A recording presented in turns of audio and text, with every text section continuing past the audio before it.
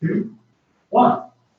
Good evening. This is the Nevada Unified School District School Board meeting of May 4th, 2021, starting at 7 o'clock. First thing I'd like to do is call order, and item 1A is the Pledge of Allegiance. Please join me. I pledge allegiance to the flag of the United States of America and to the republic for which it stands, one nation, under God, indivisible, with liberty and justice for all. Item number 2 is reporting from closed session. Madam Vice President. There being no items on the closed agenda. Okay, thank you very much. Item number 3, approval of the order of business, the agenda for this meeting. I need a motion from the trustees to conduct the business as trustee Jenkins. Move, trustee Aguilar second. All in favor? So at 7 votes in the room, and do we have student board members online? Okay, so we're following the agenda as printed. Item number 4, the public comment on consent agenda. This is time for anybody who has an item on the consent to speak. Do we have any outside comments coming in or checking in? Not yet, no. Okay, hearing none, we're going to proceed with the consent agenda. I need is there any trustees that want to pull an item off the consent agenda? Hearing none, I'll take a motion to approve the consent agenda. I will move approval of the consent agenda. Trustee Now moves and trustee Aguilar second. So we have a motion and a second. All in favor of the consent agenda item? 7 trustees approved, none. That's approved. We're moving on to approval. So that's consent agenda number 5. We're moving to item number 6, student presentations. Superintendent Costa, could you take this item, please? Yeah, absolutely. So we're super pleased to have Principal Dana Sagan with us. This is a special event for a couple of reasons. One, because this is Dana's last presentation for Pleasant Valley with us. And I gotta say, it's rare we have this opportunity at the right time. It comes together like this. But Dana, I want to say how proud I am of you, how much we appreciate your contributions that you've given to Pleasant Valley School and to NUSD over these last, I believe it was 7 years. Am I correct, 7 years? Or is it 7 years? 7 years as principal at PD? Can you hear me? I'm not hearing so well. Oh, okay. So we'll work on that. We'll keep going. Just okay. All the good stuff that we said about you and how wonderful you are as the thank you. Valley, and how much we appreciate everything you've done for us and for PD and for NUSD. We're going to miss you a ton. So come back and say hi. Great. Thank you so much.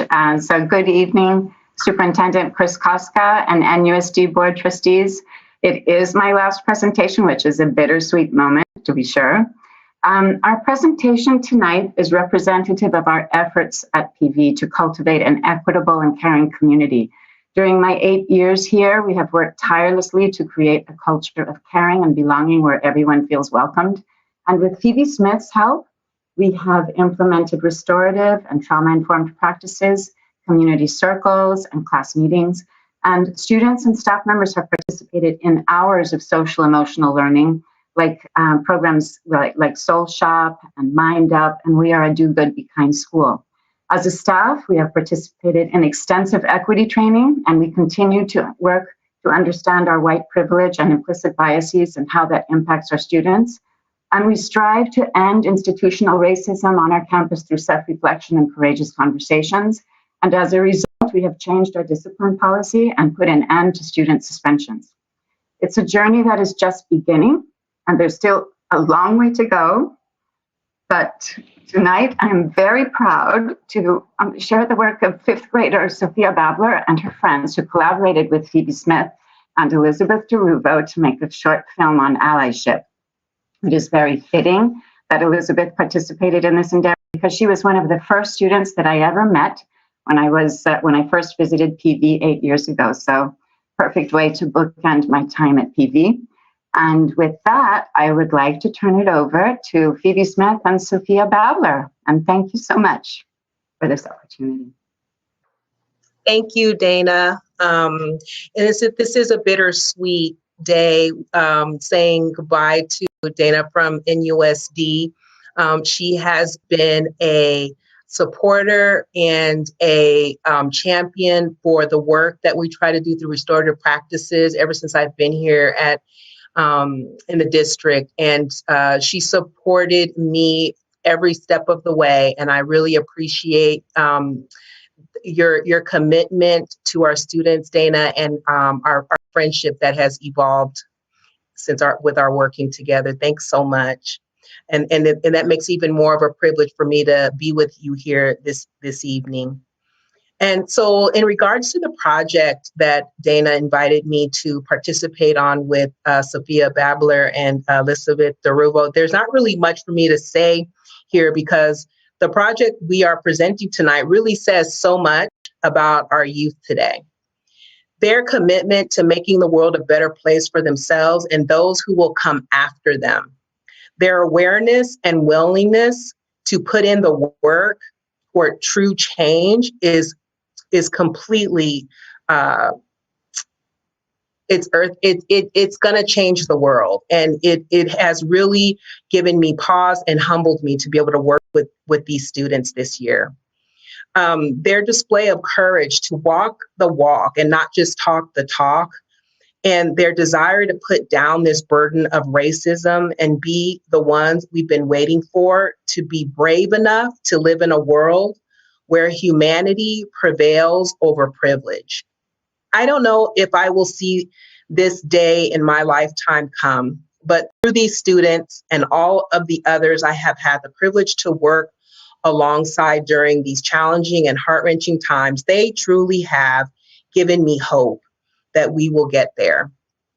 And I would like to introduce to you two of these stellar young people who consistently motivate and inspire me to press on: Sophia Babler, and a fifth grade student at Pleasant Valley, and Elizabeth DeRuvo, a graduating senior at San Marin High School.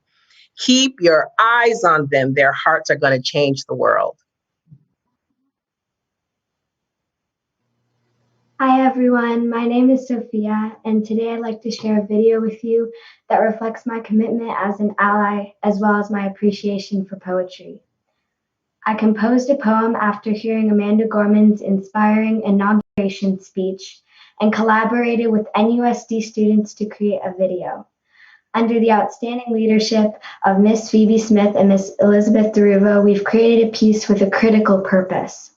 This purpose being to enlighten individuals about the discriminatory acts and injustices woven into our society, as well as the importance of allies in the community. Very well said, Sophia. It's good to see you again. I'm happy to see the whole crew here because, to be honest, they've been kind of, I've been behind the scenes with them for the past few months, and, I'm really honored to work with such incredibly talented staff and students. And Phoebe has been amazing because, it's been kind of a very rewarding past few months for me. I'm really impressed to see how this group tackled the meaning of allyship in the world, which is currently divided due to many social issues involving race. And I'm really proud of you. I feel like the inquisitiveness that is shown by Sophia, who really spearheaded this whole project, for the future to change the status quo is unparalleled. You've got a great future ahead of you. I have never met a more incredible mentor than Phoebe Smith. She has been out of the park, just life-changing, and she is one of those educators, I feel like, that is also just somebody that you're never, ever going to forget, no matter where you go or what you do. You remember her words, and they just stick with you in your heart. And also to Miss Sidon, I didn't know until today that you were planning on leaving, and we're going to miss you so much. I just feel like it's a really full circle moment, very bittersweet and nostalgic because, we're both leaving NUSD in a sense. But, I was really lucky to have grown up with you, and all three of you. I mean, just thank you for helping me become a better person every day. And I'm really happy to have worked on this project with you all. Okay. When day comes, we ask ourselves, where can we find light in this never-ending shade? The loss we carry, a sea we must wade. We've braved the belly of the beast. We've learned that quiet isn't always peace, and the norms and notions of what just is isn't always just is.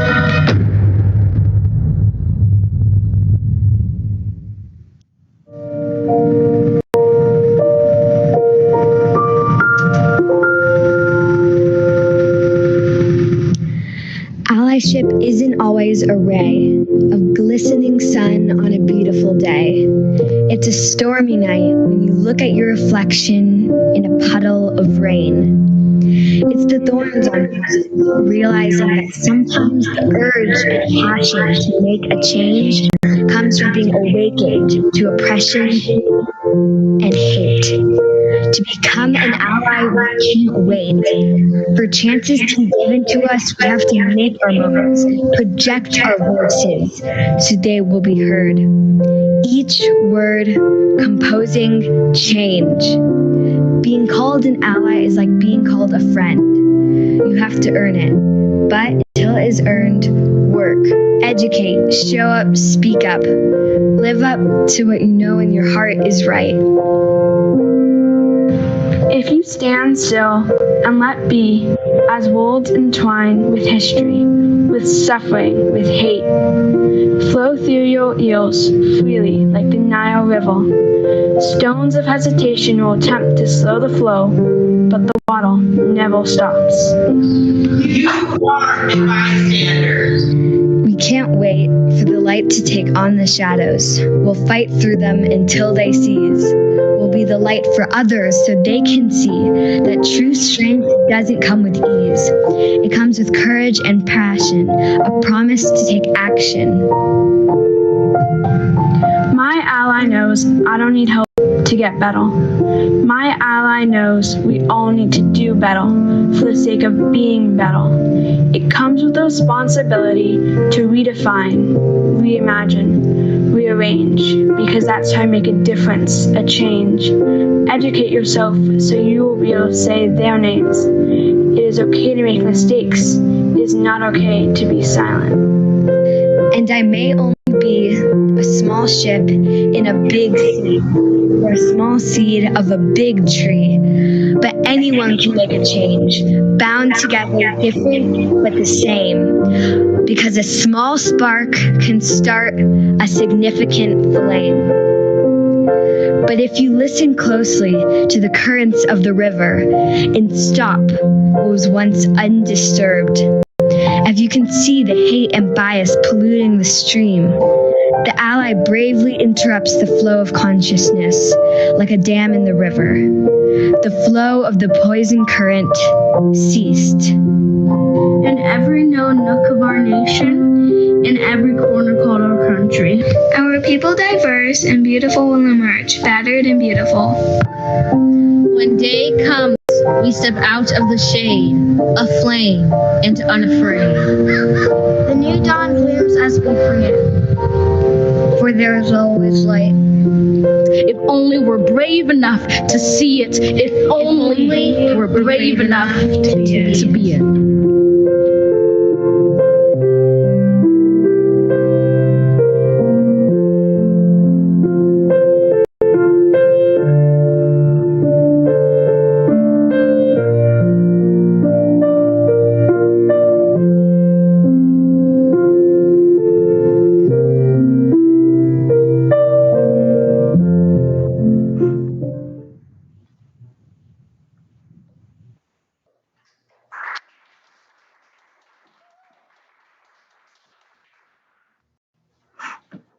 From Dana, is that the end of the presentation? Yes, that's the end of it. Thank you. Yeah. Questions from the Board of Trustees? Comments that deal with?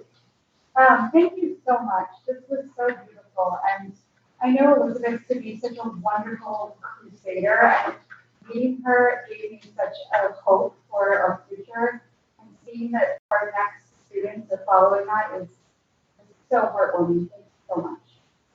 Thank you. Yeah. They're amazing. They're an amazing team. So you guys all did such an amazing job. Sophia, I'm super proud of you. I know your mom is too. And very happy to be a former TV mom. And we are going to miss you tremendously. So I got my girls' side to say goodbye. So amazing job, all of you. Other comments? Yeah, I'd like to. So, Sophia, I'm your superintendent, and you taught me a lot today in a time when I needed to learn some of the things that you needed to share. And I want you to know how much I appreciate that.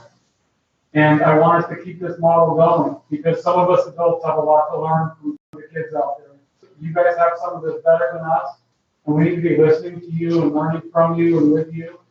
And I just want to say a special thank you for helping me with something in a time when I needed to hear it. So I appreciate you. Thank you. Thank you so much for your support. Thank you. Sylvia, thank you. This is, some of us are closer to the end of our journey than you are. You're going to be here when, and we're praying that you will, we're thrilled that you're going to be a leader in this world. Thank you. And to Dana, thank you for years and years of service. It's always a pleasure to visit the campus, your campus, and it's always a pleasure to visit you. And Thank you. Particularly a bright spot to see Elizabeth and Sophia work together across age groups and work with us, even a broader age group in terms of having this conversation. This is a wonderful capstone of 8 years of service to the children of the model. Thank you. For Thank me, you. I think everybody else. Thank you so much. It's really been an honor to be at PV and to be able to serve with NUSD. It's been such a privilege and a wonderful journey. And I thank Sophia for her inspiration and Elizabeth, incredible. I expect to see Golden Globes or Oscars in the future. Okay. And Phoebe, thank you so much for everything. Thank you. And Phoebe, thank you for helping us have these conversations that are newer to some of us than to others. I'm glad you're here helping us do this important work and fight this important fight. And I know there are times when we take steps forward and there are times that we take steps back. I'm committed to us being a learning organization that learns and grows through those steps, whatever they look like. And we remain committed to our anti-racist resolution. And we're gonna take some significant steps in the near future to help further our progress towards that. And so thank you for helping us to always be a North Star as we have these conversations. I just really quickly wanted to thank everybody involved. I could see all the hard work. And Sophia, it was so inspirational. Your words have so much power, and it's so great seeing young people be more involved in this and to see our anti-racist resolution be put in place and embraced, and seeing this being celebrated. It's really, really amazing. You amazing. All right. So are we done with this item? Okay. Thank you very much. Thank you. We're going to move on to the next item, which is announcements by board and board members. So we normally do a student board member announcements first. So has Elizabeth joined us? She has, I think. And I see Eva. I don't see Jada. Okay, so Elizabeth, you want to go first? Sure. Sorry, I'm just pulling out my notes now. All right, I think I do have a quick rundown as we're nearing the end of the year. I just can't believe that it's already, the beginning of May. It's come by so fast. To start off, in the athletics department, San Marin girls varsity lacrosse have their senior game this Thursday, May 6th at 4:30 at the San Marin Turf. They're a fantastic team. So get out there and, feel free to watch them if you're interested. Our soccer team is playing Novato High School tomorrow at their home field. And I'm really excited to do so because of the friendly, city rivalry. Also, in addition, I saw a lot of hard work from the San Marin staff last week and this week.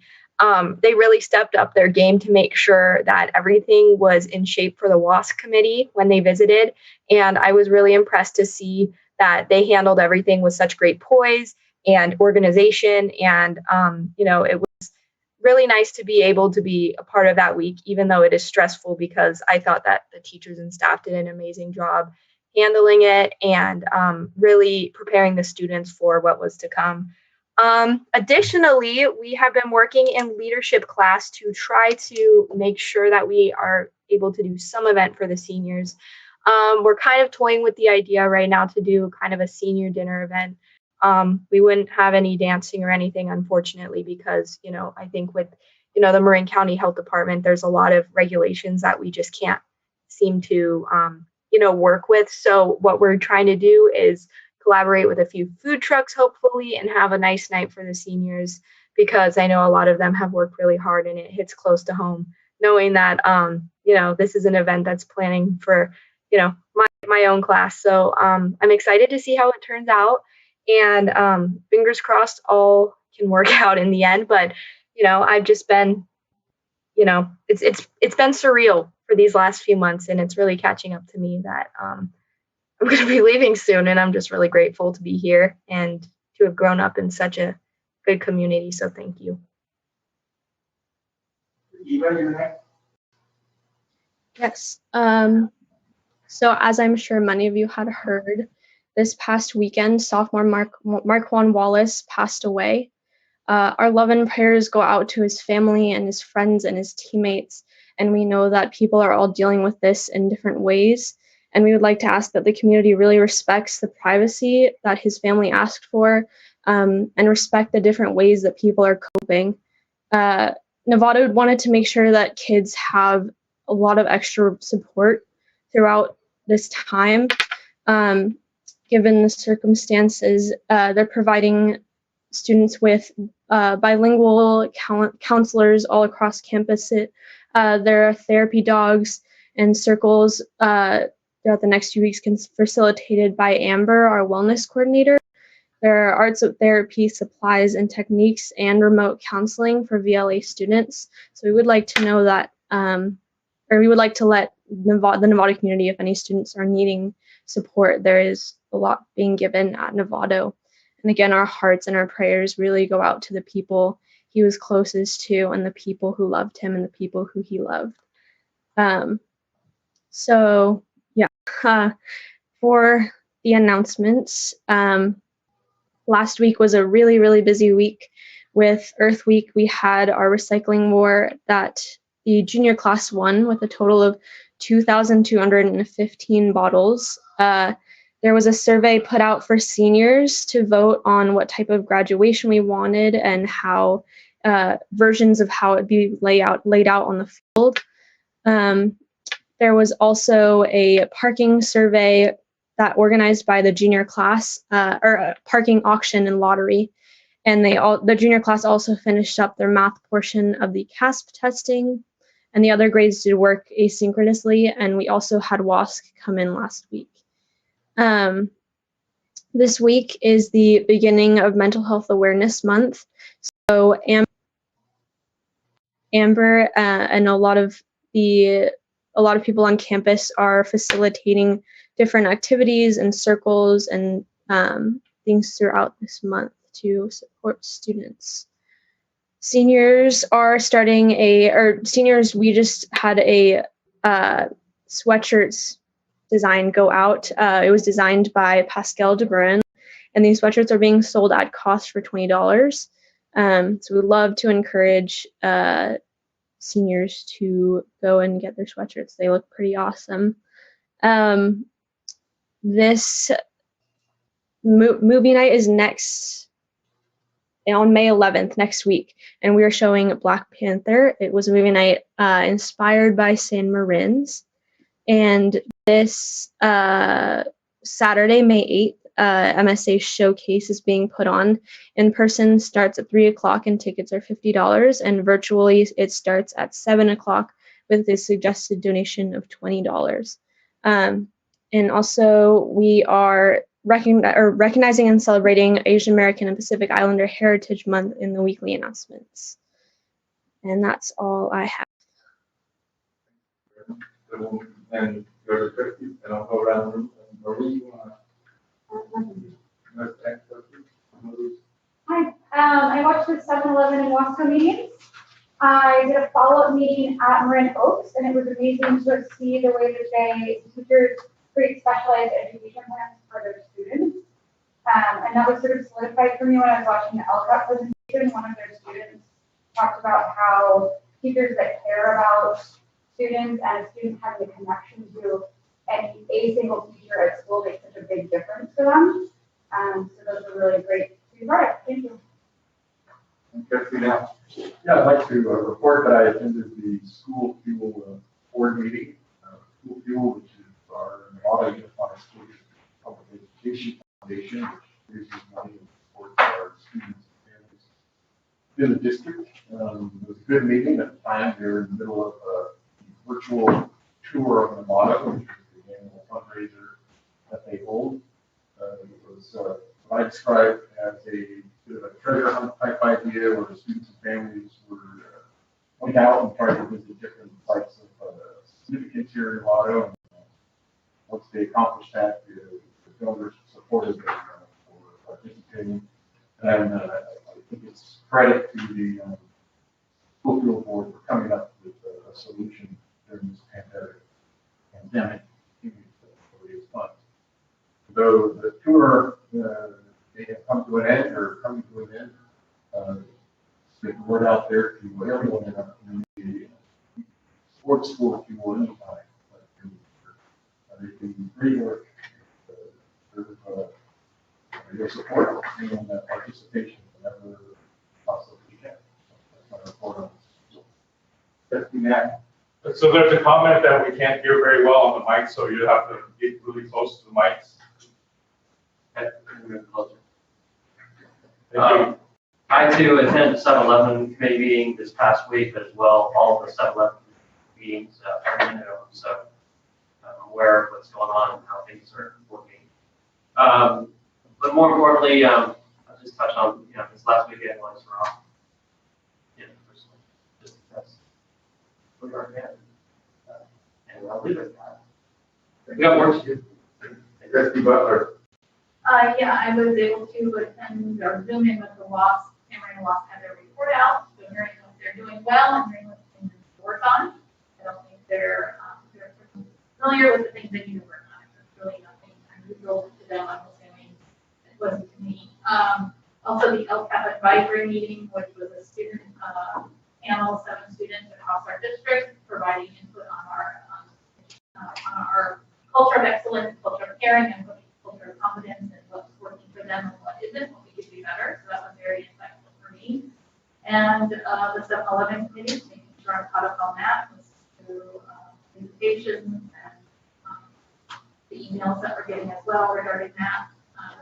Same focus and making sure I'm abreast of everything that's happening with that committee. And then Marin County Office of Education and Marin Public Health have their updates with last Monday, yesterday, and again, just staying, keeping myself informed.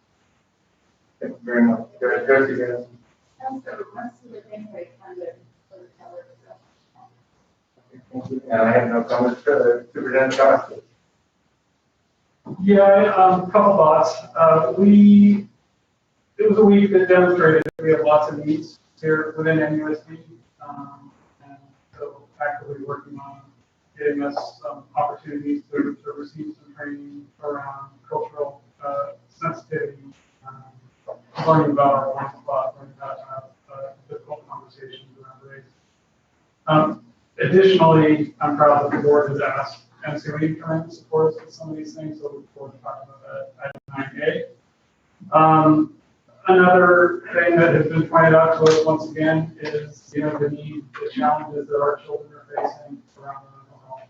And while we acknowledge that schools, aren't the sole organization that's responsible for this work, if we don't step up, we don't know who else is going to step up. But I'm happy to share some really great news. It's not quite final, but it's almost officially final. But we, in partnership with Marin County Health and Human Services, Marin County Office of Education, Santa Fe City Schools.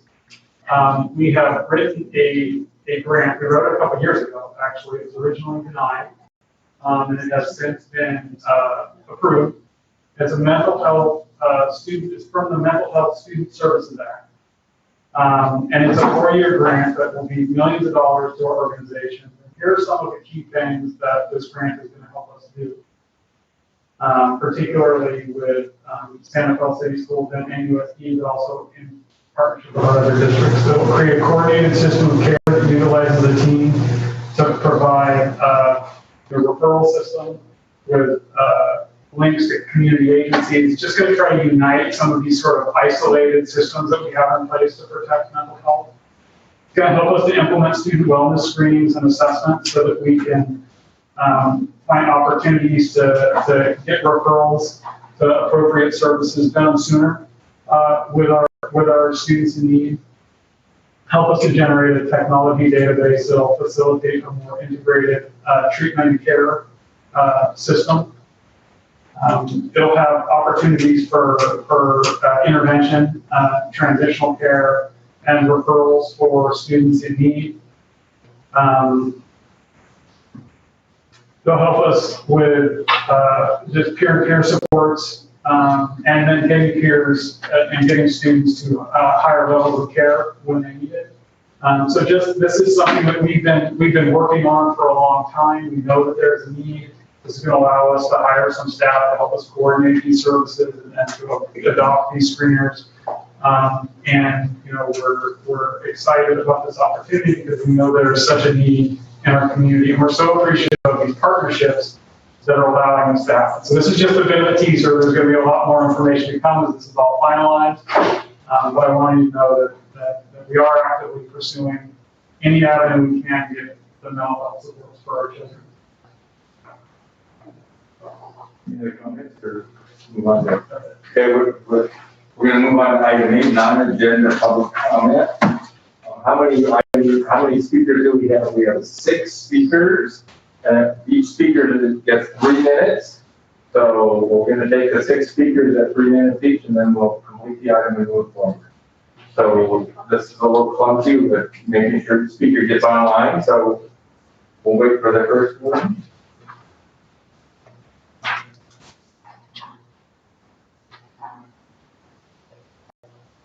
John, you're on? Yes.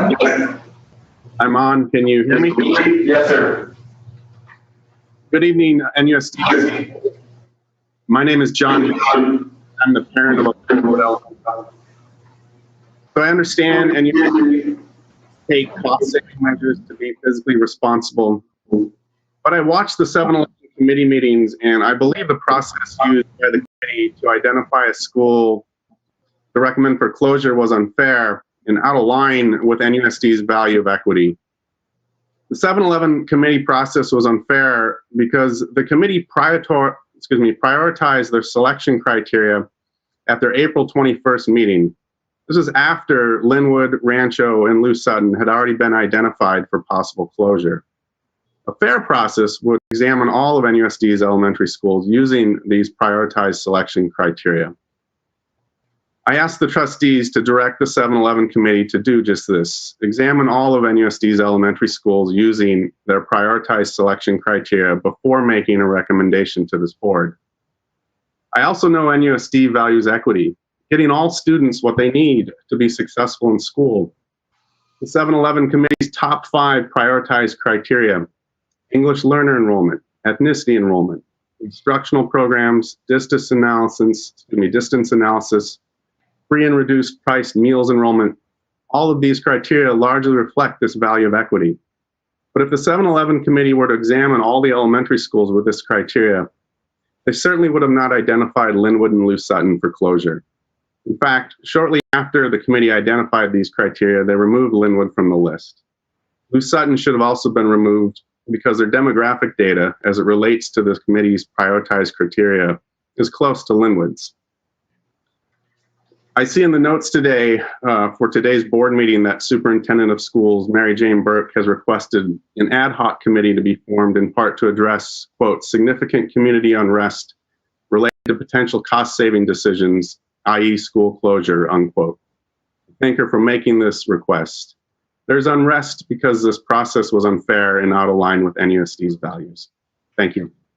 Thank you very much, John.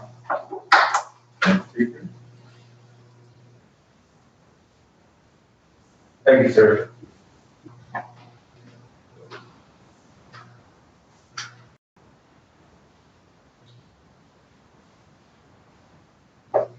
Heidi, when you're ready. Hello. Hi, everyone. My name is Heidi, and I'm a San Marin parent. And I also share the district's values of innovation, collaboration, equity, caring, and inclusion. With the upcoming decision on SROs, I want to remind us of the district's commitments to equity, the equity imperative, and the anti-racist education resolution. Both of these commitments to equity are designed to change systems so that every student has what they need to reach their full potential. I invite you to answer this question. What are you as trustees and you as district staff doing every day to hold yourselves accountable to the guiding principles outlined in these documents and to the values? Again, I ask you to answer the question, what are you doing every day to hold yourselves accountable to equity and anti-racist education? Where is the action and the data to show that you're moving the needle? You can move to action and hold yourselves accountable to the promises you have made for equity and well-being by removing police from campuses, implementing true and inclusive, trauma-informed curriculum across all subjects, looking at admissions into STEM, MSA, and other specialty programs with a racial equity lens and tool, and changing the current practices that are unfair and unjust, hiring, engaging, and retaining BIPOC teachers and staff, and changing school culture to be a place where everyone belongs. Given the experiences of students, both expressed in the formal feedback processes on campus and during this board's meeting, including powerful statements regarding lived experiences from all student trustees, there is ample evidence that having police at school is harming students, particularly BIPOC students. Please don't be a part of re-traumatizing these students by the educational system. Listen to them and end the school district's contract with the police department. Remove all SROs from campus. Implement criteria for when to call the police. That includes accountability around misusing law enforcement for things that should be handled by school staff.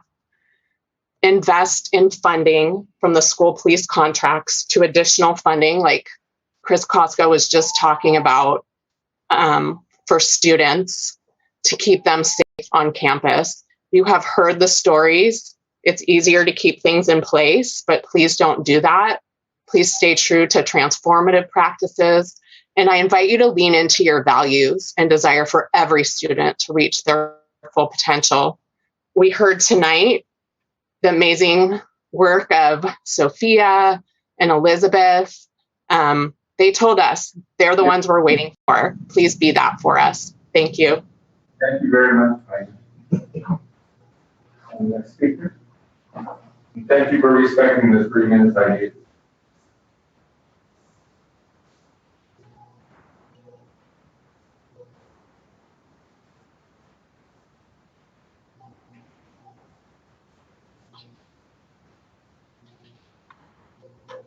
Katie, if you can hear us? Yes, I can hear you. Go ahead. Thank you. I am reading this on behalf of Misha Litvak, who's unable to be here tonight. She's a proud Lou Sutton parent of 2 children and a 2-year-old who could also have been a cheetah. She writes, I have written several letters and spoken before in support of our school, bringing attention to each of you what is special about Lou Sutton, and most recently, why Lou Sutton was not the school that should have closed based on the top 5 criteria as established by your 7-Eleven committee. I'm speaking today because I'm not able to sit back and trust the process anymore without having my voice and most importantly, the voices of our community that are being silenced heard. Let me remind you all of what we as a community and you as the entity responsible for the education of Novato's children agreed to in 2018. Equity. Just and fair inclusion into a society in which all can participate, prosper, and reach their full potential. Equity in Novato Unified School District means ensuring every school has access to educational opportunities that challenge, inspire, and prepare him or her for a strong future. Equity also means that every student has the support, encouragement, and assistance they need to succeed in school. The educational failure of any one student impacts the entire Novato community. It is in the best interest of our community that every one of our students succeeds, and our intention is for our community to hold high expectations for each and every Novato student. We are committed to examining and changing structures, policies, practices, and relationships that contribute to inequitable outcomes and experiences for any student. We're also committed to setting clear and attainable goals, along with implementing strategies and actions in our LCAP, and that will help us to close the stubborn opportunity gap for our students. We recognize that equity is an enduring project, a continuous work in progress, and we have taken up the call, evidenced in our universal goal and corresponding strategies to find solutions. We invite our larger Novato community to join us in nurturing dialogue about race and finding ways to remove the obstacles for every student in accessing and benefiting from a rigorous and engaging education. NUSD is committed to creating space and structures for staff, students, and families to participate in developing school cultures where caring relationships are nurtured, where people are valued for their individuality, and where every child can grow and learn to achieve their full potential. Specifically, we commit to nurturing dialogue around issues of race as they pertain to classroom practices, school and district structures, policies, and procedures. Katie, thank you very much. The next speaker.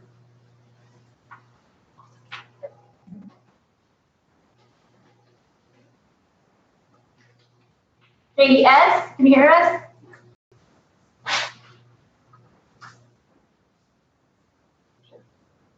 Katie? Hello, Board of Trustees. I'm a parent of 2 Lucettan children. We applied for an interdistrict transfer to this school because of its reputation and diversity. I'm deeply disturbed by the process that was used to make recommendations for school closure by the 7-Eleven committee. After looking at the cost of running each of the 8 elementary schools, a decision was hastily made by the committee to put Lucettan, Rancho, and Lidwood on the short list for closure. Shortly thereafter, the committee came up with 5 criteria they would use to make their final recommendation for school closure. Once the data was presented, it became very clear that the 3 schools on the short list were the most socioeconomically challenged and ethnically diverse schools in the district. It also became very clear that the 7-Eleven committee should have used all 5 criteria to look at all 8 elementary schools.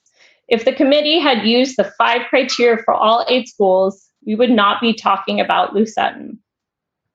NUSD has prided themselves on building an environment of equity in the district.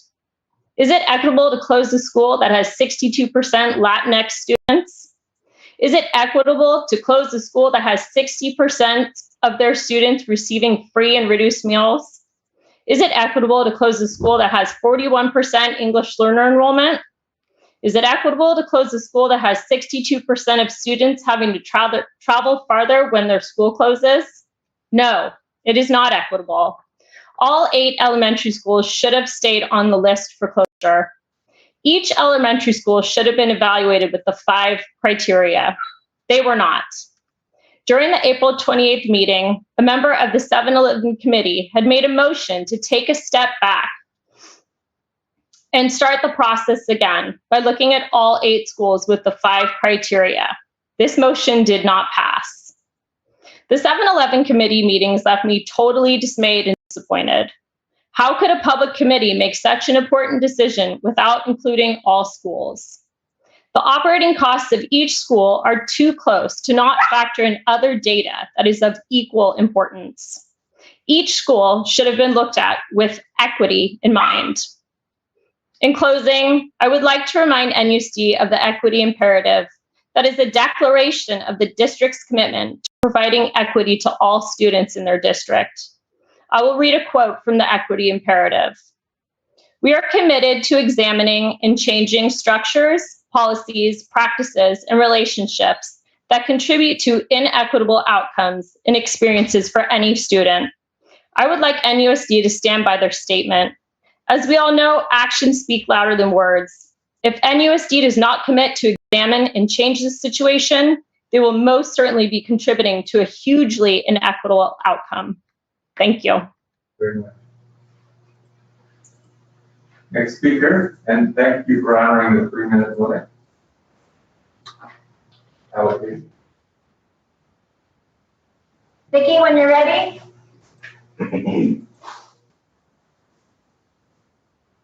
Hi, Vicki. Hi.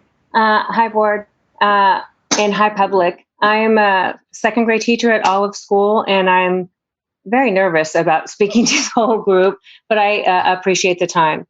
I'm talking about tonight is how do we entice our students that left this district and those that are here now to come to public schools. And to do that after a year that we've had this year is very difficult. After a pandemic, there's going to be a gap of learning that was lost. And to do that, teachers are going to need lots and lots of time with their kids to help close that gap. And to do that, we need time and we need small classes. As a teacher in the district, we are planning for next year right now. And we are given our direction from the district office. When the district office tells us that our staffing is going to be low and we are going to have combination classes all over the district, I wanted the public to know what combination classes are. The teachers are hardworking, they're awesome teachers, and a lot can be done in a combination class. But the public needs to know that there's 2 curriculums and your child is going to get less of that teacher while they're teaching 2 curriculums to 2 sets of kids in your class. So if the district is full of elementary combo classes, is that going to help us the year after a pandemic? It really is not. And what teachers and what the students of in all elementary and actually in all grades really need is a lot of time with their teacher to make up for this last year and a half. And to do that, we need to use our funds that are coming from the state and federal government in very strategic ways. So my proposal is that I'm hoping that the board will really look at this, and the staff at the district office is there some way we can give teachers more time in straight grade levels without having combination classes, and to keep the numbers as low as they possibly can. That might mean having temporary teachers for a year or looking at funds differently. So I'm begging the parents and the board members and all of our superintendents to really focus on these issues, because this is how NUSD supports kids. This is how we welcome families back to public school. This is how we tell our community that we support Novato children. Thank you. Thank you, Vicki. This is our final speaker. Now we've got 2 more. Okay, so we're still within the 20-minute overall. No, we have over 4 minutes. Mariah, you're on.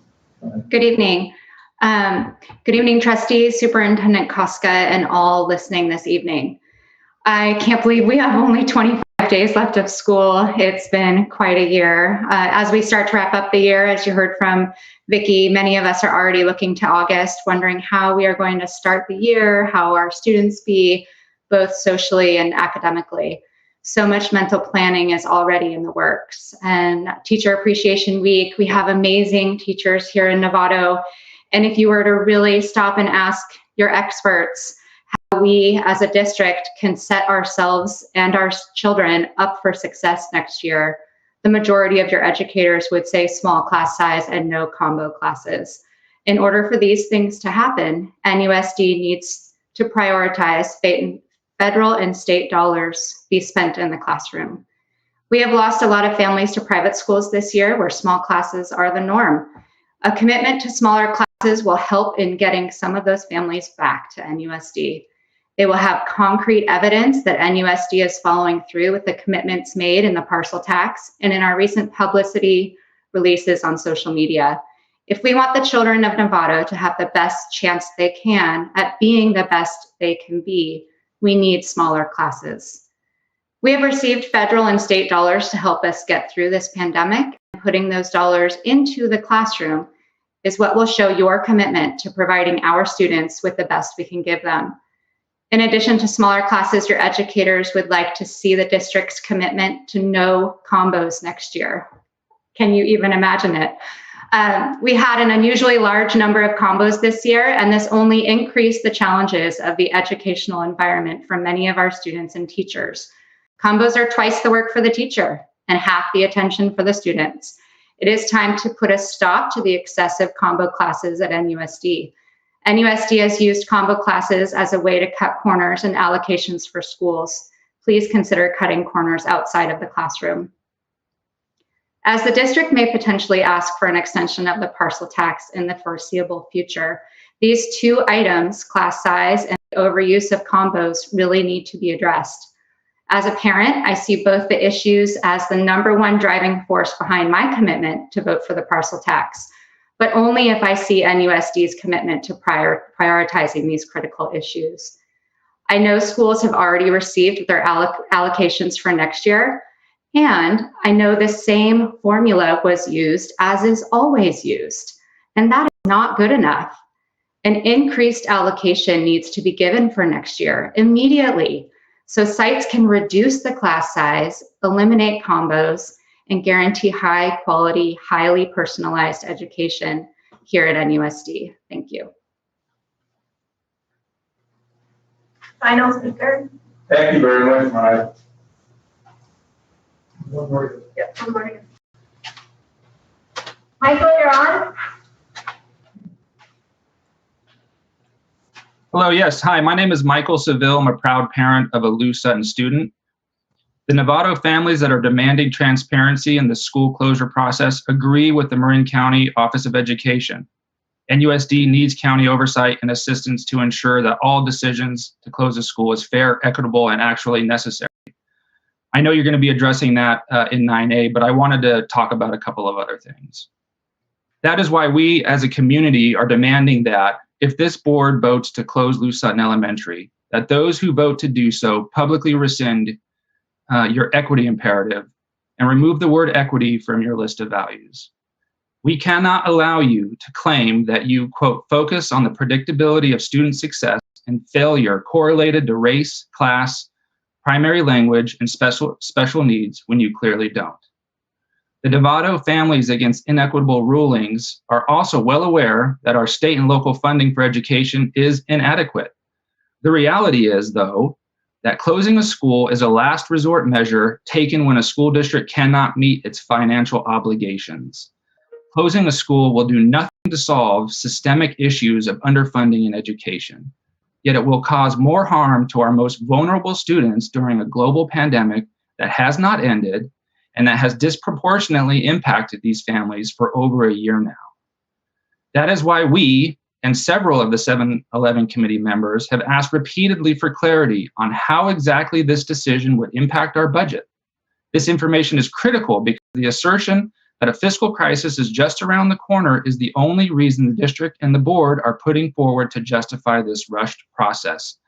A fiscal crisis that is so far out in the out years that we can't see it on a piece of paper is not a crisis, it's a problem that we as a community will work with the board and the district to help solve. We need the district to prove to us that this is worth it, especially at a time when our students and families are most in need of stability and support in our school system. We also deserve a transparent and equitable decision-making process backed by quality data. The 7-11 committee and district staff consistently reference the state's closing of a school best practices guide. However, they are obviously not following it. This guide specifically states that during the fact-finding process, the committee should consider alternatives to closing schools. Attempts made several years ago don't count.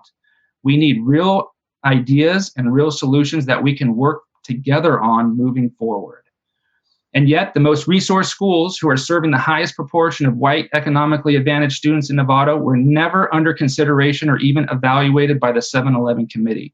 The committee's decision not to evaluate all 8 schools based on their priority criteria confirmed this.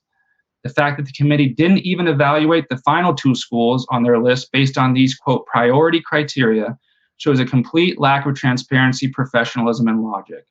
Are you surprised that this has caused, quote, significant community? Michael, you're at your time limit.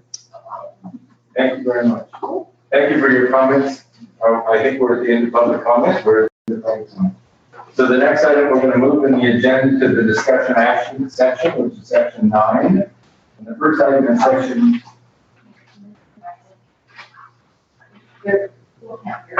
We have to talk right into the microphone.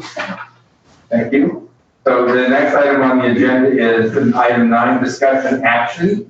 And the first item is item A. And I'm going to ask Superintendent Koska to lead us in that discussion. Superintendent Koska. So we're super thrilled to have Marin County Office of Education Superintendent Mary P. with the board. Superintendent, take it away. Thank you very much. I'm going to follow directions to speak right into the mic to make sure that everybody will be better. So first of all, good evening, members of the Nevada District staff and members of the Nevada community who are attending this meeting this evening. It's an honor to be here as a partner and to offer my support to the board and to the staff. Please note that Robert Henry, legal counsel for the Marin County Office of Education, is also in attendance here in my room in the event that the board has any questions on the information I share. To provide some background, having served as the county superintendent since 1995, I want you to know how very seriously I take my responsibility to the community, most important to our students. Most important to our students, and I take seriously the responsibility to superintend schools of our districts, which is required by the Constitution. I worked in collaboration with our districts to ensure that schools are providing students with programs that don't just help them do well in school, but actually prepare them for life. In my experience, I found that there are times when districts face challenges. Sometimes many challenges at the same time. It really happened in the most successful districts just like Nevada. Nevada is a district with an excellent, talented, committed staff in your schools and in your district office.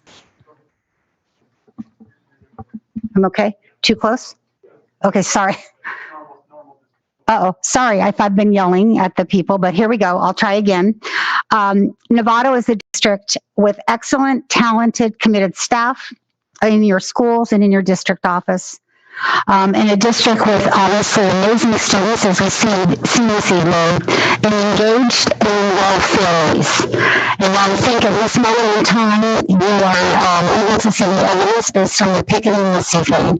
Families who... Let's go ahead and have them pause. I want to make sure people can hear you. It's okay. A shame if you do this talking and people can hear you. So they're doing a sound check in there. Why don't you, if you could just do testing. Testing, 1, 2, 3. No. Actually too loud. All right. Is it bad enough that I need to start over? Let's make a... Is it? I want everybody. Is there another mic to use?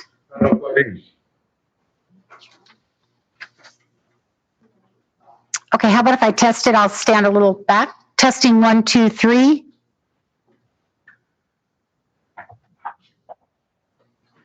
Okay, we're better, I think.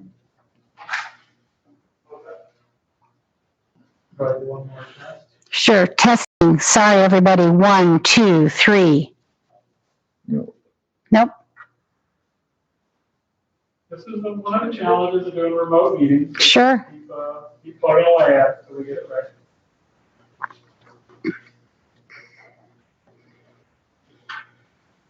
Let's do another, go ahead, test, 1, 2, 3. Sure, testing. 1, 2, 3.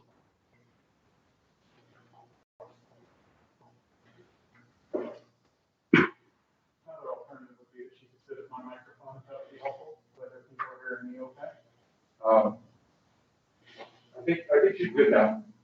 I'm getting feedback that they think her when she's pulled off, but they didn't turn it. Now you get feedback, they hear me fine. Okay, take it away, Mary Jane. Are we good? Patience, and let's restart. So everybody can hear everything you have to say. All right. Good evening, ladies and gentlemen. My name is Mary Jane Burke, the Marin County Superintendent of Schools. I'm very happy to be here with you this evening.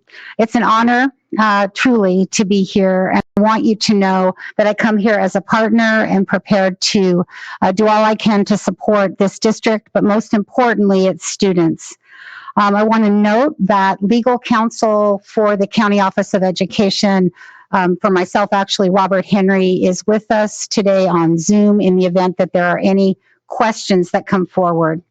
To provide some background, having served as the county superintendent since 1995, I take very seriously the responsibilities entrusted to me from our community and my responsibility in the Constitution to superintend the districts in our community.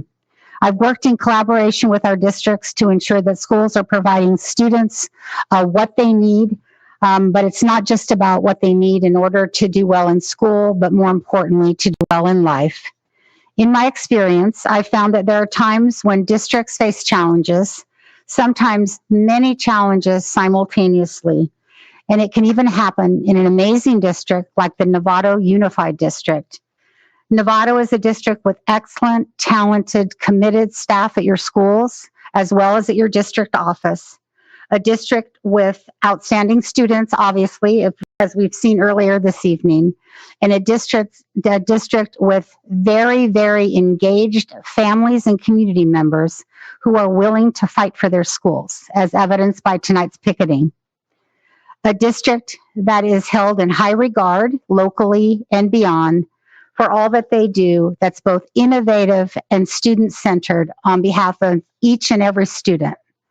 Not some, not most, but each and every student. No matter, though, how successful a district is, there can come a time when the challenges are so great that it can be a source of support and frankly comfort to the board and to the district staff to have additional hands on deck. And I want you to know that I believe this is one of those moments, right this moment, in the Novato district. As a result, I'm here to let you know that I will be providing direct support to the Novato district under Ed Code 1240A. And I'll explain the reasons. They are outlined in your board agenda, but I want to just give you each of those reasons again. Number one, you have multiple personnel issues that are going on in your district currently, and we need to have an independent investigation. And when I say multiple, I mean multiple, affecting multiple people in various roles in the district. The investigation is one that I will be moving forward. It has begun, and it will be under the direction of Robert Henry, counsel on my behalf. Number two, the community unrest, as you're well aware, is significant, and it's significant over time around a myriad of issues, and I'll name a few. One, issue related to potential school closure, issues of access, equity, and claims that the district no longer is focusing on the needs of all students in an equitable and fair way. From my perspective, our children, our staff, our parents, and our community, including each of you, have actually been traumatized. It has been traumatized as a result of this pandemic, which, as you know, we closed schools effective March 16th, 2020. And the result is unprecedented at every level in the system. And so as I look at what's going on currently, I understand fully that it is important that this district needs to make decisions related to your ability to meet your fiscal obligations, but I would hope that one of those decisions would not include the closure of a school. I've been in very close contact with your superintendent, Chris Koska over the last several days. And at this point, I'm going to turn this over to him in that he's going to be making some comments to you at this point, and then I will return to my comments. Thank you, Mary Jane. Thanks for being here. Thanks for the opportunity to share some of my thoughts on where we are with the closure with our trustees. So as you all know, over the past several months, we've seen significant engagement as we sought to make difficult decisions around school closure due to budget and enrollment challenges we're facing. Staff, parents, community members have all put in long hours, done considerable research, provided meaningful and important input, and made terribly hard decisions throughout. I'm getting you at all. Is your light on? Yeah.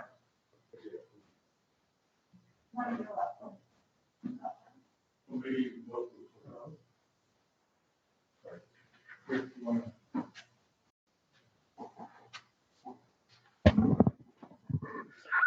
Hi, everybody. This is Chris Koska at the microphone. Over the past several months, we've seen significant engagement as we've sought to make difficult decisions around school closure due to budget and enrollment challenges.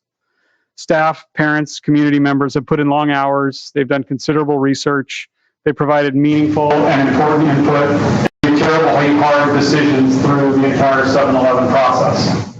The process isn't fun, but we already know. Our community supports and loves each of their schools and finds that those schools provide their communities a great educational program, and they are very proud of the schools. We should be very proud of the schools. I know that I am. School closure has been a key factor in addressing our budget challenges. The fact is that in our short-term and long-term budget situations, we've seen dramatic fluctuations since we launched the 7-11 process early in the school year. And that's when you tasked us with this important job. Tonight, I want to share with you that it is my belief that we should take pause. I believe that our number one priority right now needs to be the safe and full reopening of our schools in the 21-22 school year, and the re-enrollment of new students and returning students to our systems. I think this needs to be our focus without the distraction of school closure at this time. Should our financial status demand that we revisit school closure in the short term, I suggest we fall back on the good work that's been completed by the 7-11 committee. At present, I believe that we need to collect information from the governors and revise to help us better understand our short and long-term budget situation.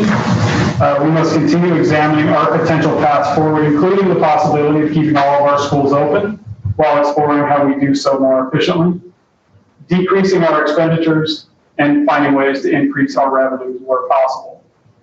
I believe that we must continue the work already approved around the active recruitment of students and families to our schools by emphasizing our strengths and successes, which are many. NUSD is leading the way in many areas of innovation, equity, and opportunities for students. We operate a highly successful dual immersion program and Marin's only virtual learning academy serving K-12 students. Our high schools offer successful and innovative programs for students, including STEM, biotech, health, and medical career pathways, an award-winning theater arts program at San Marin, and a highly regarded Marin School for the Arts at Novato High School. These and other numerous examples of successful district programs will be emphasized and promoted, introducing new and returning families to the many opportunities for their children in our district. Throughout the 7-11 community process, countless members of our community have committed themselves to being a part of the solution should their child's school not be closed.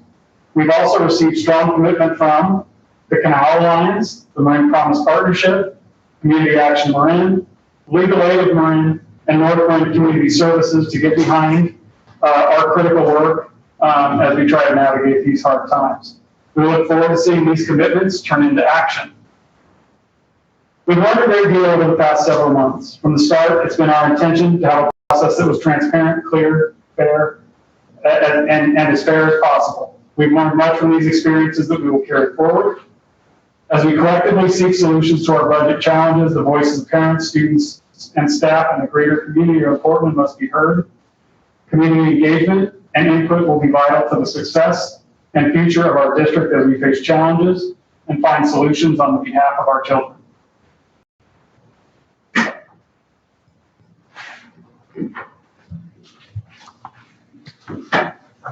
Thank Thank you, Superintendent Costa. I look forward to supporting you in the efforts that you described.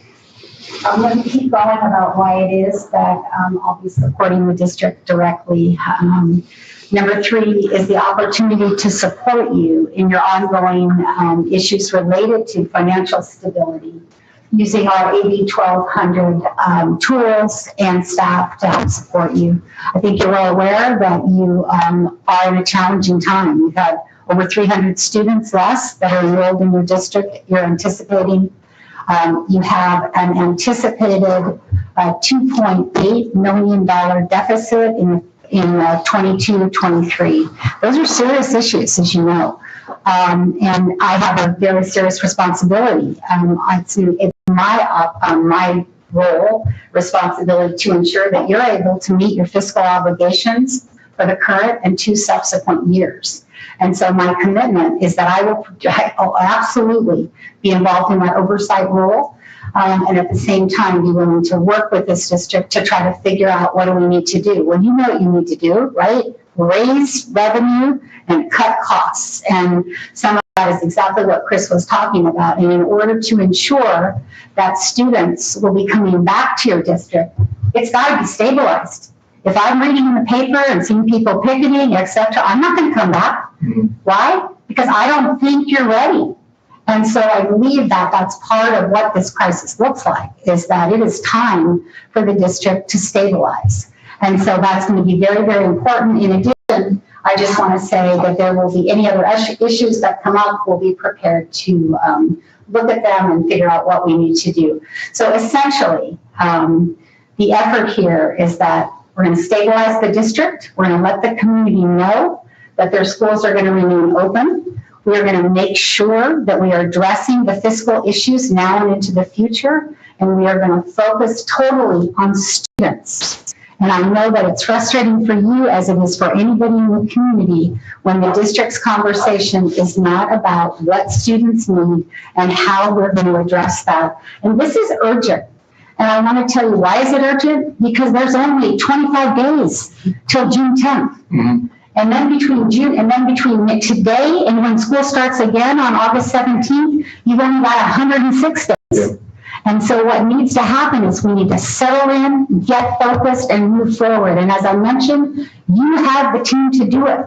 You have amazing people that work here and that are going to be willing to lean in and fight hard to make sure that we're ready to go. Because what we know is that any child who's privileged to be educated in the Novato district is a very, very lucky child. We need to make sure that the community is aware. I want you to know that in my superintendency, this is the 8th time that I've had this conversation with a board.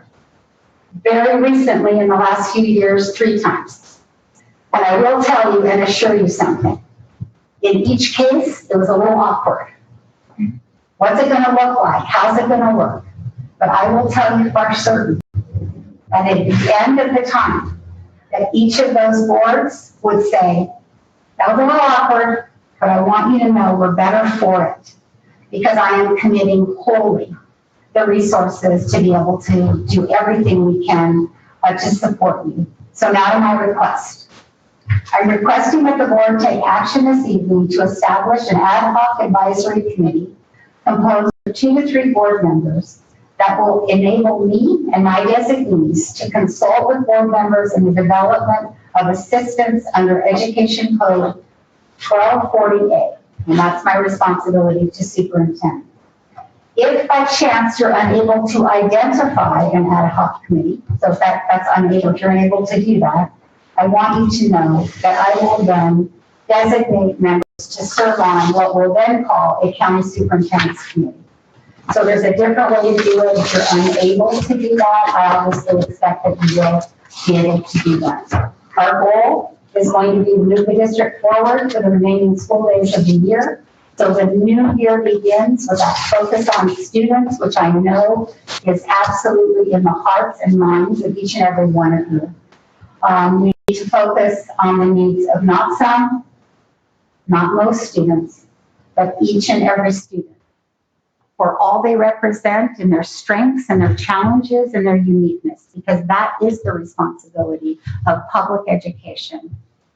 I believe that focusing on what's best for students will require everyone, and I mean everyone in the community, to exercise civility, which means listening to each other, respecting one another, not shifting blame, and thinking actually the very best about each other's intentions, even when we don't agree. The challenges are real, as you know, and I know this is a board that is engaged. You lean in. You are prepared to take this on. There's no question in my mind. And I want you to know that I really do think it's urgent. This is not a situation, we're all busy, right? We've all been busy, right? But here we are at this moment in time when we have an opportunity to get right on track, get people focusing on kids, stabilize the district. So as this new year begins, I mean, it's only 40 kids to end up with your 400,000 coming back in your district.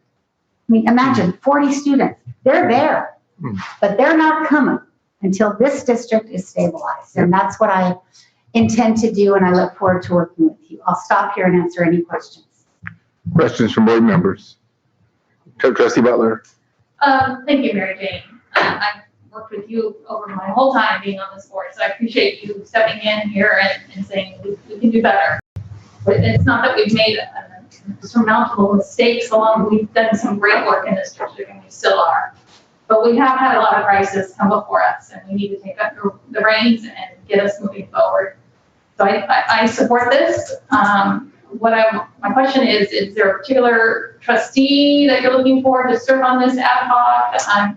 I haven't really looked at other districts. That you mentioned 8 other districts in this county that you've had to step in. Is there, I mean, I'm happy as an experienced board member. I would be very interested in serving on this. And I'm ready to do the work. I am leaning in. I'm here. I've always been here to serve all students. So we can do better, and let's do it. Other trustee comments? Trustee Matt. I would like to echo what Trustee Butler said. Mary Jane, thank you for being here. Appreciate your time, and appreciate you stepping up to do what you do very well. So like Trustee Butler, I'm ready to help however I can. And I would also emphasize that we have done a lot of really good stuff here too as well. It's been a tough year. It started with COVID, started with disagreements on when to get back into class. That stirred people up. And not just people are plain stirred up about anything. So kind of the MO that was used for that is now being used for everything. So to your point, it's time to stabilize, time to get everybody on the same page and clearly understanding that there are no magic bullets here, and clearly understanding the true implications of what we have in terms of what we can do and what we cannot do. The difference between one-time money and ongoing money, pure and simple. But I'm ready to help. Other comments? Trustee Jacobson and then Trustee Aguilar. Sorry. Yes. Thank you so much for coming and for suggesting this. I think it's a great move. I think Debbie's correct that having some longtime board member input on this is important. And I would also like to volunteer myself to do this work. I think fresh eyes might be a good addition as well. So tell us how that happens. Okay. Trustee Aguilar. I just want to say thank you for being here. And this is actually good news. And, you know, it's exciting. So I appreciate your help and all the other staff. And so I'm looking forward to it. Thank you. Trustee Nell. Yeah, well, I'll simply state that I appreciate the county superintendent stepping up to offer her services and to help us stabilize. There's been a lot of things that have been happening that I think many of them can be traced back to the pandemic and the uncertainty that has developed around that. I think it's not just Novato. I think this country could use some stabilization, certainly culturally. And leadership is something that I think we, I think it's time. And I think that having the county superintendent speak up step up to help us is a good thing. But when I talk about leadership, I mean everyone has to basically take a role in understanding the value of the entire district and all of the issues that it's facing, and not so much on their particular issue or how it's affecting them personally. So I think that it's something that all of us working together can pull things together and get back on track. I think some of the things that were in existence around budget shortfalls prior to the pandemic are certain to come back when COVID relief funds are spent, and the impact of our of what I'll call migration of people moving in and out of our communities. So I look forward to being part of the process, and would offer my experience as well, and put it to the board as to who they feel should serve on this committee. Yeah, I think that'll be interesting. Trustee Aguilar? I'm here to help as well, and whatever is needed. So from my view, I'm committed already in my role. I would not be the right person to serve on this committee because we need more labor available, more intensity to move this forward. So I'm looking to other board members who would step up to this. So I think our next question is, among us, we need to pick 3 board members to work. So let me just add a little more insight to my help. Yep. I am anticipating weekly meetings via Zoom on Friday mornings, 7 to 8, 7:30 to 8:30, or 8 to 8, something like that. So mentally, that's sort of what I've set up with availability of Bob Henry and Amy Carter, who you all know will be the person that will be staffing with me. So just to give you an idea, but that's what I'm setting, obviously, as the time frame. So maybe you can think about that in terms of your schedules. The promise that I would make is these will be efficient meetings. They'll be well staffed. There'll be an agenda. We'll get stuff done, and we'll keep moving. So it's not going to be, it's not going to be, I'm not going to ask for more than that, but I will be asking for that. And you'll end each meeting. There'll be some notes that'll go out to the members of the committee to review, make sure they're accurate. And then there'll be somebody responsible to continue to keep the board up to date, right? As you just identified. So there'll be ways to keep the board moving, and we'll be making presentations whenever that's appropriate. And just before we move into any other discussions, I just want to make the board aware there are a significant number of people that want to make public comment on this topic. So there are? Yes, there are. Okay, so we will have 20 minutes of public comment on this topic. So whenever you feel is the right time to do that. Thank you. Diane? So I'll just say something and then at your pleasure, we can ask for public comment. So I would like to also share my appreciation. You were here. It was all of a sudden, I just kind of felt a little bit lighter. And I hadn't realized, we've been balancing so many different things. And, as an involved community member that I am, hearing all the different things going on. So I appreciate you actually being here in person as well. And I look at it as kind of a reset. So we just need to, kind of, like you said, pause and just do a reset. And I would very much appreciate an opportunity to participate in that. So what I heard is volunteer candidates was Trustee Jacobson, Trustee Nell, Trustee Mack, Trustee Butler, and Trustee Gasson. And Marie, yes? Okay, and my role, I need to not be, I don't have the time to make this commitment, so I will not be one of the candidates. So we're going to make a decision amongst us who the 3 are, but we need to take public comment first. So we got 20 minutes of public comment. So. Sure. Yeah, absolutely. How is Superintendent Costa involved in this? I'll be we'll ask you for a staff liaison for sure, and then we'll be working with Chris directly. Related to that, I'm not sure about his availability to participate in all the meetings. He would be welcome to do so, but we'll also be looking for another staff liaison because there's a lot of this is like data collection, getting more information. Where are we? We've already begun to do this and collect information, but we'll be calling people in. So when we're dealing sort of with this business side, we'll be working with Kate Lane, the assistant superintendent. So we'll have the resources because, as I said, we're going to move this quickly. This is not going to be a 4-year committee. This is going to be. I only lean in for so long. Yeah. No, Yeah. exactly. So I think we can work with Chris, but he would not be officially on the committee. Okay, so we're going to take public comment. You can all think about your role and your time commitment because if you step up. Yeah, and I think Elizabeth's raising her hand. Oh, Elizabeth, pardon me. I see it. I apologize. Hey, I'm back.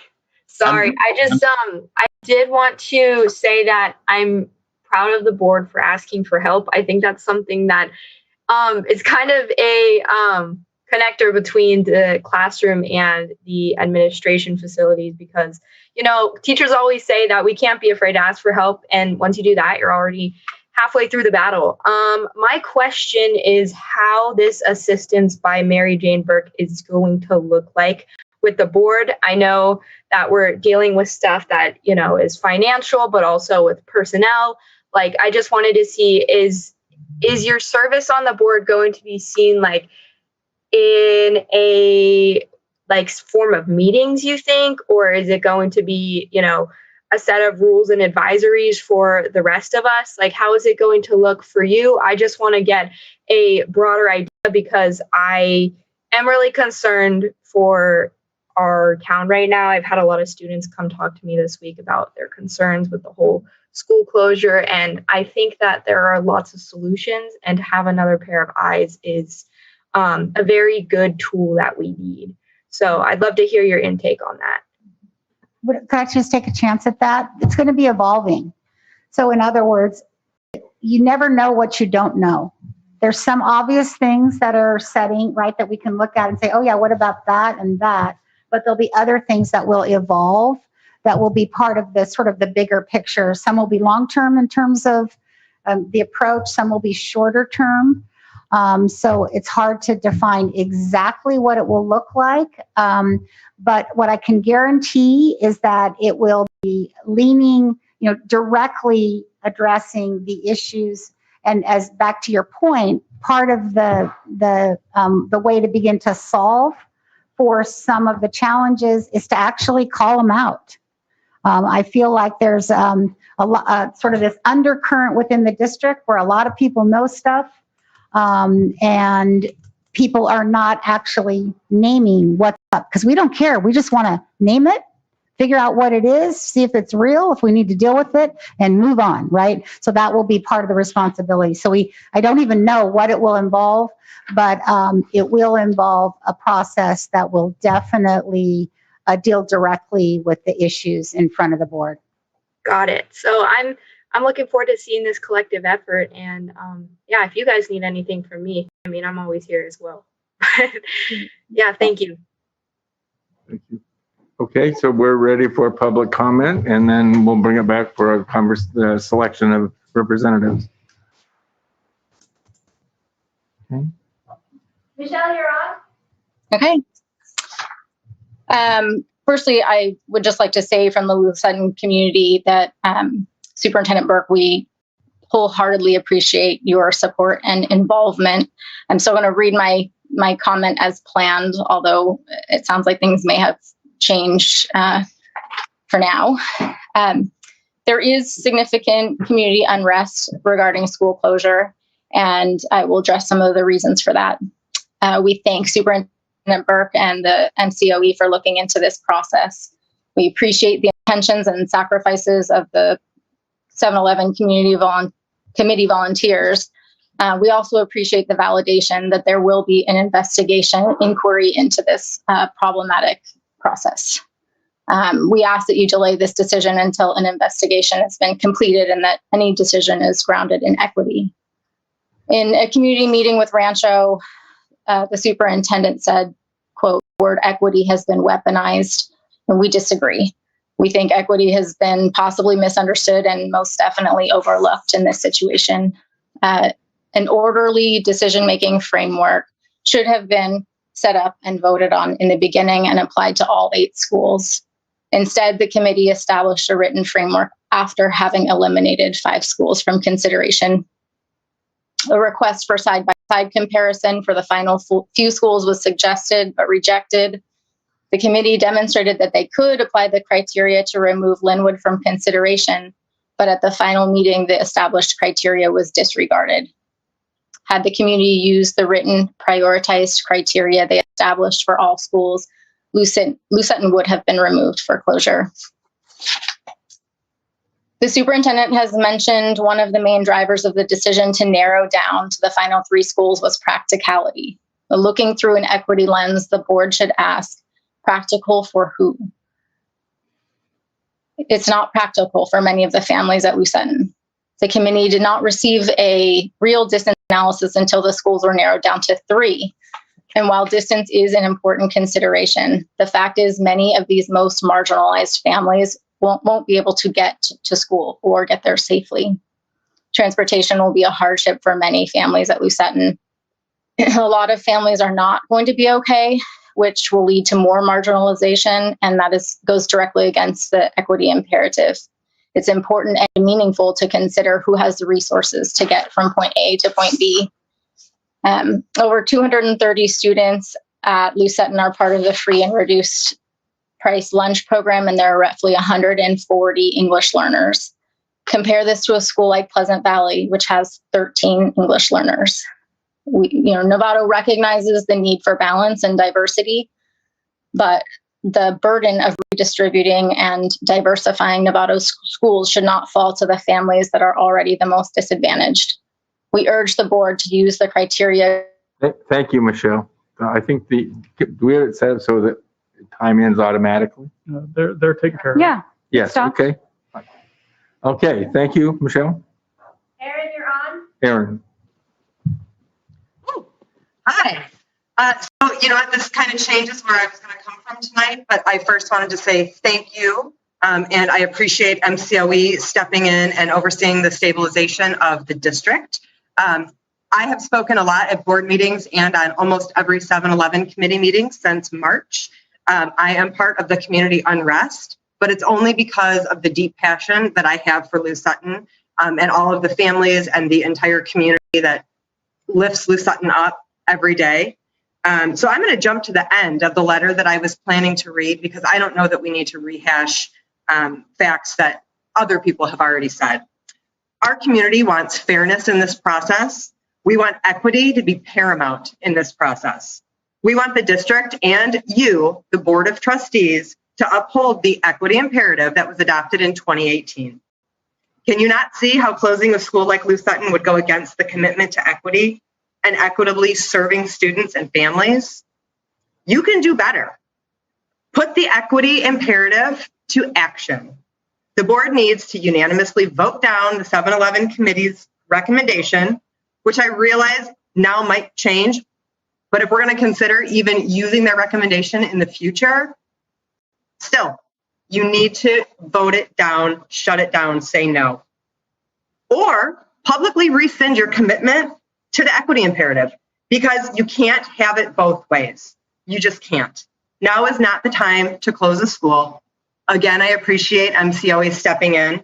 And on one last note for equity, please consider reinstating the Special Education Committee in the interest of equity.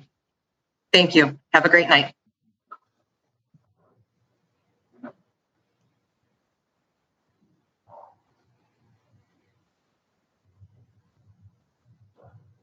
Beth, you're on.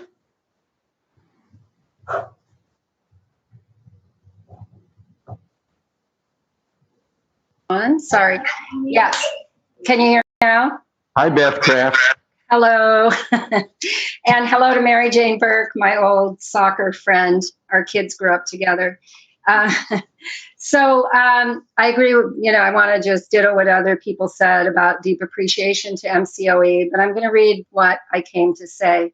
So yesterday I had a long visit with a dear friend and a retired NUSD teacher, Marilyn Austin.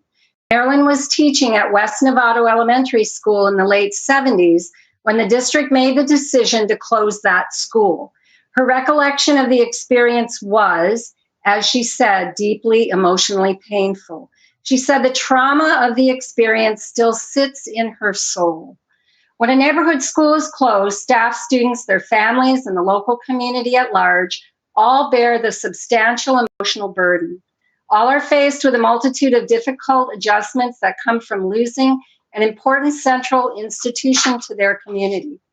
As stated in the February 6, 2021 article in Psychology Today, several studies show an increase in anxiety, depression, and other mental health issues in children who experience their school closing. This is seen to be magnified during this time of the pandemic, when students are already suffering the loss of social interactions and physical activities. Making life changes like closing a school creates a disruption in a child's much-needed daily routine. School closures are particularly difficult for children who need special services and counseling. End of article. As stated in a recent University of Texas article written by Dr. Anita Olson, she says, closing a school creates a response of grief, loss, sadness, and uncertainty, leaving those most affected feeling disregarded and disempowered. End of quote. Over the past year, the pandemic has brought these same emotions into all of our lives.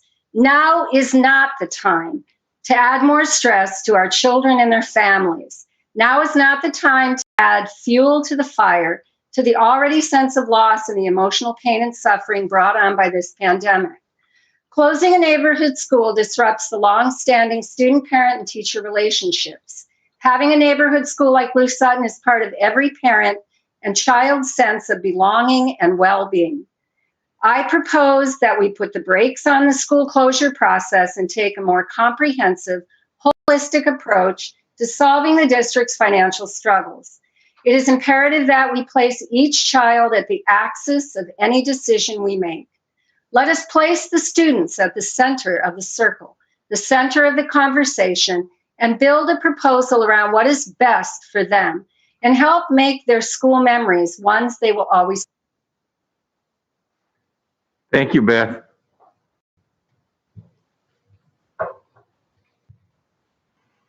Elizabeth, when you're ready.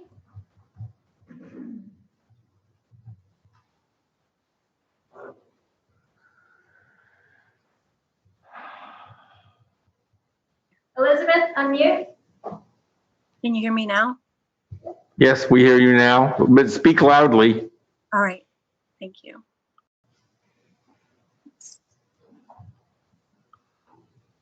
Good evening, members of the school board. Marin County Superintendent Mary Jane Burke, thank you for being here, and Novato community members.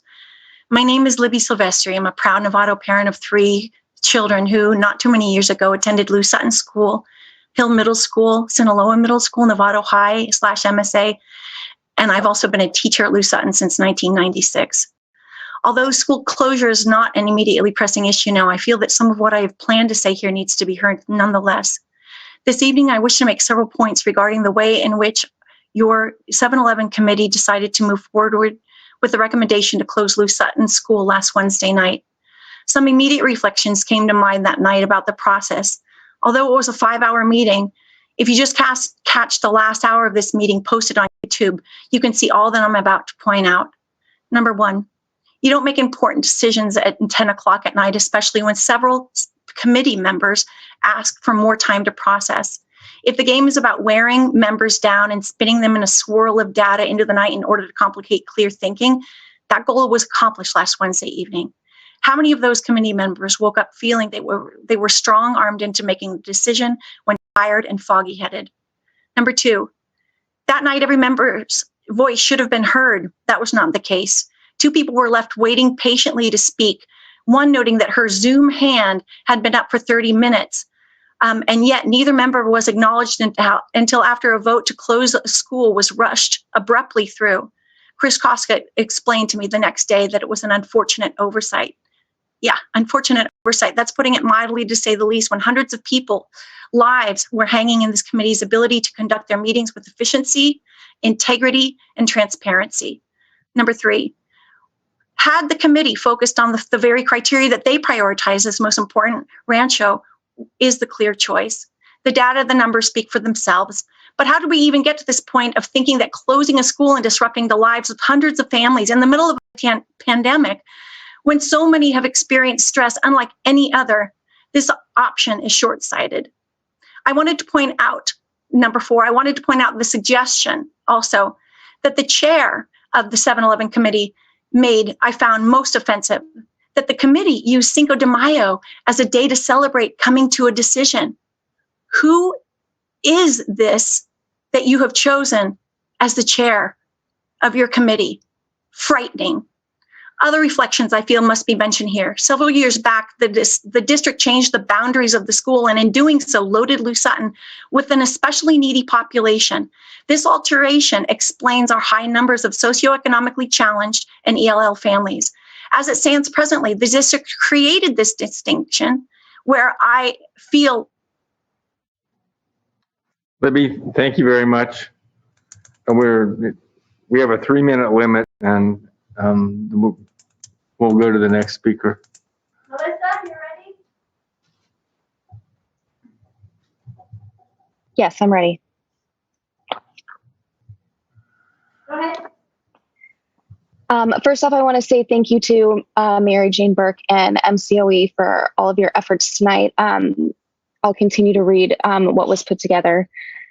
Title I funds were often discussed, and the 7-Eleven committee meeting was under the impression that no matter what happened to Lou Sutton, funds would follow students. This is not entirely accurate because Lou Sutton is designated as a Title I school who is currently receiving $90,000 in funding due to this designation. It is true that Title I funds are distributed based on what what students go where. But what the committee has failed to identify is when you break up a population of students into 4, the amount of money that goes into each student is very small. With Lou Sutton's large pool of Title I money, they are able to finance such programs like reading interventionist, before and after school academic and social emotional support programs, full-time counselors, and resource paraeducator that is on campus 5 days a week.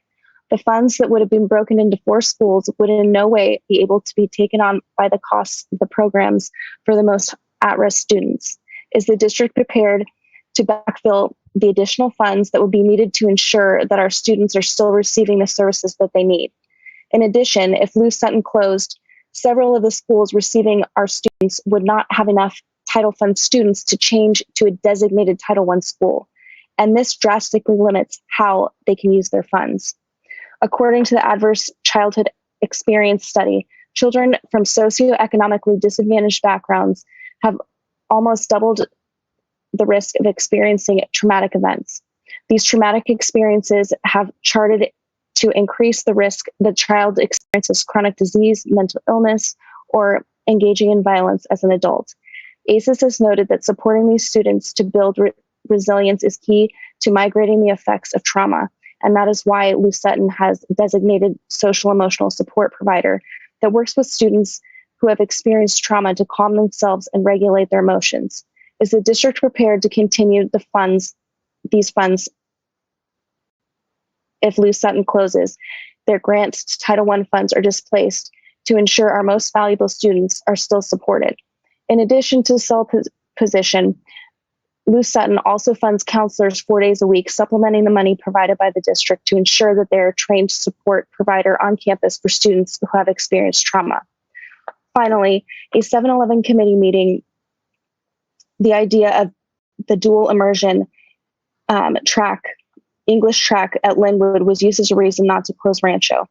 Chris Costa stated that Lou Sutton were to close, the families would be more likely to opt into the dual immersion program, eliminating the need for the 2 options.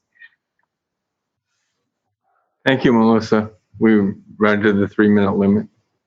Final speaker. Sophia, can you hear us? Yes, I'm here. Hi, Sophia. Thank you. Hi. I appreciate MCOE for stepping in to help our district, and I also appreciate the time that the 7-Eleven committee had put into the school closure consideration process. However, to echo what others have stated, it was not a fair and equitable process. Equity requires understanding the unique challenges and barriers faced by individual students or by populations of students and providing additional support to help them overcome those barriers. What is being done to support lower income families? What about special education? School closure is meant to save the school money. If that is the case, then why close the site that costs the least amount of money to operate? This makes no sense at all, and I'm glad that MCOE will be looking at the numbers and data to help the district make the right decision and look at other ways to save money. In-migration and out-migration is a big deal. As a single mother on a single income, it's hard to live here in Novato. However, the amazing Lou Sutton community is what has kept us here. Seeing the lack of care to equity and the failure to give our students quality education has me and many others questioning, why do we stay with NUSD? This is the reason for community unrest. We are demanding equity for our community. Trustees, when the 7-Eleven committee presents you with their final recommendation on a site to consider for closure, we ask that you refuse that recommendation and go back to consider all sites to look at what site truly would be equitable to our Novato community. Yes, that means possibly redrawing boundaries, more work, but it's work that needs to be done to benefit our entire community, not just the privileged who doesn't have anything taken away from them. The NUSD Board of Trustees made a commitment to the equity imperative, and we expect you to honor that commitment. Thank you. Thank you very much. I think that we're at the end of our public comment. Okay. So I think the next order of business, Mary Jane, thank you very much. I think our next order of business is to select the 3 members that will participate in the program. And as I said, I'm not available. Here's my proposal on how we do this.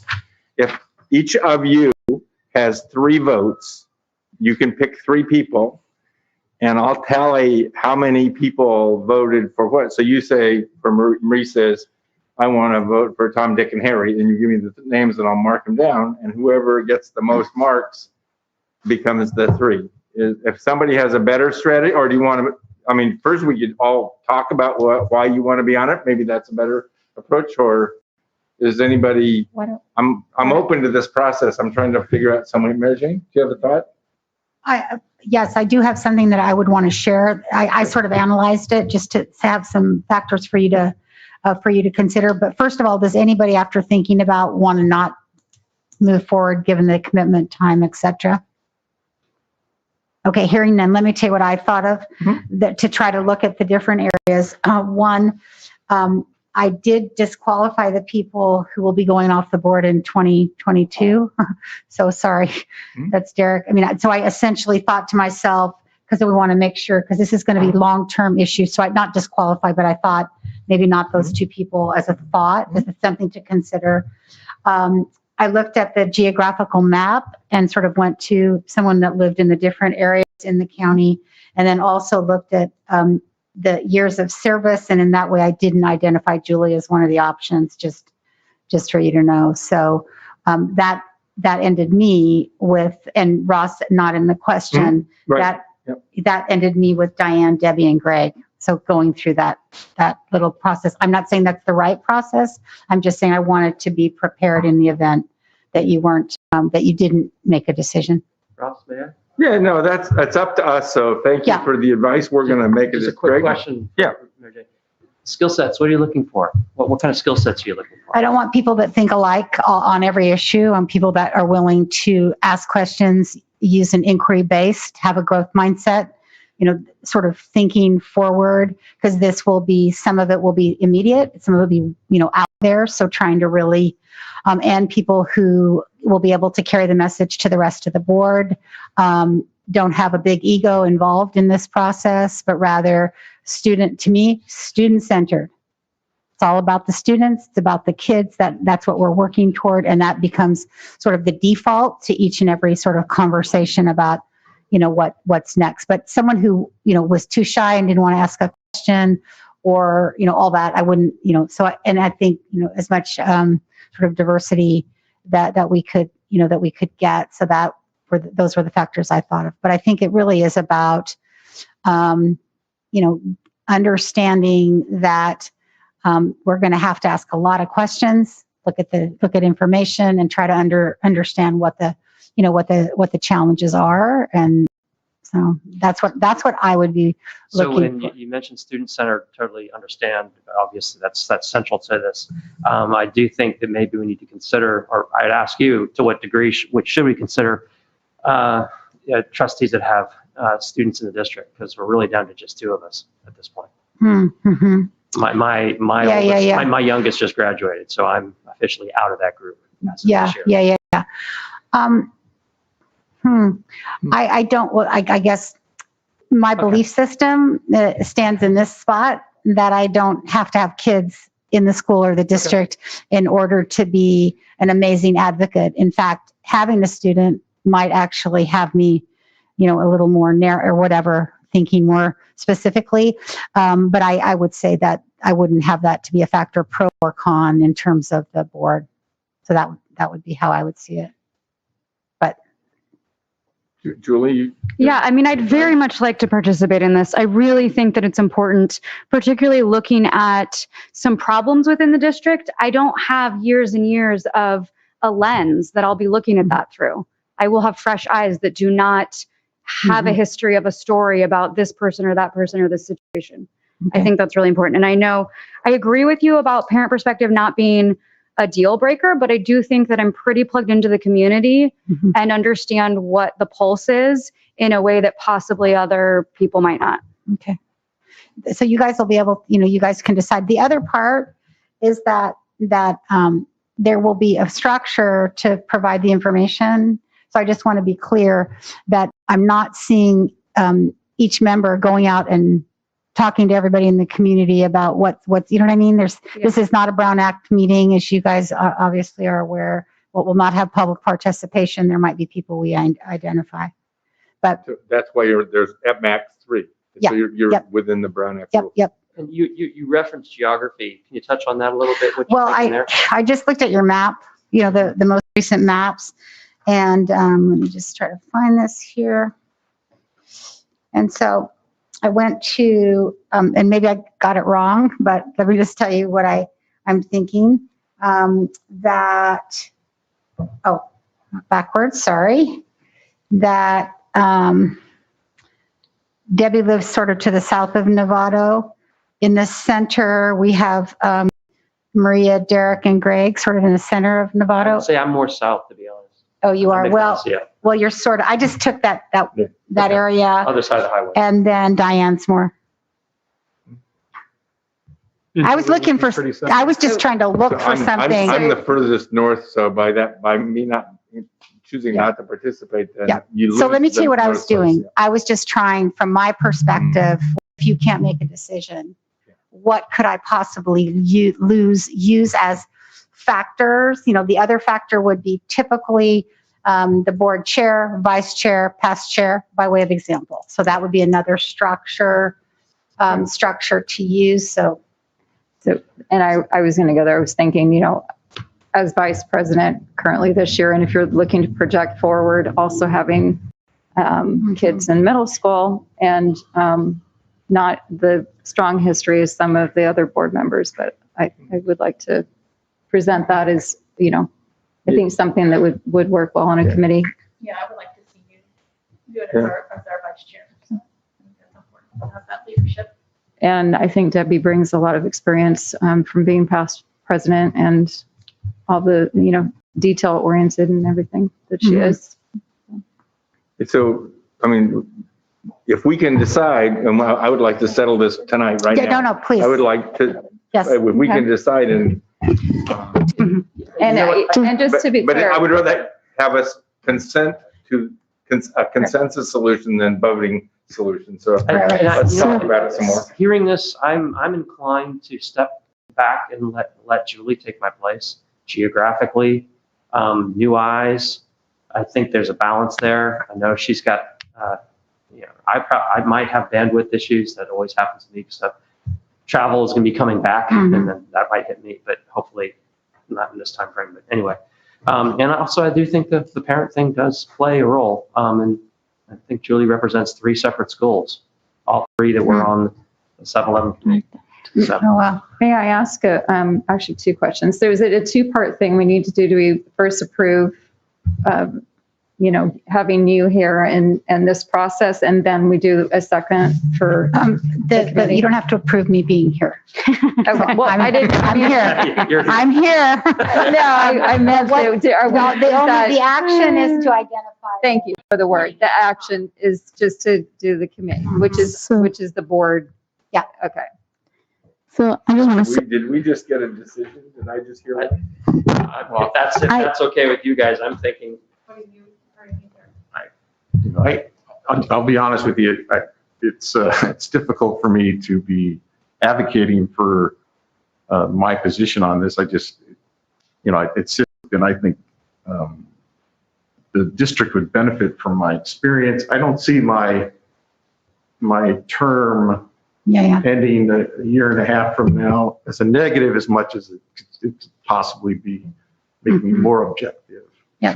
I haven't made a decision about what I'm going to do at that time, but I'm also an at-large trustee, so I represent the entire district as opposed to trustees who are elected to specific I didn't get that. districts. Sorry. So having, and I guess I'll bring up the gender issue. I think that we ought to have mixed gender committee if we're going to be discussing things like equity.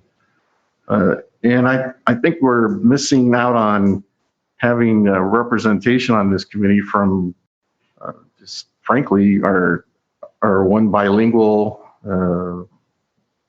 member. So if I were going to move forward, I would ask the committee to consider a combination of myself and Maria and Diane.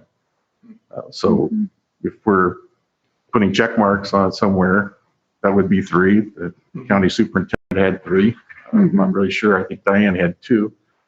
But I'm not gonna, it's one of those things where I think I could be helpful. You all know me personally. You've worked with me for a long time, with the exception of our new trustee. And so you know how I think and how I act. And if you think the purpose of this committee would fit my skill set, then I would appreciate your support, and I would do my best to represent everyone. So I just want to make a clarifying statement. I'm open to 3. In fact, I kind of think I like 3 better, but it was just, that was where I was starting the conversation. So thank you for pointing that out. Can I, Bob Henry, do you have any thoughts about anything that's not being considered here? We'll toss to to see what he maybe has a thought. Oh, Bob, you need to unmute. Can you hear me? No, Mary Jane, I don't. I think the conversation is good. I agree that this is a board decision. I don't have anything to contribute. Okay. Thank you, sir. Thank you. Okay, so All right, so we're trying to get to consensus, and if at some point we can't, I propose my tally measure, which is. Excuse, I was just going to ask one other question. Bob, is it possible, do you have any opinion about sharing the role, not having a consistent 3, or should it be a consistent 3? Absolutely a consistent 3, you bet, because that would be a Brown Act issue. Oh, okay. Just a thought. Good try. well, So are we anywhere? Or are we still? Move this along, I can go either way. Whatever the board prefers, I really don't, I'm not gonna. Marie? yeah, I just want to say thank you, and I agree with your original proposal, but I can see Diane, Derek, Greg, you may be questioning your schedule. I'm not sure.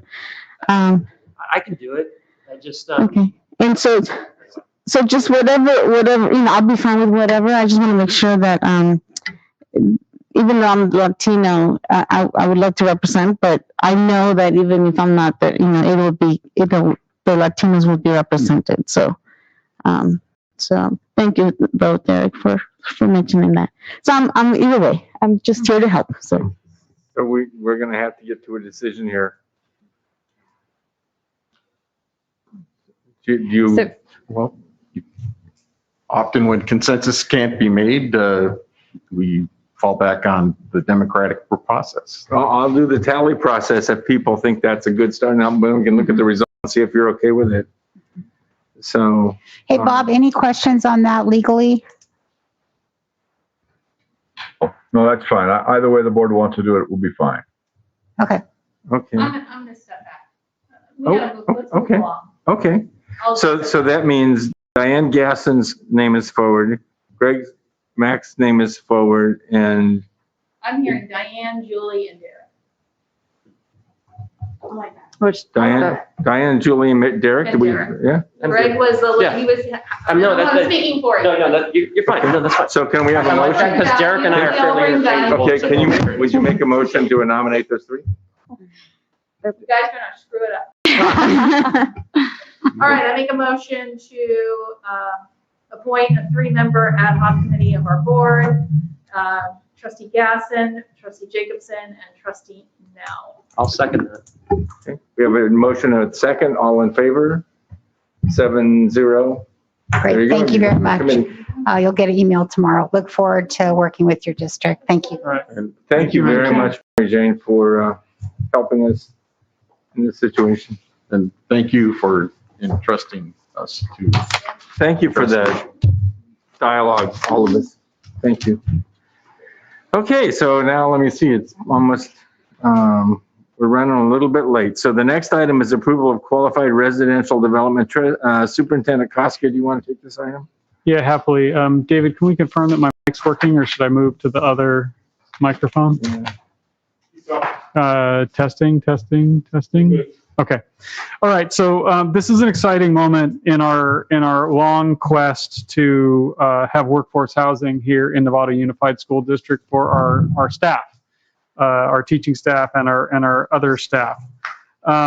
We have been working on this process for a number of years, and recently you challenged the staff to find development partners to help us to continue to move this process forward.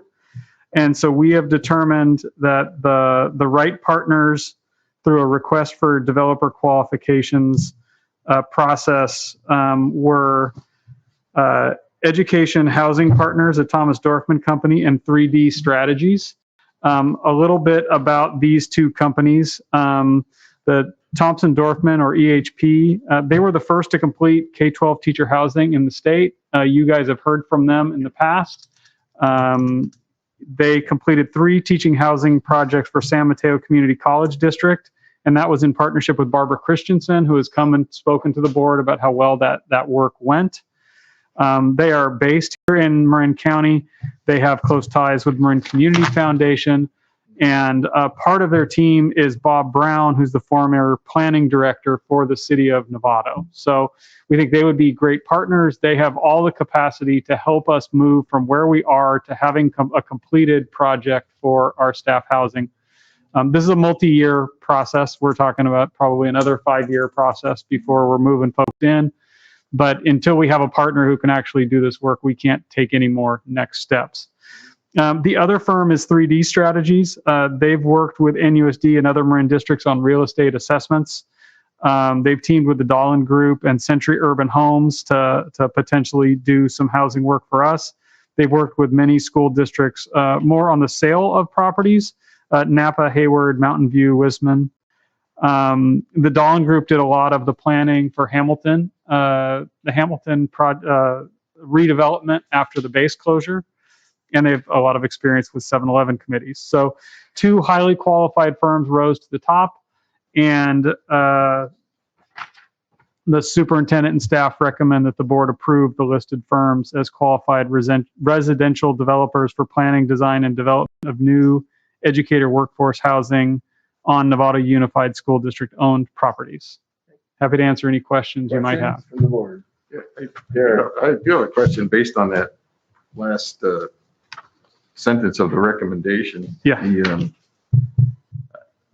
I'm not saying that we wouldn't, but is there something that says we absolutely have to do these developments on district property? Why couldn't we swap? Then that might make it district property, I guess, but Correct. Well, essentially, I just not. Yeah, no, why write it so narrow? So yeah, that's a fair point. So you could adjust the recommendation to say, to just exclude on Nevada Unified School District owned properties when someone makes the motion. I mean, like, for example, Derek, one thing that we've been approached by is College of Marin saying, hey, maybe you want to be involved in our project. And so maybe these folks wouldn't help us with that, but maybe they would want to, or maybe they would be right to. So I can understand your interest in potentially narrowing or getting rid of that phrase. So I think basically you educated workforce housing for Novato. So I'm open to how we phrase it, but that's my concern. I just don't want to start out with limits that might hurt us economically and may not turn out to be the right thing. So I would say the recommendation would be adjusted to say the superintendent and staff recommend the board approve the listed firms as qualified residential developers for planning, design, and development of new educator workforce housing for NUSD staff. Okay. So just based on the recommendations and the information I have on the self-obtained, I should say, because I don't have any information that the superintendent has given me, but I think that both of these organizations would be an asset and helpful in our endeavor towards this. So I would support the recommendation and move that we do as amended. Okay, I've got a motion on the table, got a second on the table. Any additional comment or discussion? Looking forward to Any getting going. public comment? Hearing none.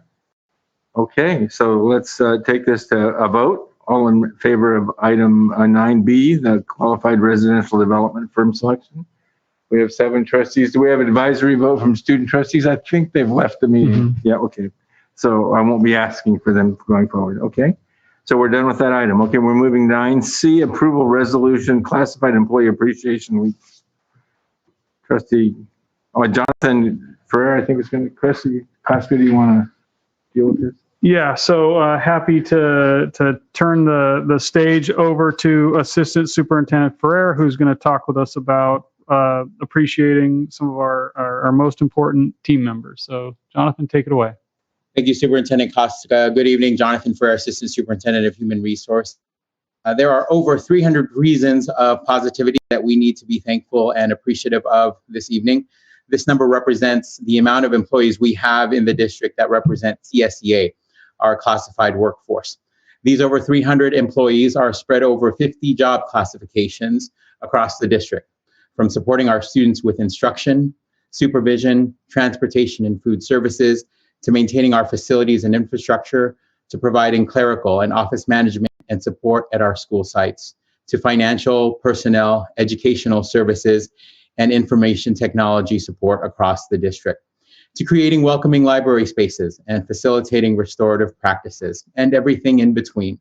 Our classified employees make it happen across the district each and every day.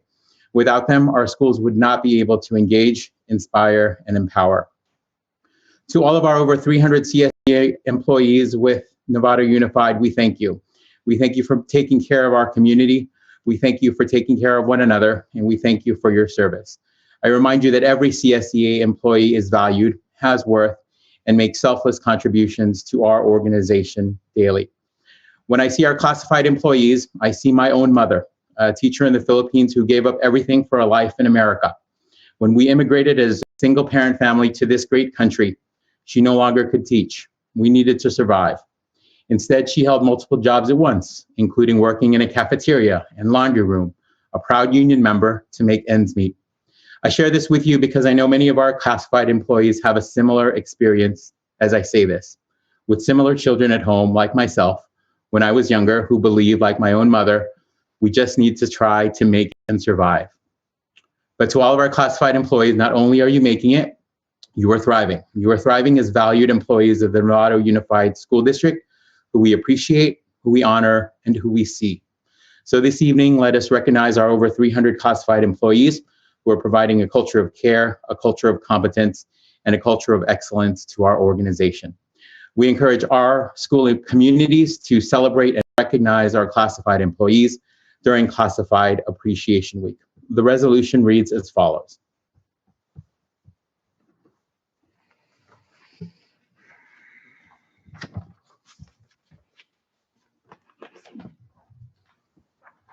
Classified Employee Appreciation Week, May 16th to the 22nd, 2021. Whereas education is the most vital activity we as a society undertake to ensure the well-being of the nation, and whereas classified employees serve the students and the community of Novato through their work at Novato Unified School District, and whereas classified employees assist Novato Unified School District in its commitment to provide quality educational programs and services to the children of Novato, and whereas classified employees individually and collectively set an exemplary standard of performance and commitment, and whereas classified employees provide knowledge, skills, and expertise that are relied upon throughout the district. Whereas the Novato Unified School District further acknowledges the challenges faced by our classified employees during the current unprecedented global pandemic that has forced schools to provide student instruction through distance learning, in-person learning, and hybrid classrooms. Whereas the Novato Unified School District is fortunate to have a team of skilled classified employees who have taken on the role of essential workers, making it possible for students to continue to learn during these times. Now, therefore, be it resolved that the Novato Unified School District Board of Education express its gratitude and commend all classified employees for their services to Novato Unified School District. Enjoy the California State Legislature in designating the week of May 16th through the 22nd as Classified School Employee Week. Be it further resolved that the Novato Unified School District Board of Education encourages activities to recognize and honor classified staff members during these dates. I can take questions or hear comments at this time. Questions from the trustee now? And then trustee. Well, Mr. President and fellow board members, I couldn't have said it better, and I really appreciate the way that this proposal or this resolution was presented by our assistant superintendent. And if you would allow me, I would like to be the first to move on this to show my appreciation for classified work. As I myself have spent 40 years working in unionized trade and know very well what it's like to work with your hands and your body as well as your mind, and to support administrators and others within an organization. So I would like to move this resolution of appreciation. I accept your first, and I would like to make the second. I paid my way through college driving a truck as a Teamster. That job allowed me to have a higher education. My grandfather was the groundskeeper at Santa Rosa Junior College and did some great work there, but my family's tradition in the labor union is strong and significant. I'm choosing to make the second. Maria Aguilar, do you have some other comments? I just raised my hand because I wanted to make the motion, and then I wanted to do the second. But you guys beat me to it, so yeah. I agree. I echo, and just so we all know, we have really hard workers, and there's a lot of things behind the scenes that we don't see, or that a lot of people don't know, and this is the perfect time to appreciate them and make sure that they know that we care. Assistant Superintendent Ferrer, I just wanted to say thank you for sharing your story and also acknowledging the 300. I think it's always important. I think a lot of people forget exactly how many people NUSD employs, and also it was very interesting to learn how many job classifications that was as well. So thank you for bringing that to light and for presenting this. So I think we can all. Other comments? Otherwise, we'll take this to a vote. All in favor of the motion? 7 trustees in favor, none opposed. Superintendent Costa, we're moving to the next item, which is the item D, 9D, approval of athletic directors. Superintendent Costa, please. Yeah, so The last board action around athletic directors resulted in you recommending that we bring back to you a plan for the future, a recommendation for the future, and we look forward to you making a final determination about what athletic director staffing will look like moving forward. And for this presentation, brief presentation, I'll turn it over again to Assistant Superintendent Ferrer. Thank you, Superintendent Koska. Good evening, Jonathan Ferrer, Assistant Superintendent Human Resources for the district. This is a presentation on a discussion action item for the athletic director position, specifically for school year 2021-2022. To follow up what Superintendent Koska had advised, just some context regarding this position. Prior to the 2020-2021 school year, we had one full-time athletic director at Novato High School and one full-time athletic director at San Marin High School. For school year 2020-2021, as part of a district's budget stabilization plan, the position was reduced to a shared 1 FTE athletic director for both Novato and San Marin High School. Part of that discussion also committed the board to revisit its decision for this school year, which is what we are doing now. This discussion has been slightly delayed due to the COVID impact and this uncertainty of athletics over this school year. I'm not going to go into the history. We all know how COVID has impacted, particularly athletics. We monitored this week to week as an executive team and in our cabinet meetings. And eventually we were pleased to hear that there was a return of athletics. It was a blessing in disguise, a full return of athletics. All the athletics came at once, which burdened our resources that we had for this position. So I met with our athletic director, our current athletic director, and identify what needs, support needs were needed for the rest of the school year to finish off strong and to support the position, and what staffing considerations could we look to towards 2021-2022 for the board to discuss and decide upon. So in meeting with our current athletic director, there were really two highlights from our conversation. One was the need for clerical support. A majority of the athletic director position is buried and heavily in paperwork. So the current athletic director advised the main support that was needed was just some support to get through the paperwork that the athletic director has to navigate through. So with that, the district has authorized hourly clerical support both at San Marin and at Novato High School to provide the athletic director. Those employees will be compensated for supporting the athletic director for the remainder of this year. In addition, our athletic director needed some support for supervision so that they weren't at every single game. Oftentimes the games were conflicting at the same time. So I directed our administrative staff at both high schools to ensure that those games were covered so that the athletic director did not have to be at all events. They are successfully managing that. The administrative teams at both sites are taking that load, and we have language in our agreements with our labor partners that if they are called upon to provide this service, that they will be compensated. So this is how we are providing supports just to carry us out through the rest of the year. In regards to staffing for the position for next school year, there is a spectrum that the board can consider, kind of a high, medium, and low option, so to speak. So we can maintain the current 1.0 FTE shared athletic director for Novato High and San Marin High. This will generate approximate savings annually of $100,000 starting this current school year and moving forward. Somewhere in the middle, you can choose to maybe maintain the 1 FTE shared athletic director for Novato High and San Marin High, but add a 1 full-time shared classified athletics technician for both school sites. This would be an approximate savings of $100,000 for this school year, with approximate savings annually of $50,000 thereafter starting next school year. Or at the high end of the spectrum, you could return to a 2 FTE athletic director, 1 for each site, 1 for Novato High and 1 for San Marin. The approximate savings here would just be the savings recouped this year, which would be about $100,000, but no future savings thereafter. You can do anything on this spectrum. You can do one of these things. You can do something in between.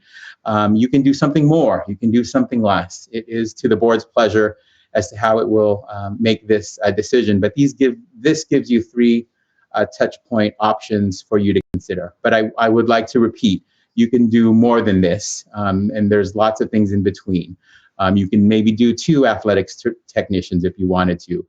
Maybe you can do some other configurations. We are open to that, but just keeping a clean spectrum, these 3 options can kind of guide you into your discussion and your decision. The board directed staff to make a recommendation, and the recommendation is hard. Hear the recommendation from our current athletic director, who tells me, Jonathan, the only solution is to bring 2 full-time athletic directors, one at Novato High School and one at San Marin. I appreciate that and value that. I also appreciate and value the board's decision as part of its budget stabilization plan to leverage this position for savings. So this is a compromise recommendation that the district is making.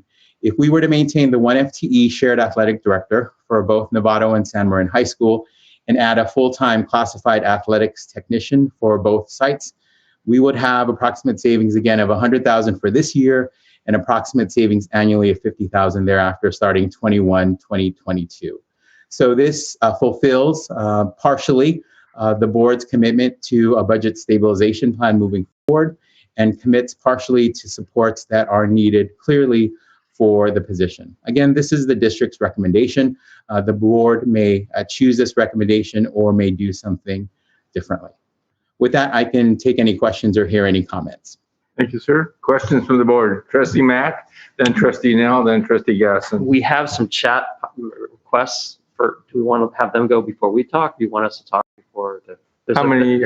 There's one. We have one? Okay. I have a clarification question. Sure, no, let's do clarifications. So I think it might be helpful to know exactly how we go about covering events. You mentioned that we have the use of district administrators, which are vice principals, I think is what we're specifically talking about. And then you brought up the use of certificated employees who are paid a stipend. And correct me if I don't have that correct.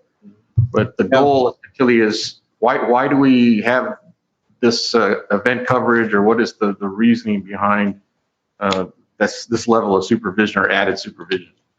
Yes. So Trustee Dell, great question. It is always best practice to have an administrator or administrative designee at athletic events in case of an emergency or in case of a situation arises in which an administrator needs to make a decision on behalf of the school or an athlete or the community.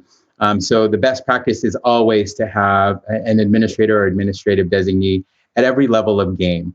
Now, we understand that oftentimes we're stretched thin and we can't cover all of them. So that's when site administrators and the athletic director gets together and figure out what are the high priority events that need to be covered and what things may be covered by different means. This is one of the reasons why I'm no longer a high school principal or assistant principal, because I was always charged with lots of supervision. So I understand the strain that it takes on an administrative team.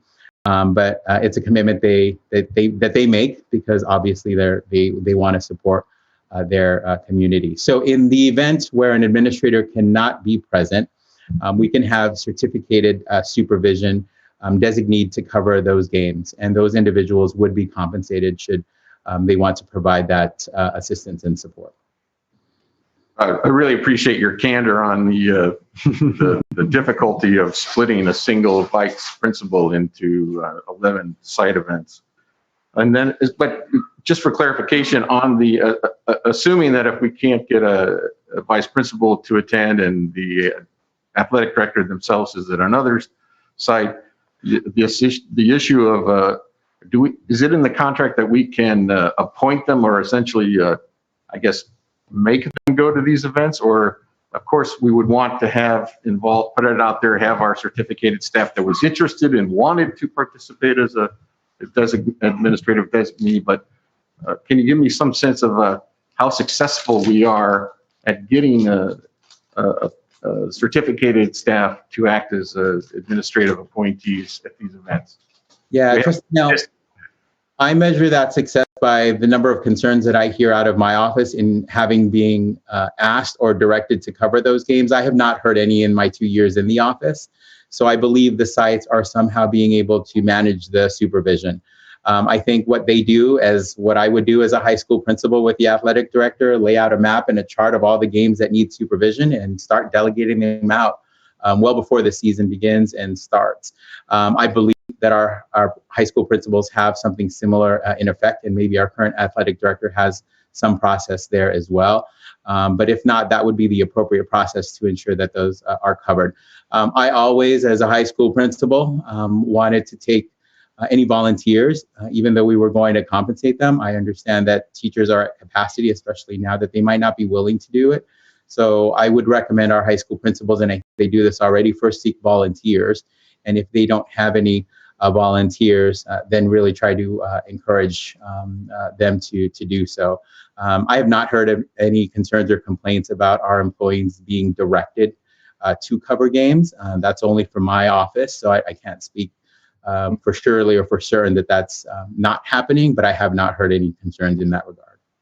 So strictly speaking, just for clarification, from the concept of liability, exposure, et cetera, is it within our certificated labor contract under the auspice of professional responsibility of some kind that an administrator can insist or make sure, or that is part of their job, that they have to it's their turn to act as a designated assistant superintendent? Is that something that we are able to insist on in order to happen? It wouldn't fall under professional responsibility is how we have it defined. It is outlined in our additional compensation language in the contract should they provide that service. I would have to double check the contract, Trustee Nell, to what word was actually used there, if it's direct, will, shall, or volunteer. I do not have that in front of me, but I can get that clarification for you. Yeah, I appreciate having that information at some point, and maybe just double check on any statistics or a better idea as to how successful our administrators are in actually getting either volunteers or able to shall get our certificated to act as a designated supervisor. So that was the purpose of my Public comment. You want Just a quick question, just a clarification question. I do have comments, but I'll save it for after the other We'll wait comments. for the public But the quick question I got, Jonathan, was what's the incremental cost of am I correct to say the incremental cost of the admin is $50,000 a year? For an administrative position, Trustee? For the administrative or the clerical. Oh, yes. So I'm sorry. So Human Resources uses averages, 50,000 on average for a classified position, 100,000 for certificated, 150 for certificated management. That's how we budget out of Human Resources. Business has a more finite number, but that's kind of our general rule of thumb. Understood. I just want to make sure I got the math right. It is pretty obvious, but I just want to make sure I got it right. And also, too, just following up on Trustee Nell's comment, am I correct to assume that if a teacher is pressed into duty to step in for an assistant principal / AD, they will be paid a stipend? Yes, that's correct. Okay, so there will be money spent. Correct. But this is something that is already happening and has always been happening. So it would not be a new expense. And this is something that happens. Jonathan had it happen at his school. My wife coincidentally supervised the vintage high school soccer game today as a teacher. This is something that's built into our budgets. It would not be a new or expanded cost. Okay, good to know. Thank you for that. Okay, so we're ready to go to public comment? Yeah, I think there's one. Okay, so how many? One, we have one public comment. We'll take it now. Thank you. Chris, you're on. Hey. Thank you for taking the time. Thanks, Chris. To be frank, usually we start with pleasantries. You guys are doing a great job, hard job. But what I just listened to about union negotiations about paying teachers to show up, FTE 1.0, FTE 2.0, it's very clinical. And what I think the board is missing is that we have a real personnel issue here. We have students that are suffering. We had a student suicide this week. There might be another one. What I think you guys need to understand is that we're not seeing teachers show up to supervise. I personally run the lacrosse program at Novato High. I'm up there 7 days a week. I see Michelle Smith running around frantically. I communicate with her 5 times a day via text. She cannot handle this job alone. And that's not an indictment against her. It's the reality that she is dealing with 65 teams. We have some teams that are lucky that have great parent support, and then we have teams that have 0. I find myself helping the girls lacrosse team because they don't have a lot of support right now. Today, Novato baseball versus Branson, a few people showed up, but nobody was there except for Steve DeHart, our trainer. It was all parent driven. So I don't want to listen to union negotiations about stipends, paying, et cetera, when you guys are not seeing reality. We have real issues here where you guys are trying to save $50,000, means you're not investing in the future of these children. And it's manifesting itself in what we're seeing in the newspapers about suicides, depression, and other issues of people leaving this district to go to Marin Catholic or St. Vincent's, where they have a much stronger program and support. So instead of talking about stipends, I ask you guys to get real. Perhaps the board would want to show up to a few district games. Greg, I see you show up, and I appreciate that. You're a baseball fan, so am I. We have a long history together. I appreciate what you're watching. I'd encourage all of you to have a very frank conversation to get over all the crap of niceties of the union negotiations and stipends and whatnot, and realize these kids need our help. Michelle Smith is at her end. If you do not give her another athletic director, most likely she will burn out and lose yet another precious resource that this district has at its disposal. So I'm asking you on behalf of the community to do the right thing, find the money, get creative. I mentioned this in my letter to you all. I would challenge you guys, find the money by auditing your insurance program. My understandings of my industry are that, perhaps you guys are paying too much in premium. Maybe there's $50,000 stupid dollars laying around out there that you guys can find to solve this situation. And I know I sound somewhat emotional about this, but I think you guys need to show up to the school every once in a while, because the parents are filling your teachers' jobs by showing up every day. Thank you, Chris. Back to the board table. Trustee Mack. Yes, I'll jump into my comments now. And of course, you guys can do comments. And then we have Trustee Gaston after that, I believe. Oh, sure. I wasn't raising my hand yet. I have it from before. Okay, that works. Board, I have some information on Trustee Nell's question, if that's helpful now. Oh, yes, sir. Yeah, so Trustee Nell, the contract reads that certificated employees shall be expected to sign up and attend no more than 3 such activities per year. So the operative words there are shall be expected. So there is an out if teachers are not able to provide that. It is not mandated. It is not mandatory. Again, the language reads shall be expected. Well, that's good. No. The answer to that. So I'll jump into what I was going to say. Yes, And Jonathan, I know you're in a hard spot, because I think in your heart of hearts, you know what you want, what you would do. But at the same time, you're trying to present us with options, and I appreciate that. One of the things that leapt out at me is the reference to how paperwork and clerical work is the majority of the job. And forgive me, but I'm going to violently disagree with that, in that if that is the majority of the job's being done wrong. Because the job is about developing kids, developing programs, developing adults who can manage those kids and build those programs. Finding those people, recruiting those people, working in the community. Paperwork, yeah, it's a necessary evil, but it's not why this role is here. If it was just paperwork, we would just hire clerical people to fill out schedules and assign referees, and then just assign a rotating cast of teachers to show up. We can't do it that way. We need to build programs. Think of it this way. Imagine if we had 2 high schools, which we do, and we decide to have 1 principal, but we'll give them clerical support. I know that's a bit of a reach, but for me, that's the same thing. We need to build these programs, and we're not doing it. And it really manifests itself in our lost enrollment, as we all know. Frankly, if it's $50,000, that's 5 students lost. If we effectively dismantle our athletic programs, it's going to be a lot more than that. A lot more. And I know you guys are used to me saying this, but I have to really be clear. I'm not just support of 2 full-time FTEs. I'm in support of the original recommendation that went out my first year here, which was 2 full-time FTEs and 1 clerical support. In other words, I'm referencing what Jonathan said, we can do more. And yeah, I want to do more. So I'm going to move right now. 2 full-time FTEs and the 1 clerical support. So there's a motion on the table. So the question is, before I accept the motion, I would like to hear everybody Absolutely. one time before we start having who can raise their hand first. Sure. Let's have everybody have a chance to speak, and then.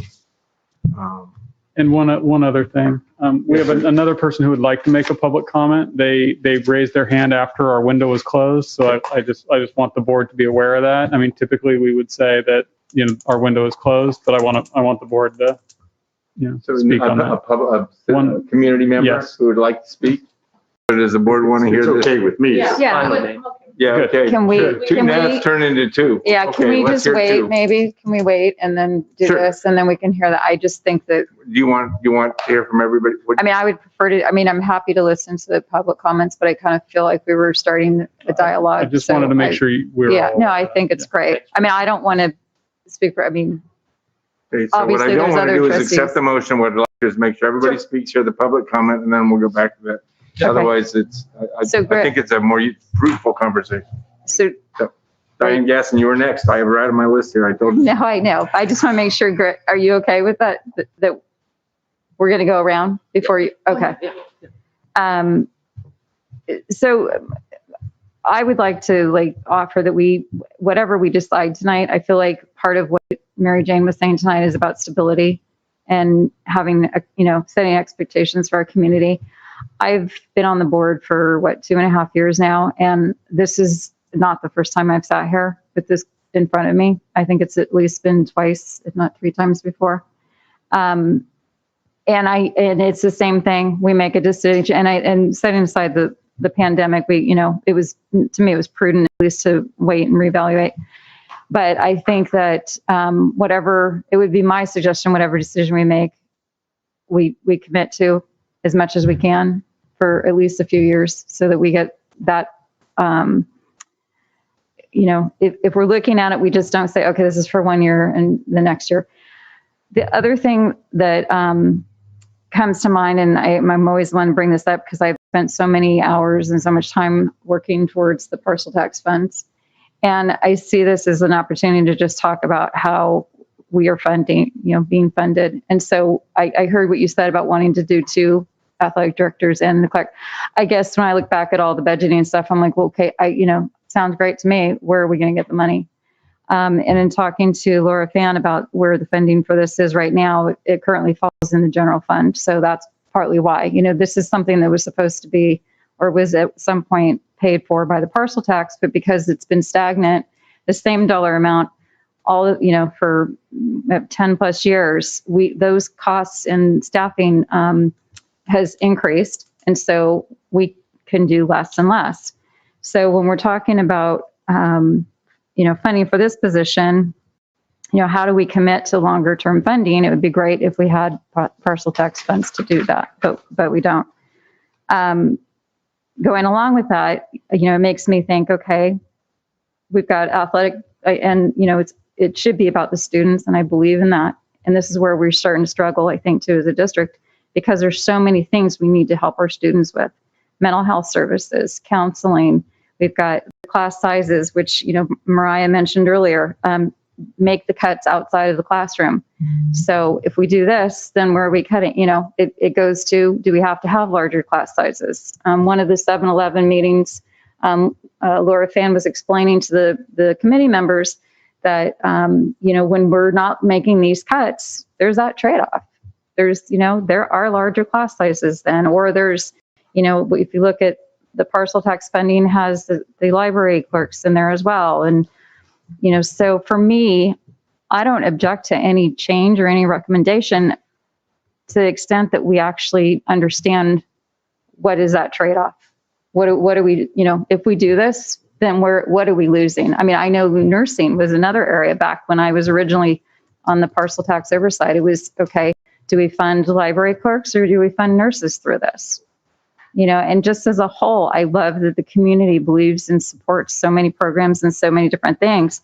But when it comes to the time that we go out for a parcel tax and we can't get it passed, it's just, it's for me, it's exasperating, because I went to, you know, people who I know have kids in sports, and they told me no, they're not supporting it. And so I'm sitting here thinking, okay, we couldn't get it passed. There was more money in there, so we could do more things. So, you know, we are where we are. So I just, again, going back to, I think, as much as we can, I would like to try to come up with a solution that creates some stability for our kids, but that we also understand what the trade-off is. I want to make sure everybody got a chance to speak once. Who's next? Debbie?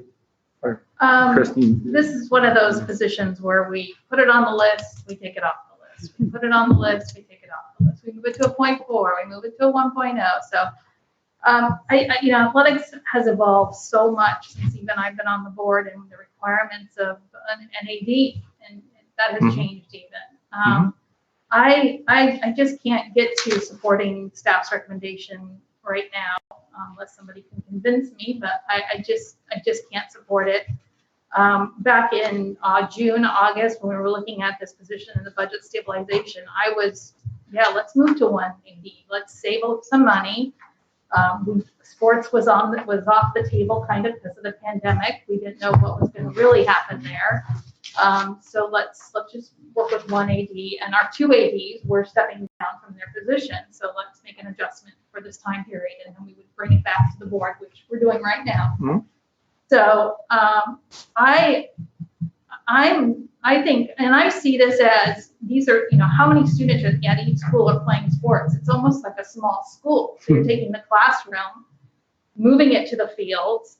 And I see this position as almost like a principal position. So let's say if you didn't have a principal at one of your schools, or you didn't have an office manager, you know, it's not viable to have one AD, one clerical. It's just, to me, that's just, it's unsustainable. It just is not going to work. And we need to get this right.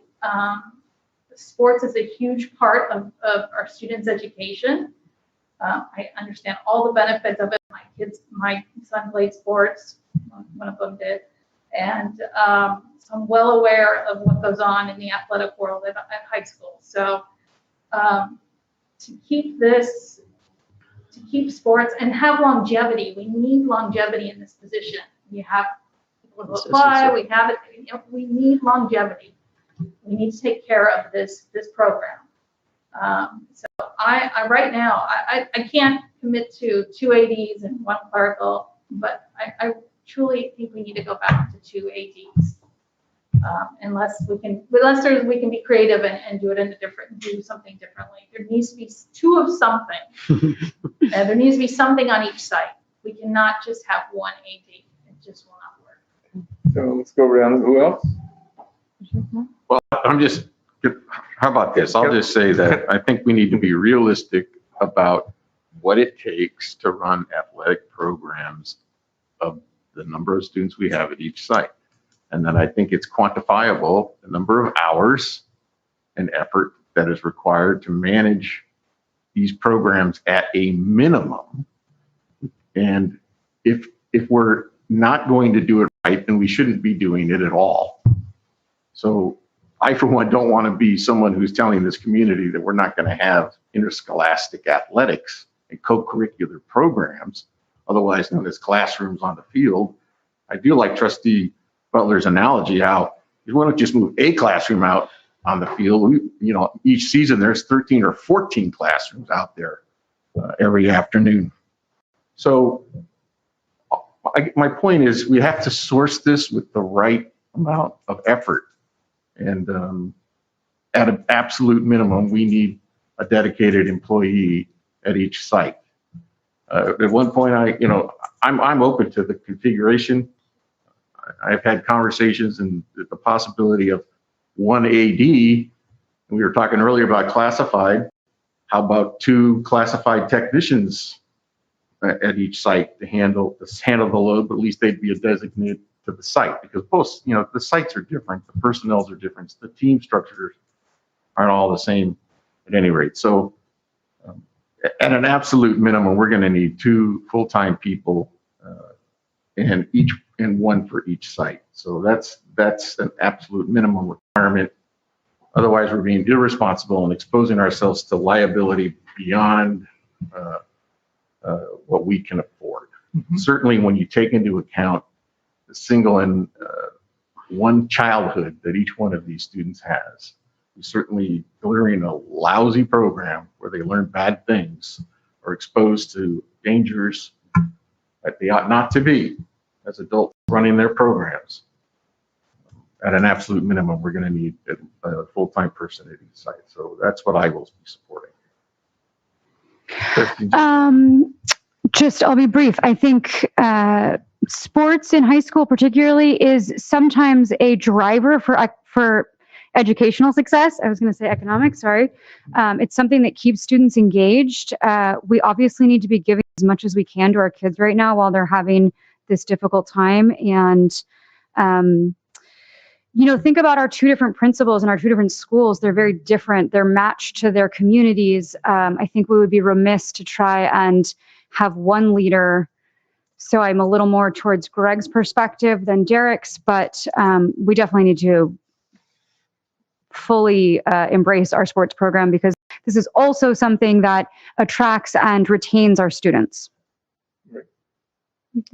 So, I agree, since I've been on the board, has been coming to us all the time. And I do believe in the fact that we need to just fix the problem. So I wish we could do 2 ADs and the 1 clerical. In the perfect world, that would be great. I think, though, right now in this time we can't, but I am in favor of 2, at least.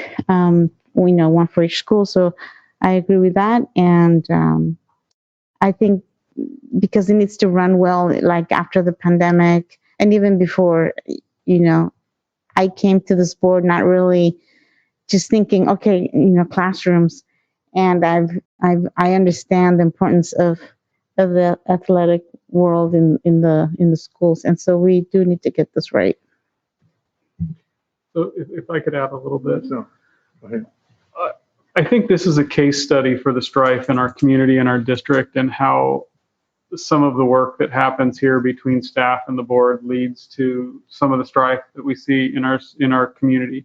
Because we continue to revisit certain topics, and I think, Debbie, I appreciate what you were saying. It's time to start putting some of these things to bed, right? That these things that keep coming up, we need to make a decision.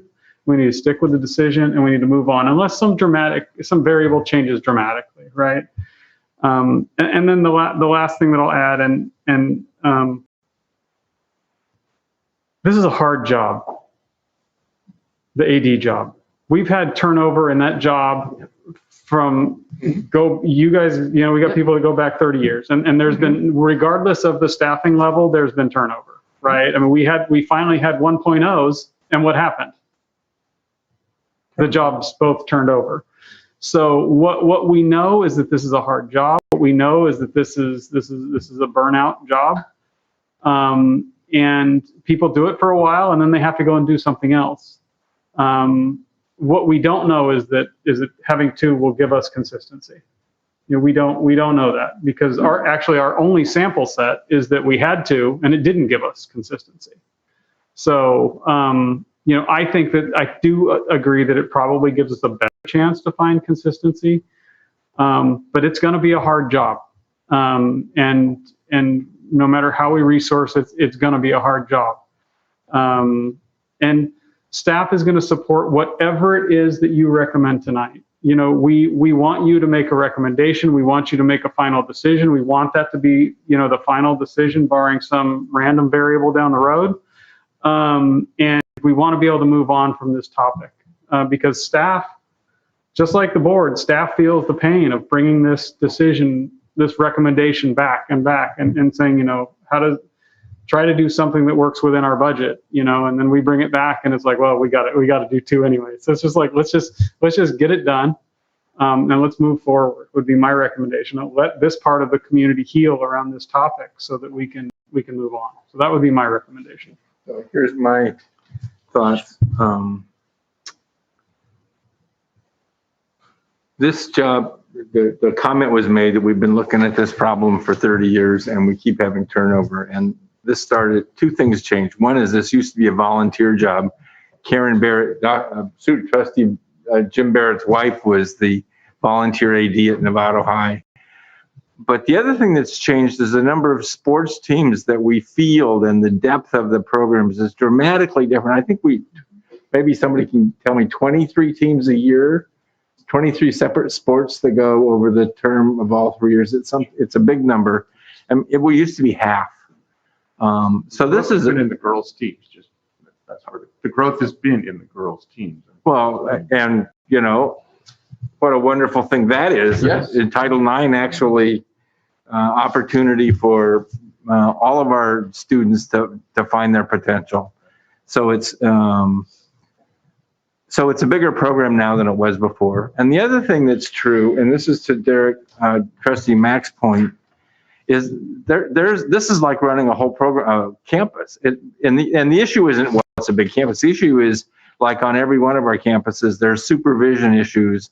For this to be successful, you've got to have enough oversight and structure in place so there's clear accountability, there's audit and checkpoint, there's systematic processes that make sure that all the things are working the way we intend instead of running, something else happening.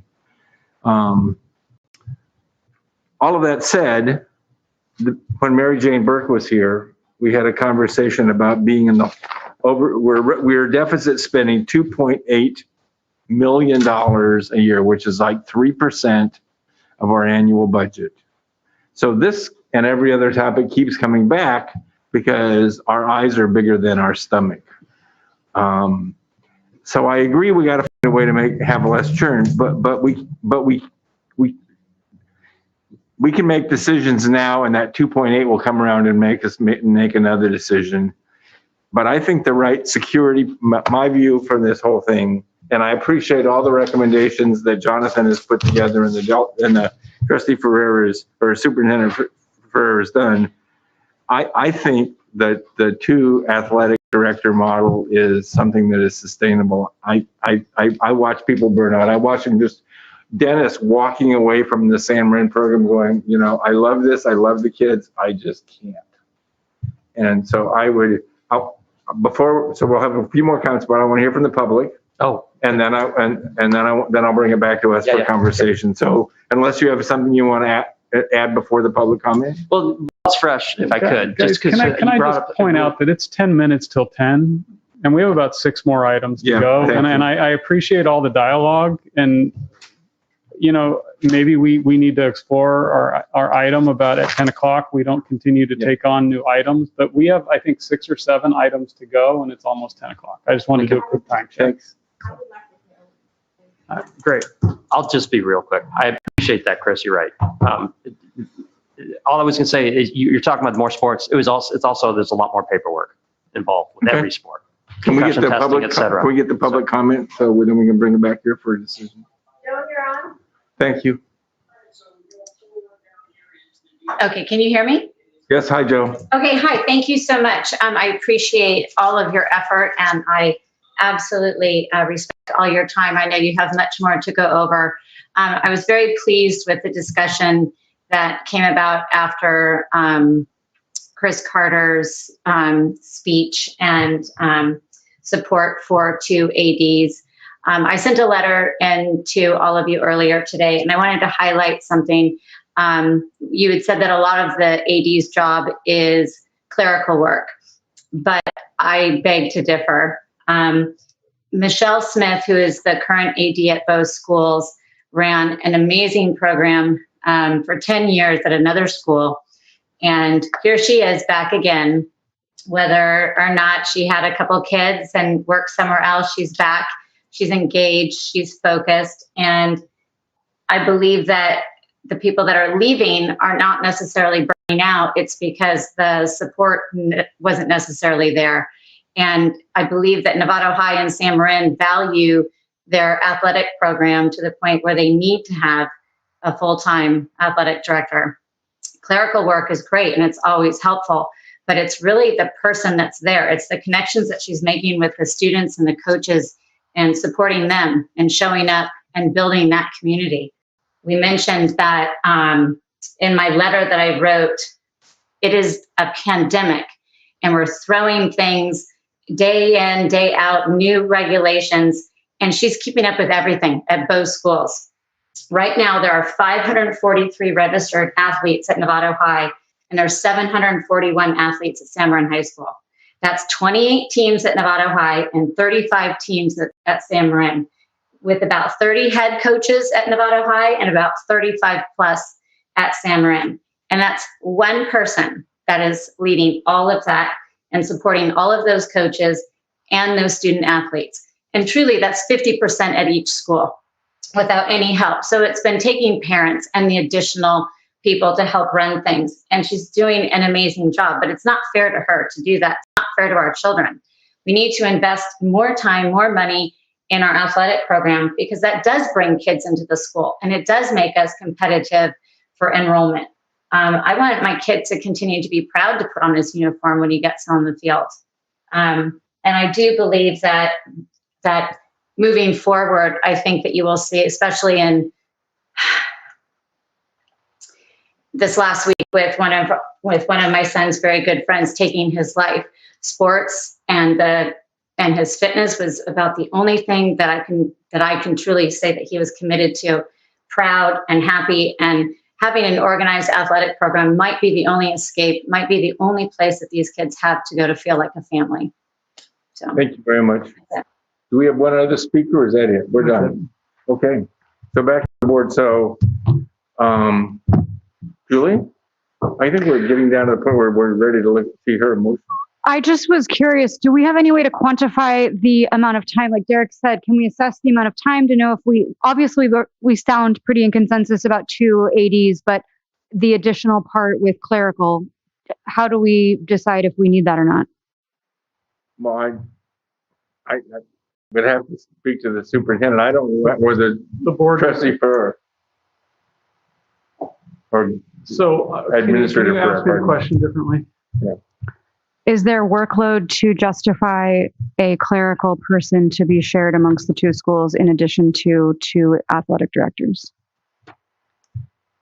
Or asked another way, would it help with the burnout that you cited? Mr. President? Yeah. Well, My remark was that it is a quantifiable thing, but I don't think it's fair to actually expect an answer to that tonight, because if we hadn't asked for it earlier, but it might be something that we seek information. But I do think if we can identify this number, but we haven't asked for it and they haven't dedicated. Fair. Well, and each site that has information on their own could probably be collected. But as far as tonight goes, I'm not sure we would get a fair answer.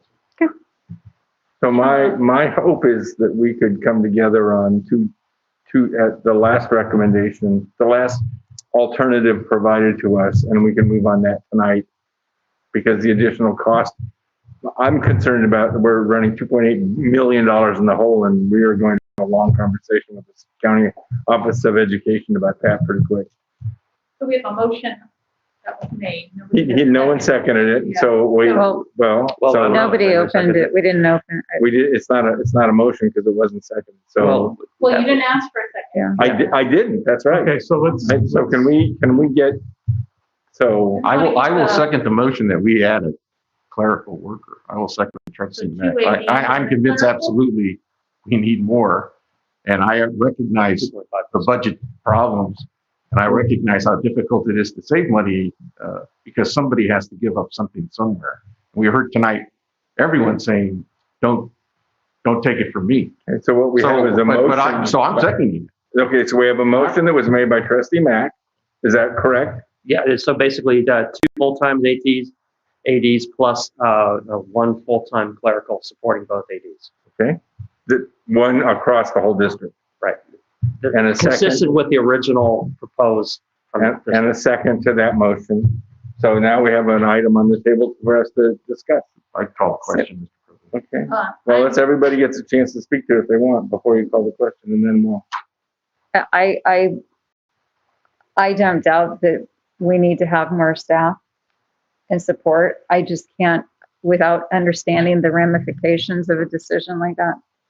That's an additional 50. I mean, it seems like 50,000.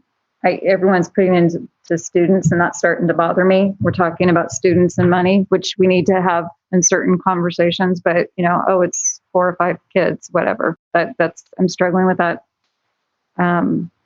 analogy right now. But just at the bottom line for me to agree to that, have staff figure out where they're going to get it, and not understanding, does that mean the nursing staff gets short, or do we have to have those, the teachers are talking about combo classes, and again, I don't want to mitigate the fact that we need to support our community, our students and our teachers and staff, but I can't do that without understanding who is it that is then being set aside and not getting funded. Because I don't know which one of you just mentioned it, but I feel like we're going to start pitting people against each other, just like we've done with our schools. And I don't want to have that happen. I don't want it to become we've got this small pot and everybody fighting over it. So I'm okay with the 2, for this moment, doing the 2 athletic directors. So any other comments?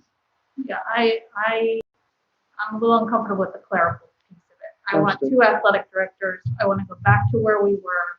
I think the 2 athletic directors that stepped down was maybe because of burnout, but maybe also because they felt this position was going to land on the cut list. And so why go through that? It was on the list, and they saw it coming. So I think some of that, we commit to, as a board, I know I will definitely try to commit that we don't touch this position as we put 2 ADs back into position, and we don't, we leave them there and we work on something else, another area. Because again, to me, it's like cutting a principal almost from a group of, from a school. Yep. I did see it that way. So, but I'm having a hard time supporting the clerical. That's a little far reaching. Other comments? So my view is I'll support the 2 athletic directors. I will vote against including a clerical. I don't think we have the money to do it. I think it pushes us beyond where we were before, but I think we need to get back to where we were for safety and student success. So I would vote against the motion as proposed. Or if there was an amendment, On to the next motion. So we're down to call the question, I think. So the motion that's on the table is 2 athletic directors and a full-time clerical support covering both of those. So I guess we're ready to vote. All in favor of that motion? 1, 2, 3. All opposed? 1, 2, 3. 4 opposed. So can we have that motion fails? So we have a second motion. Debbie, do you want to make a motion? Yeah, I'll make a motion to approve 2 full-time athletic directors. Do we have a second? Yes. Second by Trustee Mack. All in favor? 7. Okay, there we go. Done. Okay, thank you all for that conversation. Trustee, Trustee,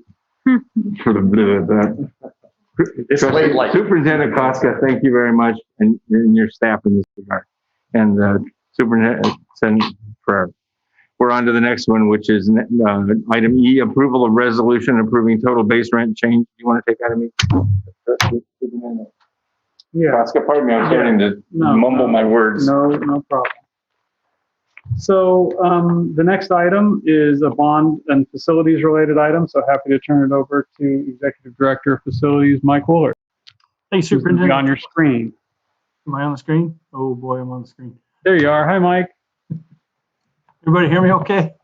Yes, sir. Oh gosh, I need a different view. I'm looking at myself. That's not good. Too much light reflecting. Well, good evening, trustees. I know we've got a few things to go through, so I'll try to go through this relatively quick to ensure we optimize our efficient time use. Here tonight to seek approval of resolution 27 TAC 2020/21, which approves the total base rent or the detailed pricing amount for our leaseback agreement with GCCI for the Linwood Elementary School Modernization Project. Just as a refresher, the board's already approved a project budget that had $10,248,896 for construction, which included our construction contingency. And they also approved the use of leaseback for this project. And through the leaseback evaluation process, the board also approved GCCI as our best value contractor.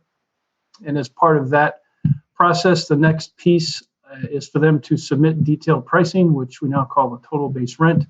We've received that from GCCI, and it is in the amount of $9,648,869. Just to give you some detailed breakdown of that, $8,771,163 is for the construction, and we still have a healthy $877,116 construction contingency.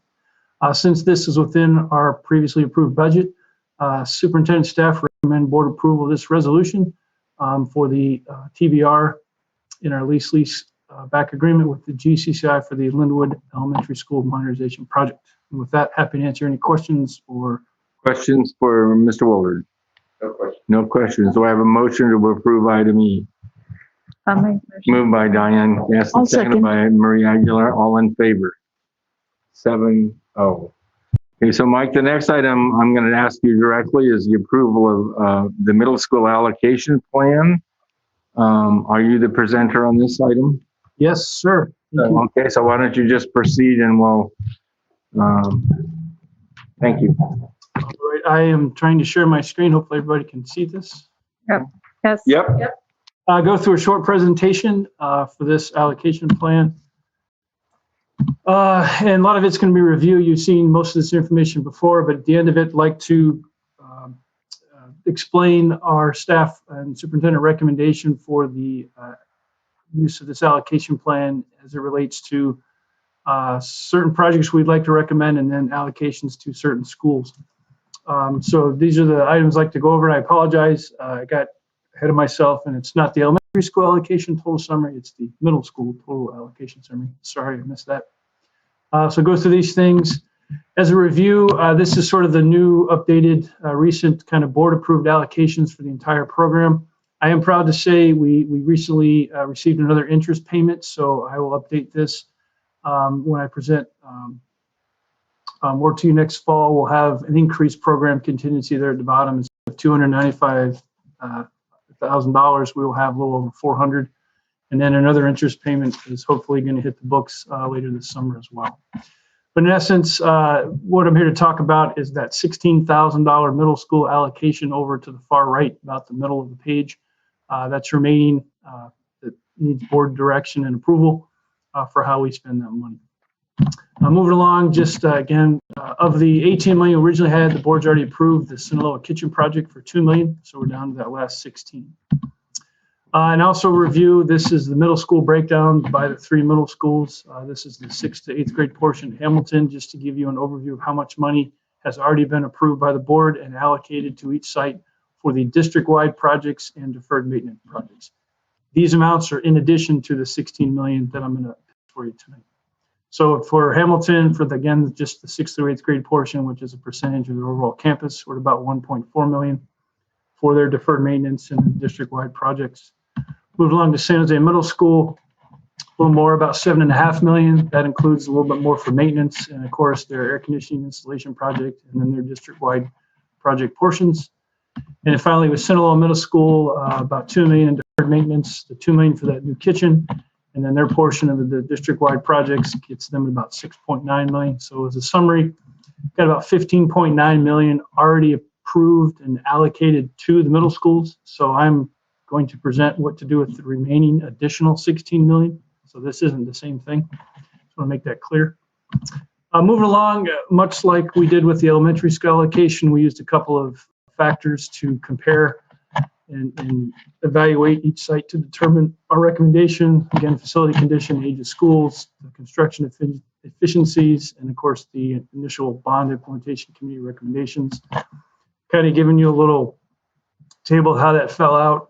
You can kind of see quickly that Sinaloa sort of rose to the top on most of those, San Jose in the middle, and then Hamilton was at the end. So based on that, let's get to the meat of the presentation. This is what staff is proposing as our middle school allocation plan for the $16 million that's out there. And I'll go through these each line item to help explain in more detail. So as you know, the board originally had approved a gym replacement project at Sinaloa, and through some courses of action that was earmarked and used in other projects, but the need for some work at the Sinaloa gym remains. After further review, staff believes the current gym is adequate for its middle school use, but it is in dire need of a modernization. It still has really old floors. We need to do some wall coverings, repair, fix bleachers, and improve the sound system. We believe a $3 million modernization project will take care of that. Sinaloa kitchen, we recommend after further evaluation, looking at the site itself and what we most likely will do. Basically went from a square foot cost estimate that you've already approved for the $2 million. We've now kind of gone into a site specific evaluation. We believe another $500,000 is needed to adequately address their kitchen needs. So there's $500K.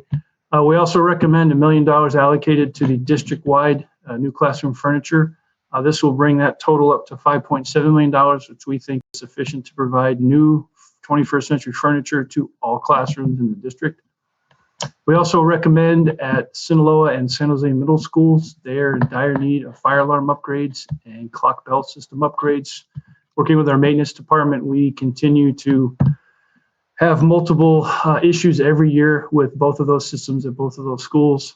So based on those issues, we highly recommend that money be invested to upgrade those two for the sites. Hamilton's issue is it's sort of encapsulated in their elementary school part. So it was kind of hard to split that out for them. And then lastly, San Jose has adequate sized kitchens to meet their needs. However, they are very old and they're in need of modernization to remove old equipment and unneeded equipment. Also to provide conditioned space for those two hot spaces. So we recommend $1.5 million for modernization to that kitchen, or those two kitchen areas at San Jose. So that totals about $9 million of that 16. So that leaves us with $7 million. And to help the sites direct some money or have some money to address their specific needs, we are recommending that we take that remaining $9 million and split it up as follows: $4.25 million to Sinaloa for their site-specific projects. Same for San Jose, $4.25 million, and then $500,000 to Hamilton. Now, what the process is for this is we plan to work with the sites over the summer, try to get a committee together, some representation, and then in the early fall, start of school, meet with them to go through their needs and priority needs. As most of you know, some of the staff at two of the middle schools has changed since we did that initial master plan. And we'd like to get their input on what's a priority to them, and then take those lists and bring them back to the board in the fall for review and approval, and then move forward on how we specifically spend that money for those projects. So again, that's basically the recommendation, just explain that. Moving to a timeline for you, looking for board approval of this allocation tonight, and then again work with the staffs in September, come back to you around October. Also let you know, if approved tonight, we will start work at Sinaloa. You've already approved the kitchen work there. We also have deferred maintenance that's been approved there. We would combine this newly approved work with that to do one giant project in the summer of 2022. I would also come back in the fall of 22 with schematic designs for those middle school specific projects developed by the committees and approved by you. And then through the fall and winter, from 22 into 23, we'd work on that detailed design and getting through DSA, and with the expectation and goal of trying to have these projects completed in the summer of 23, 24, and maybe into 25, depending on workload management. So again, as this is a discussion action item, we are recommending approval of this allocation as broken down. So as the $7 million for staff recommended projects, as you can see listed here, and then with the remaining $9 million, we recommend the listed distribution to the three middle schools. With that, happy to answer any questions or provide any additional information that the board needs. Questions from the board? I got one public comment, so let any clarifying questions first? But go ahead. I mean, go ahead. Okay, we're going to take the public comment, okay? Thank you. Go ahead. Good evening. Hi, thanks again for having me this evening, trustees, superintendent, Mike. I am frustrated to hear that all of the time and money and energy we spent to identify projects back when I voted for this is now going to be redone. I'm frustrated because I voted and I fought and worked and phone banked and posted on social media to get this passed because of the projects that we came to as a community and I established as priorities for both San Jose and Loma Verde. But tonight I'm here as a parent of San Jose students and as a teacher at San Jose, and I'm really frustrated. I know I've talked about this issue, this item for years now, about how the middle school just really seems to just, be that typical middle child. And I don't feel like we're getting the attention that we deserve. I don't feel like we're getting what we were promised when I voted and when I worked really hard to get this to pass. San Jose desperately needs a new track, and we desperately need a space where our students who feed into MSA can perform. I teach in a classroom that doubles as a theater, and cramming 80 adults into a room with 30 students to watch a live performance, I don't know when that's going to be possible again. And I know one trustee on the board has been to one of my performances, and I think they could tell you that it was cramped. And seeing that beautiful performing arts center at Novato High and how wonderful that experience is going to be for my students when they get to high school, I need to prepare them for that. I need to teach those kids how to be on stage, how to have stage presence, how to speak with volume and emphasis, and how to really set them up for success in high school. And our track is at this point dangerous. As a community member down there, I've spent a lot of time during COVID, the shutdown on that track, pacing, and I can, it is really I'm so thankful for our PE department who's there in the mornings and in the evenings and on the weekends, maintaining that track. The middle schools really need some help. We lose students at the middle school level. We keep them for elementary, they leave for middle, they come back for high school, and there's a reason for that. We're being left out. So I really hope that you'll get those notes out and see what we identified back when we voted for this. Thank you. Other comments? Okay, nope, we're done. Diane. Okay, I have some questions, but I'll just tag on to what Mariah just said. I recognize I've been a part of the process before it was even a bond measure, and having sat in those meetings and all the enthusiasm that the architecture and the staff was brought in, I appreciate her sharing her thoughts, and I can say that as a parent, having done all that, it is a little bit of a letdown to see the things that we weren't able to accomplish with the money, but also understanding that it was a big, broad scope of, what things could be done. And touching on what she said, one of my comments, which I wasn't going to say, but I will say, is you look at how much is left over. If we move forward with this to the elementary schools, I think I have a note here. I think it's not much that will be distributed to the elementary schools for them to decide. So with all the circumstances, additional costs, and just everything, we are where we are. So right now, speaking to the middle schools, I wanted to ask, Mike, are you still there somewhere? Yes. Okay.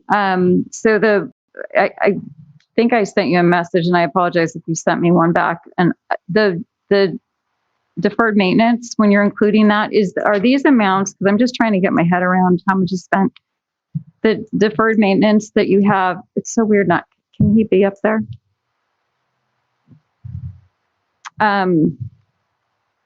So on some of the slides, you mentioned what's been spent, but then is that part of the deferred maintenance bucket that we set aside earlier on this year or end of last year?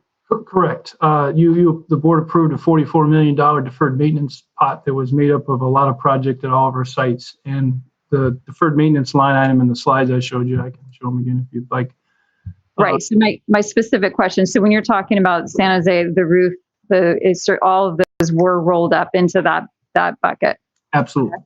Okay. I just wanted to make sure it wasn't something set, because I had thought that the deferred maintenance was more as things came to be broken, then they would be fixed. So it's just, it's doing it as we go along though too. Correct. Okay. And then the only other question, I think actually that, you know what, I'll just leave it with that. Thank you. Welcome. Other comments, Trustee Mack? Just 2 questions. I'll try to keep it quick. And forgive me for not asking you this beforehand, Mike. I should have. I just missed it. Talk me through why the Sinaloa gym needs $3 million worth of work, but the San Jose gym does not. I kind of look at.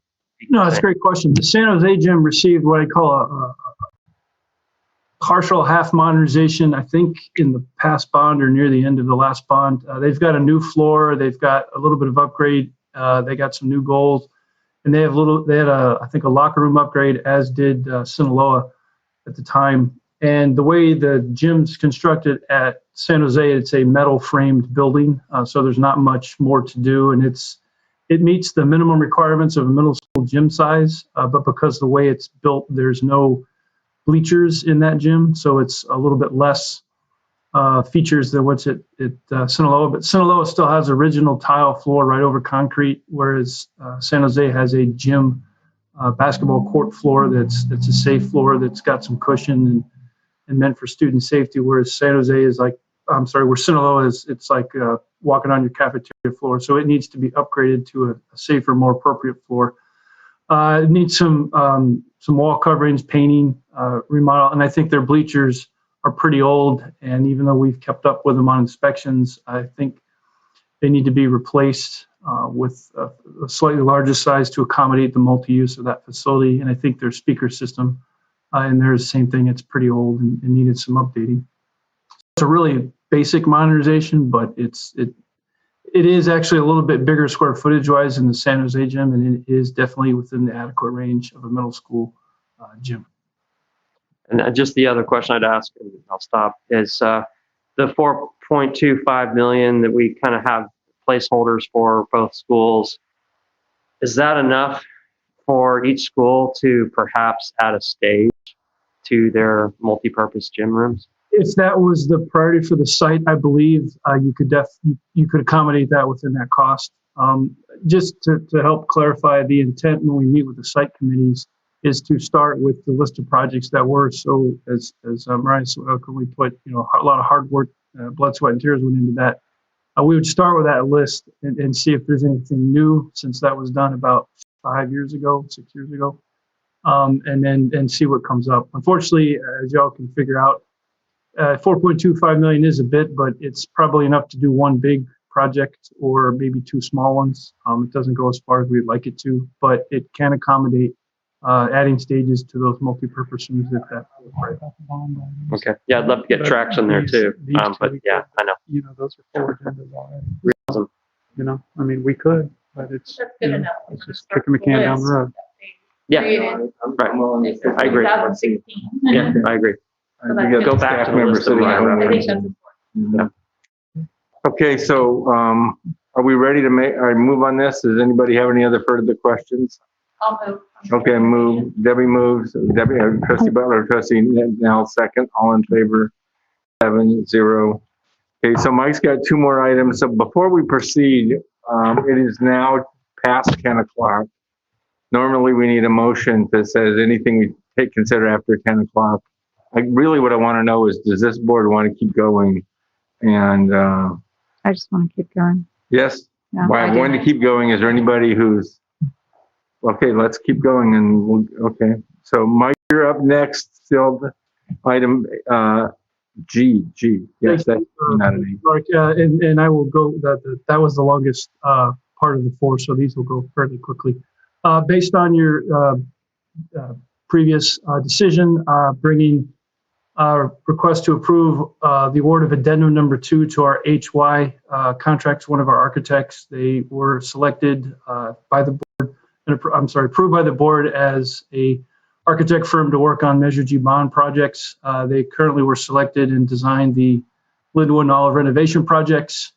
And based on your previous approval for the additional projects at Sinaloa, gym and deferred maintenance, and then the Pleasant Valley kitchen, which you've already approved, we need to add this to their contract and looking to get board approval to award $145 contracts, which is $555,000 or so for the Sinaloa projects and $195,000 for the Pleasant Valley project to their contract.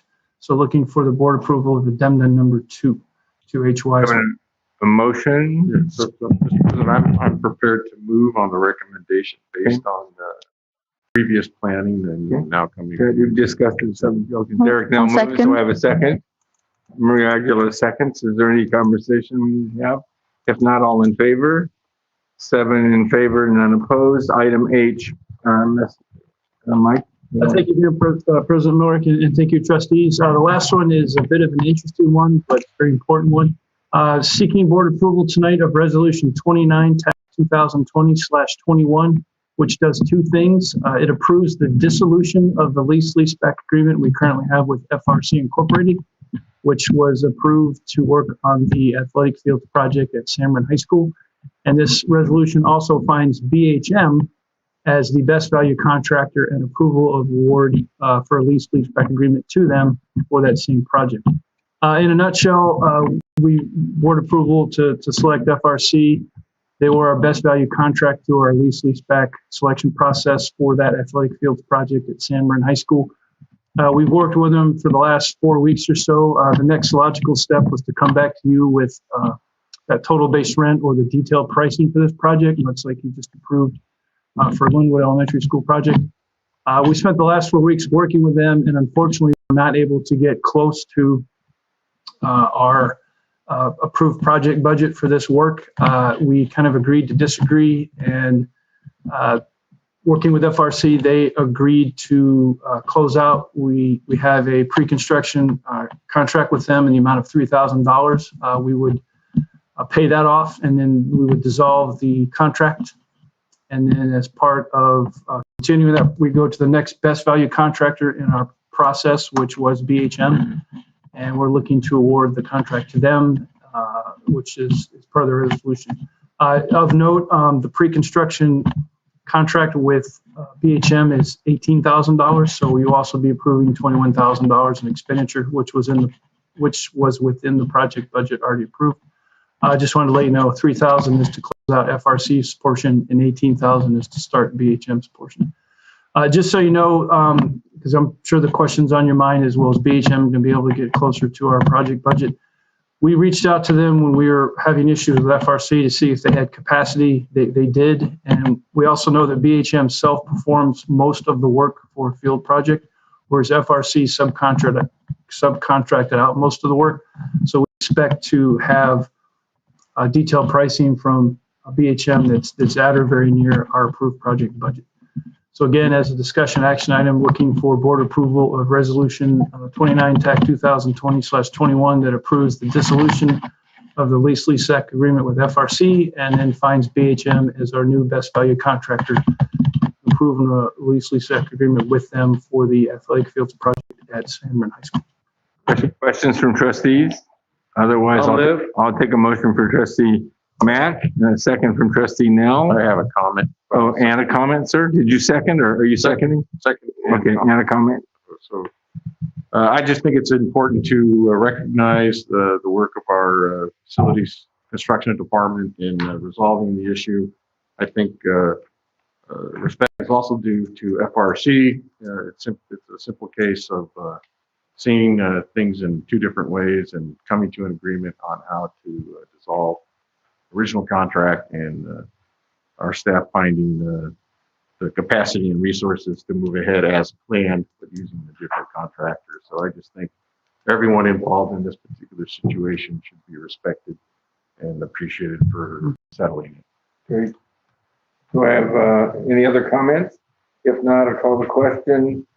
So it's approval of resolution 29/2021, the dissolution and approval of the negotiated contract with BHM. Both together. All in favor?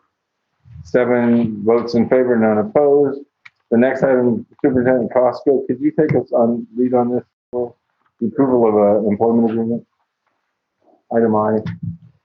Yeah, so very happy to have Assistant Superintendent Ferrer join us again to talk with us about the hire of our new Assistant Superintendent of Education Services.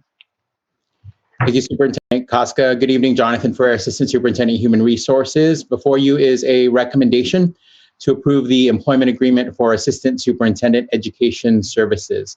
As you know, Assistant Superintendents are contracted employees with their contracts presented to you for approval.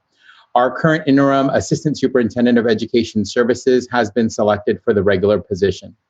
The selection process included multiple data points and interview participation and discussion from management and unrepresented employees, certificated employees, and classified employees. In order to ensure a smooth transition and continuity of instructional services and leadership, the district recommends Jennifer Larson be appointed with your approval to the position of Assistant Superintendent Education Services effective July 1st, 2021. Until that time, she will remain in the interim capacity. This is a discussion action item. The district recommends the approval of the Assistant Superintendent Education Services Agreement. I can hear comments or take questions at this time. Comments or questions for Trustee Butler? I move. I second. Second, Trustee, moved by Butler, seconded by Trustee Mack. I think this is a known quantity. All in favor? Very much so. Yes. Hooray. Thank you, Jen. Superintendent Koska, I think you guys just hit a home run. Yeah. We're now moving on to the staff report. Thank you, Jen. We're happy to have you on the team There she in goes. this new capacity. Are you still sitting upstairs? Yep. Good. Thank you very much. Next item is on the agenda is item 10, staff reports, and item special education annual update. Superintendent Koska, do you want to lead us on this item? Sure. Director Chrysler's here to talk with us a little bit about what's going on in special education. Really proud of the work that Director Chrysler and her team have done through the pandemic. We've seen unprecedented challenges for our community as a whole, for our schools as a whole, and more compounded for our students with special needs. And just significant complexity to delivering to meet the needs of our students with special needs. And so a big special thank you to Director Chrysler. But, she couldn't do this without the team that she has doing this work out there in the field. So to all of you, thank you so much. And with that, I'll turn it over to Director Chrysler to give us her update.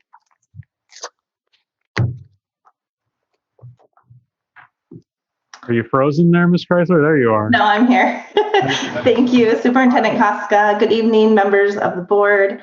I am here to share with you our annual update for our special education department.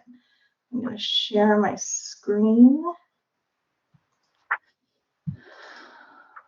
Can you see that? Yes, we see SPED squad.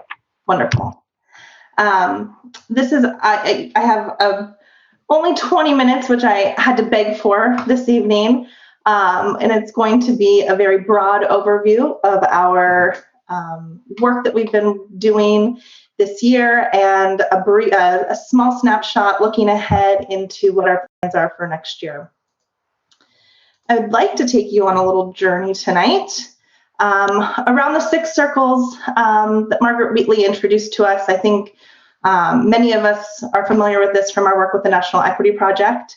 And we've used this opportunity to just retrain and reframe the work that we're doing in the context to provide a really common framework for students and staff success. You could take all of these circles out of context and investigate them in isolation, but at the end of the day, it's really one very intertwined conversation. In my first year, the three major points that we identified for leverage for improvement were the need for structured systems, improving relationships, and legal compliance, so that we are monitoring the compliance of the civil rights entitlement of our students with disabilities. We do this one transaction at a time, navigating relationships between our families and the district. COVID has given us some opportunities that we are going to carry forward with us. And then we have some things that we also are going to leave behind in the past. So join me on this journey as we take a little walk around the 6 circles. In terms of structure, it was very clear that we needed a very transparent structure that was intentional, deliberate, and a very shared, and that was something that was robust enough for us to allow all of our stakeholders in special education to engage and embrace in the work that we're doing towards continuous improvement. I'm not going to go through all of these individual highlights. I'm happy to come back and give a more in-depth presentation on any of these items or a combination of them. But some of the things that we worked on were work organization charts, flow charts, increasing our representation on the TLT team. We have established collaborative with our MCOE partners so that we can ensure that compliance across the system and across the continuum of services is consistent. Part of the SPED study that came out from School Services of California was the need for more collaborative relationship with our maintenance, operations, and transportation team to ensure our transportation policies and practices were efficient and deliberate and intentional and very clear. Working on making sure that we have continuums of our programs on single campuses. So where we had piecemeal programs, our 3rd through 5th grade so-called classroom was on one campus, our TK through 2nd grade classroom was on a different campus, really moving those classrooms to provide students with the opportunity to attend their program, TK through 5, just like their peers that would be attending their neighborhood school under those same parameters. We're working on CalPads to make sure that our ability to certify and secure our funding based on the numbers that we have and the students that we serve is clean and scrubbed clean each and every time so that we're maximizing our reporting systems to the state. During the pandemic, we have taken the money that was allocated for the COVID funding and used some of that to increase our staffing, particularly in the areas of our school psychologists and our occupational therapists. And we're excited to launch our school psychologist intern program during the 21-22 school year. We've started recruiting and we've interviewed and we have 2 and we're waiting on maybe a 3rd psychologist. So we're hoping to build a sustainable pipeline for our staffing situation, creating a mentorship with the current supervisors that we have available on our staff to be able to mentor upcoming school psychologists, which we know there is a national shortage of. So we are hoping that we can home grow our own and train and retain them. So in terms of our processes and procedures, the special education plan that was submitted to the California Department of Education focused on several areas, and I'm going to highlight 2 of them tonight. ELA math participation was one of the areas that we identified, and the root cause that caused our dashboard to start to move the needle towards the orange and the red was that we identified that there was inaccurate, out-of-date information in the data system and the need for our district and non-public school staff to collaborate on training and testing protocols, create incentives that motivate the students to take the test all the way to completion. We noticed they were starting the test but not finishing it, and making sure that we have effective tracking systems to ensure that that completion process is carried through. Susie Hirschfield has been a wonderful partner in this work. She's been working with our NPS just in this season of testing right now to help provide additional reinforcement support in that area. In terms of the special education plan, that's targeting our ELA and our math achievement scores. One of the root causes that we identified was the need for a district-wide supplemental curriculum. We utilize the core curriculums that are available to us, but we have our staff that have kind of picked and pulled and gathered what they have, used over the years to provide intervention and supplemental curriculum to that core instruction to ensure that our students are able to access their grade level standards. But what we need is, and we're investigating with the program specialist taking charge of this work to move forward with exploring a math curriculum as well as an ELA curriculum that can be provided as teaching tools in our SDC and our resource classrooms. We're also exploring Goal Book Toolkit, which is a tool that will help our case managers be able to take their present levels of information that they gather from assessments and use it to put into a system. And the system then guides the case manager through a process of determining goals that are related to our essential standards, which is part of the work that our TLT is doing. And then it also provides resources for them to provide ongoing assessment and information that they'll be able to use to judge and determine how students are making progress towards their goals on an ongoing basis. The other main thing I'd like to address in terms of our processes and procedures is down at the bottom, where we are participating currently in a study that MCOE is facilitating in partnership with California Children's Trust, where we're looking at really the landscape analysis and doing some opportunity mapping related to medical funding and mental health service delivery throughout the county. Behavior health department is also a part of this project. So I hope to bring more information about that because I think this is an underutilized opportunity where we might be able to tap into some more funding available to expand the mental health services that we are providing to our students. In terms of patterns, and I apologize, these graphics are small, but one of the things that we have the fortunate opportunity to track is the captain data right close in our backyard. Andrew Weir is on our team, and he is our lead captain cadre regional leader, and that's through also through a partnership through SELPA. And so we're looking really closely. He's come and spoken before about the trends that we're noticing in our students that are on the autism spectrum. And these two graphs just show a very comparative, brief, broad, general, snapshot of what it looks like in Marin County and how Novato fits into that puzzle. So that circle pie chart on the left-hand side is showing that in the county, we have about 415 students that qualify for special education services with autism as their eligibility. 29% of that group is represented in Novato. The next closest district is TAM, and they have 16%, where we have 30. And then the next district after that is San Rafael City Schools, their elementary level, which has 10%. The graph just below that is showing the discrepancy between gender and students that have autism.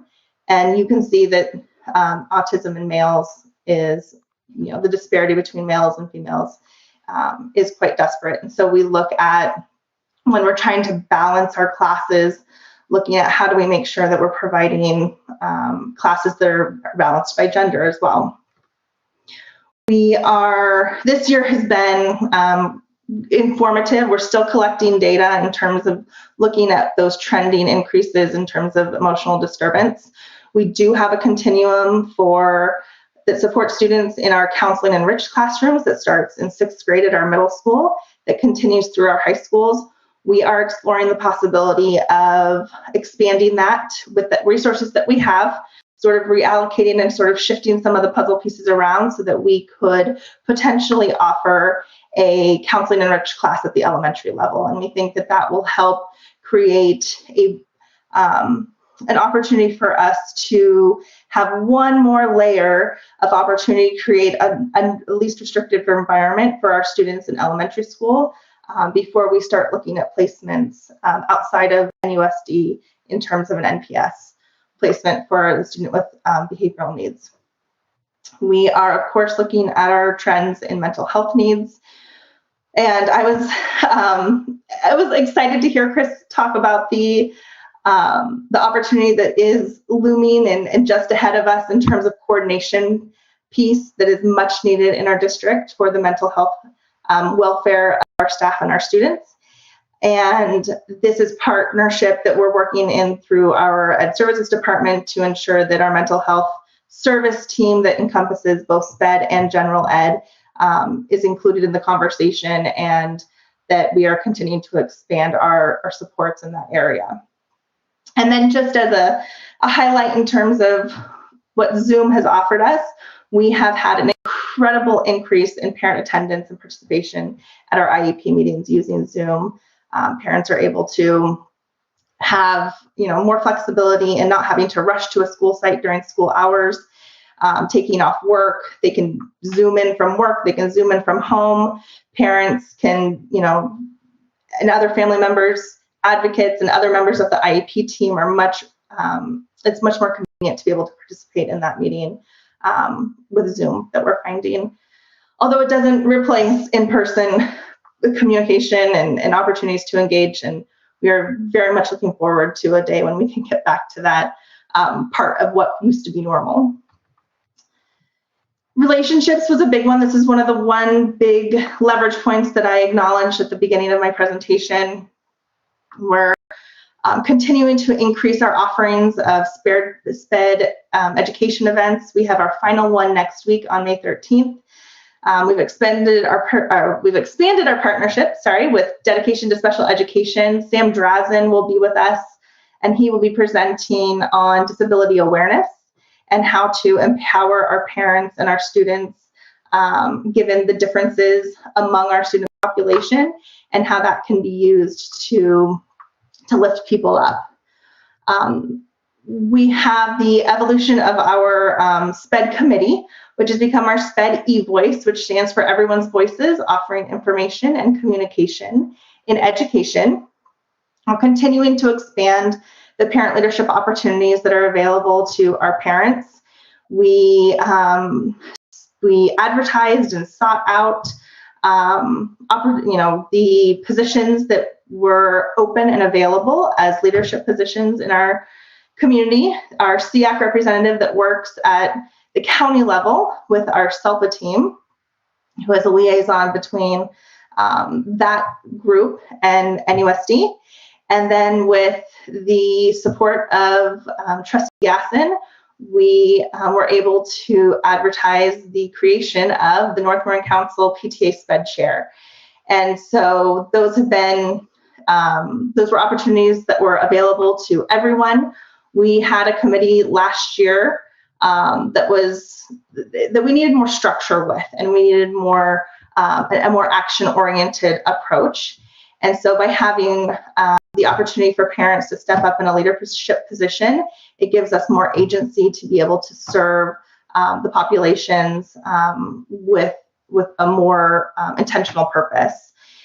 We are continuing and working with Rhonda Fleming to expand that representation to our DLAC committee so that we can continue to expand and make sure that we have a well-rounded representation of voices that are participating.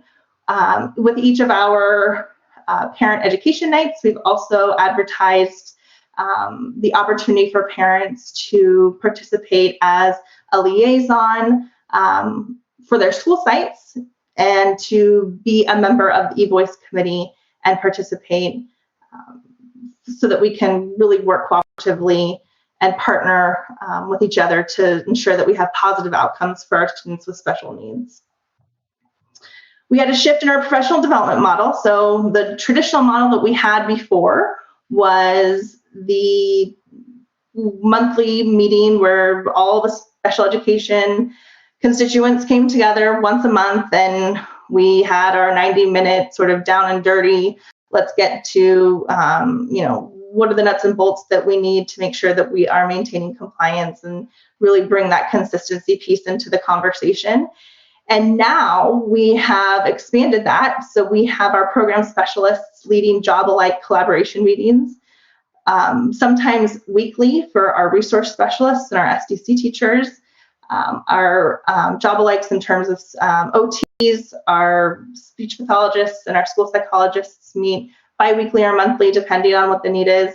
And they're coming together more often than ever before, just out of the convenience of being able to do it through Zoom and not having to travel and exhaust time unnecessarily. So those opportunities are more abundant, and we're finding that they're more productive and that we're able to move the work forward quickly.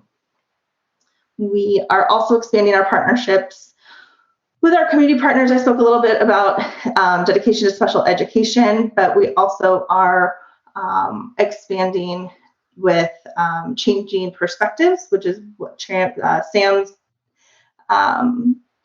what his organization is, and we are excited to hopefully continue that work into the 21-22 school year.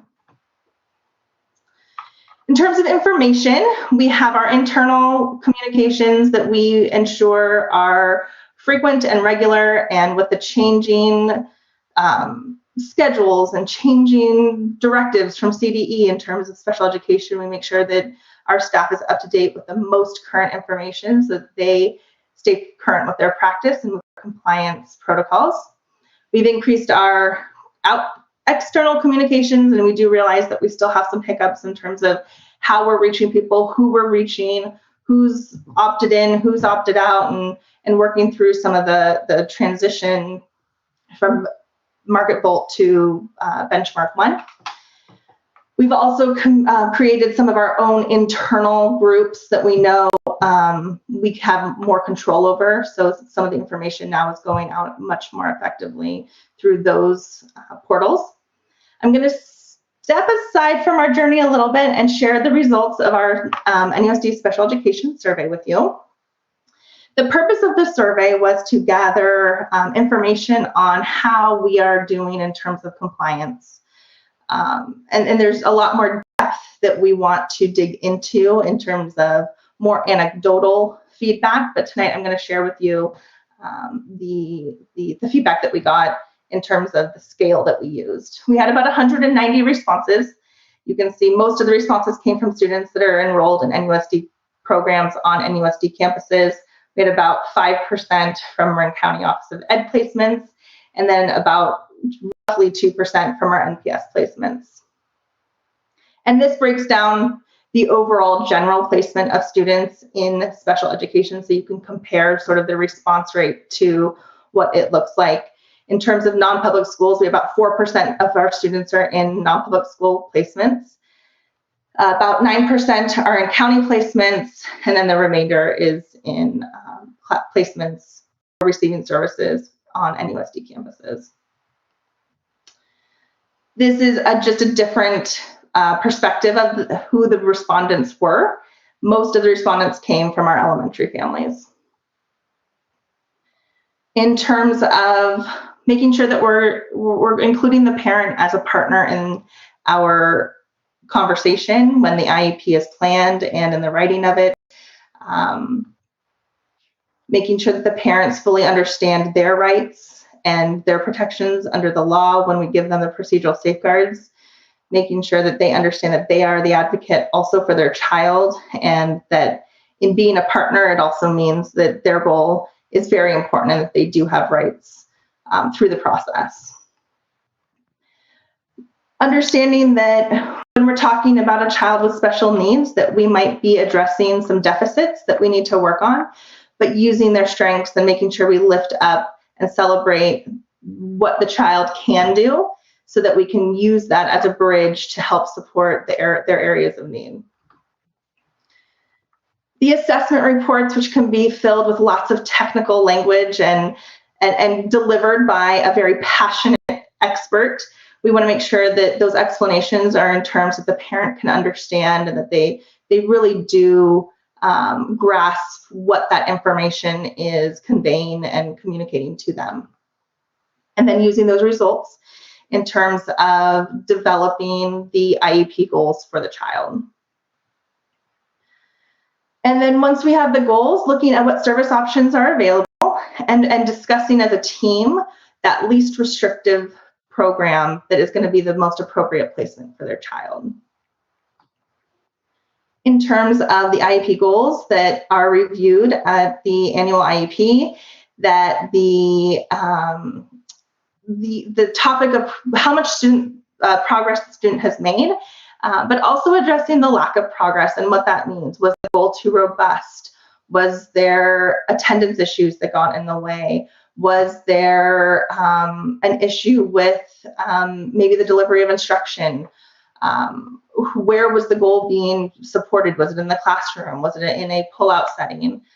Looking at what are the reasons and the variables so that when we're reviewing and updating the IEP, that we're addressing those areas that might be areas of need that were present in that conversation. This is an area that we realize that we do need to address more clearly in terms of talking about the transition to the next level the student may be progressing to, whether it's the next grade level, the next big transition from elementary to middle school or middle school to high school or to post-secondary. When the parent receives information from the IEP team, we want to make sure that information is provided in their native language, and that also our communication prior to leading up, the IEP itself, during the meeting, that we have an interpreter. And we have several different services that we use to provide that information for our parents to make sure that they are absolutely a part of the conversation.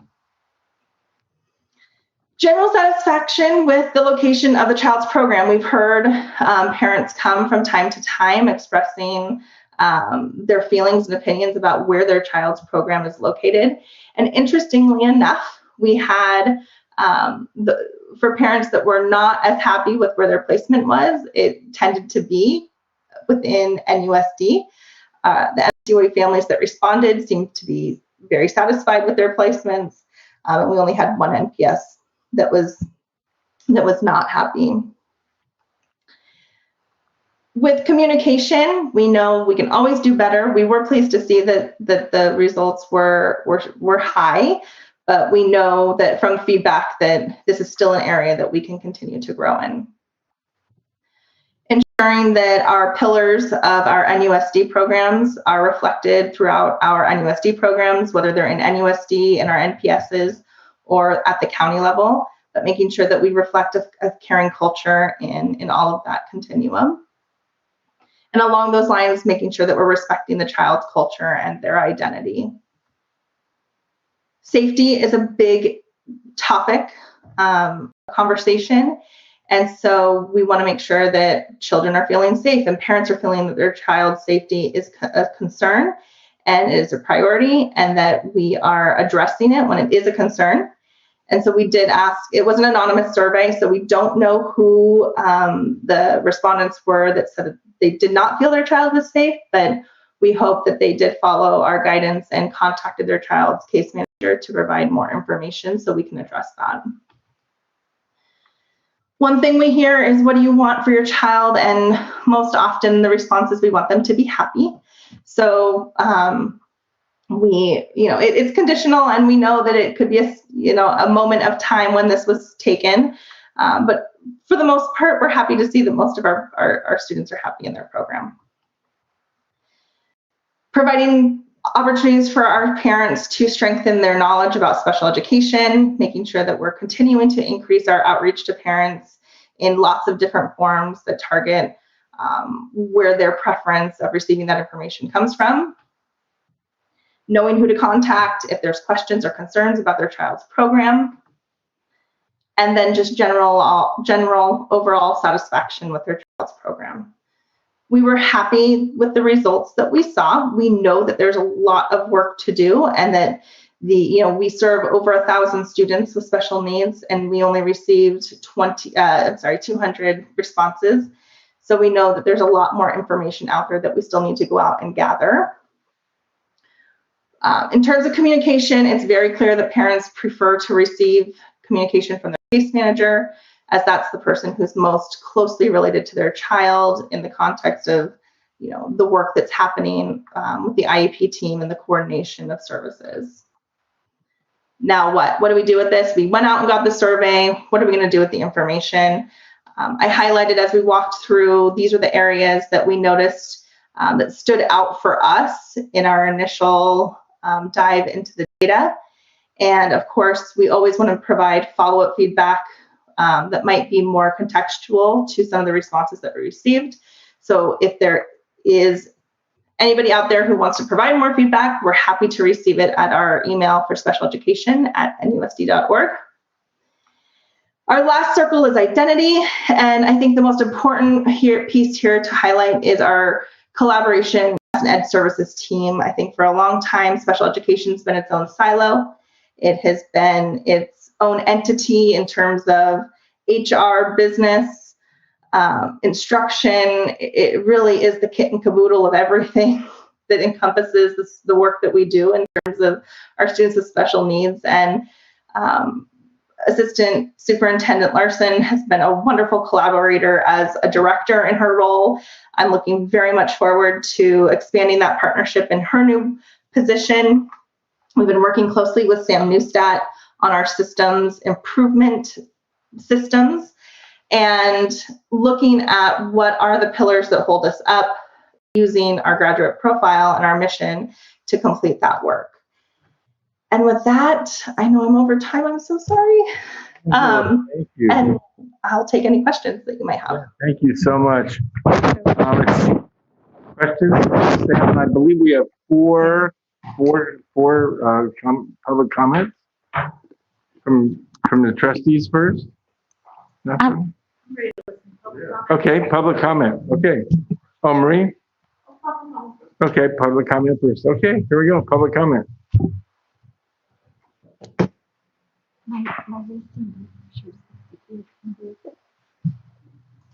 Team McCormick, you're on.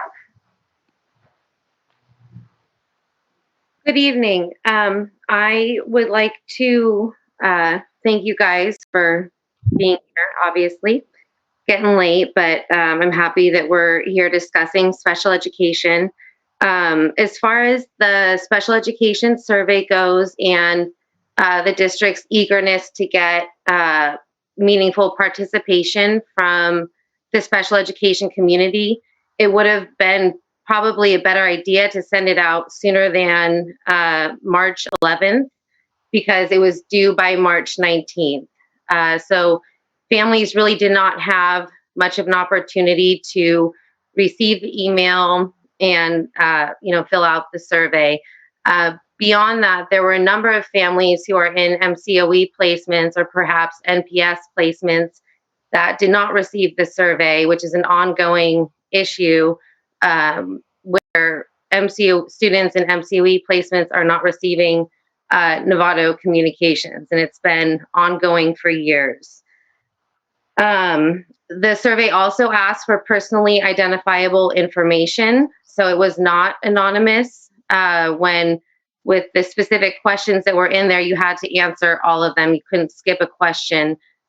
So that likely prevented at least some people who did see it to not participate because it was not anonymous. I also would like to, so my point in saying that is I think that I question the meaning and the validity of that survey and what that really tells us, if it's even really an accurate representation of what's happening now. I also wanted to address the equity issue and the equity imperative. Equity is always discussed.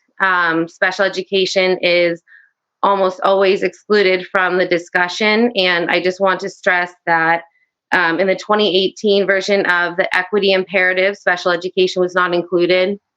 And I have 50 seconds left. I just realized that. So I want to address the Special Education Committee. We met up until January 2020, and there was a situation, there was an incident that happened. We had one more meeting after that, And the committee members offered to meet by Zoom, and the district refused to do that. So I absolutely disagree with the assertion that there is a special education committee happening this year and that, something happened last year. That's not accurate. It's not accurate. And I really would like you to reinstate the special education committee. And I wish I could say more, but my time's run out. Thank you. Chelsea, thank you very much.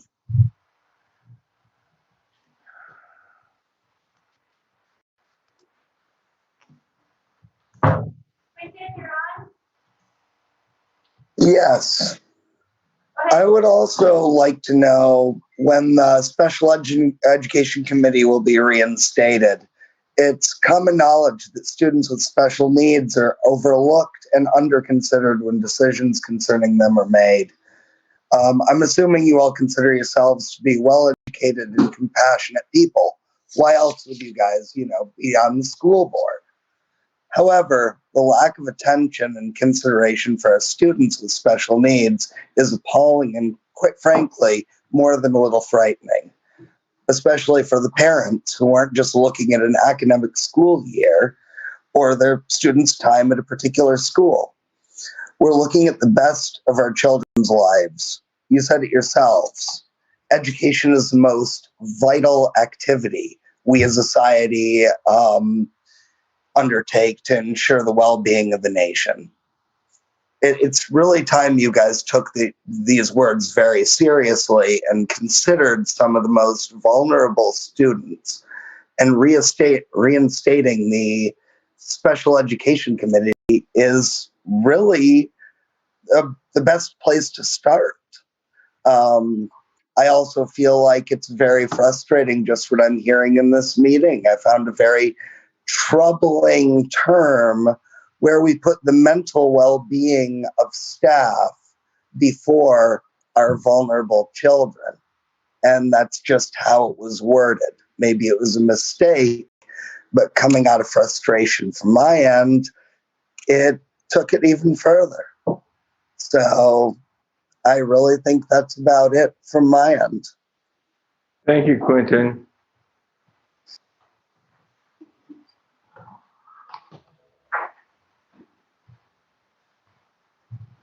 Vicky, go ahead.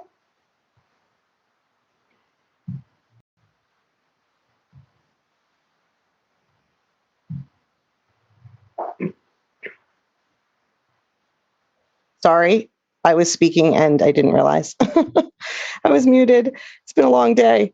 I am the parent of a second grader at Lou Sutton. I'm also a member of the 7-Eleven committee, and I'm the parent of a special ed student. So I've been all over the meeting tonight. I want to thank everybody in the district, Mary Jane Burke, and everyone for helping stabilize the 7-Eleven committee process. I just wanted to say that. In regards to special education, I am aware that schools were asked for representatives for the special education within their school. I am a little confused by the other things that we have listed as committees for parental involvement. I'm not understanding why we don't have the same setup as DLAC or ELAC in schools. That seems like it would be very straightforward to just have a DCAC and a CAC at every school. But I do feel the need for it. Parents need to be able to be empowered to voice their needs and opinions as to how the process is going. I had one comment in regard to your presentation in terms of the numbers of girls and boys. My son is actually one of the 415 NUSD students with ASD. The girls versus boys with autism, girls are it is a known fact that girls are misdiagnosed or underdiagnosed or misdiagnosed, missed as in completely missed when it comes to autism. I would be really interested to see how our district numbers compare to national numbers, and if that is off in any way, and if we are missing girls in those cases. And I would just like to say, I also do like the Zoom meetings for IEPs. Those are beneficial for all of the reasons that you said. It's much more accessible for many parents. That said, I think there are some parents that struggle with the technology, so it might not work in every case. We have to consider that. I do think that there's a lack of inclusivity with this particular marginalized community, and with equity on the forefront of everyone's minds and hearts in daily discussions. I just respectfully ask that we all recognize that we can and must do better for our children. Thank you very Thanks, much. Neha.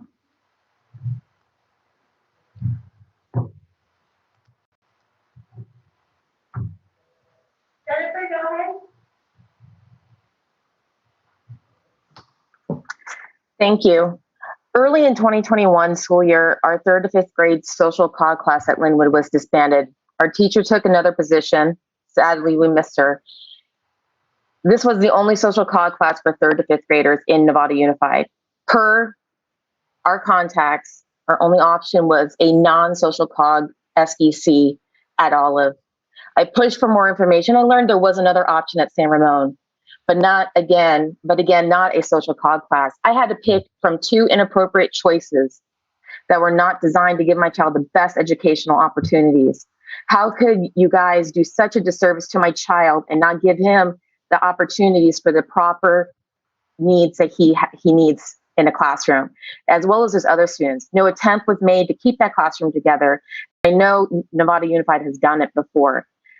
5th grade has been fine in his current classroom, but my child's not nearly prepared enough for 6th grade.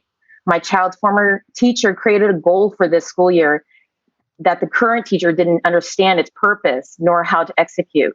And talking with the incoming 6th grade teacher, this was an important goal to help my child's progression into 6th grade. A social cog teacher would have understood the importance of this goal and how to teach it. While my child learned some things this year, it has not been nearly enough to prepare him for 6th grade. My child's lack of preparation for 6th grade falls on the shoulders of the school district and not having a proper placement for my child and for the services that he needs. During COVID, my child's been robbed of mainstreaming opportunities. It has been part of my child's IEP to have mainstreaming hours each week. There have been no attempts to find a way to achieve this much needed goal. Mainstreaming is important to his development. We talk about inclusivity and accepting others that are different from you, but this message seems to get lost when we talk about our atypical developing students. If this was truly an inclusive district, our special education students would not be separated from the general student body. They would be in the same classrooms daily, learning side by side with their peers, or by Zoom, learning with their typical developing peers. We would not have to worry about fighting for mainstreaming opportunities. I feel like I always have to fight for his rights. Not only does my autistic child benefit from these mainstreaming opportunities, but so do the general student body and the faculty. Why is Hamilton Middle School the only option for my child when Sinaloa is literally right up the street from me? He is now having to be bused across town. He is being deprived of opportunities to help him grow socially and independently if he could just walk to his school that's right up the street. We've been forced to move schools every 1 to 2 years. That deprives him of opportunity to bond with classmates, build a community with his fellow students, the staff. All students deserve an equitable education experience and within their neighborhood. Thank you. Jennifer, thank you very much. Okay, thank you very much. Back to the board. Any questions for Angela? Angela, good evening. I think we say good night now. Yeah, no, I was just gonna acknowledge. I know how hard it's been this year, particularly with COVID for you and your staff. So I just wanted to say thank you. The thought that went into trying to do the survey to families and reaching out, and I know that you're working with that. So thank you for your efforts and your team's efforts. 2 other comments I'm just going to make, and it was interesting to hear that one parent. I was questioning if we could, for those families that prefer Zoom, continue that. That seems like a real positive outcome of COVID for sure, is that it makes things a little easier for those who choose to do that. So it'd be interesting to see as we get out of, I guess we didn't make it into yellow today, but as we try to progress forward into the next year, having that potentially be an option. And then the other thing, to address some of the comments about the committee, and I know your team's been discussing how to connect more with families and everything, and the steps that have been taken. I just would like to put out, you'd mentioned about the North Marin Council PTA special education chair that we have now in place, and that would be a place to start. They're trying to find parents and community members within different schools and locations. So that would be a great opportunity for families to get connected and advocate for their students, which was the intent of that position. In addition to learning more about legislation that's going forward and financial considerations that we can put forth to help and support all of our schools and students. Thank you. Other comments from Trustee Aguilar? So just really quick, I just want to say thank you for sending out the surveys, the Spanish, in Spanish. I know it's a lot of work. Appreciate that. And I do have some questions, but I'll just, because of time, I'll call you later, another time. Thank you. Okay, questions from other trustees? If not, this is just a report. We don't have to make an adoption. So Angela, thank you so much for spending the evening with us. And I will be talking to you, I'm sure, in the next couple of weeks. Superintendent Koska, the next item on the agenda is the summer supplement program. And could you lead us through the issue? Yeah, absolutely. We have Amanda Davis is going to join us, our interim director of student success. Before she dives into her talk about summer supplemental programs, I want to specify that this is the sort of a recap of some of the traditional summer school programs that we've done historically. I know I'm probably stealing a little bit of your thunder, Amanda. And then in 2 weeks, you're going to get a plan provided to you by the Education Services Department in partnership with the Business Services Department about how we're going to be using the one-time funds that we've received to offset the learning loss that's occurred during the pandemic. So know that this is course 1 of 2 on summer school programs. So with that, I'll turn it over to Director Davis. Thanks for being here. Good evening, President Miller, trustees, and Superintendent Koska. Tonight, I have the opportunity to share with you some of the summer programs that we will be offering NUSD students across our 13 school sites. And just as Superintendent Koska did share with you, the programs that you will see tonight are the ones that we do traditionally offer to our students. There will be some that I will share a little glimpse into the thinkings of our teams and the needs that we're seeing for our students. And we'll be coming back to the board for looking for guidance and approval. So with that, I will share my screen.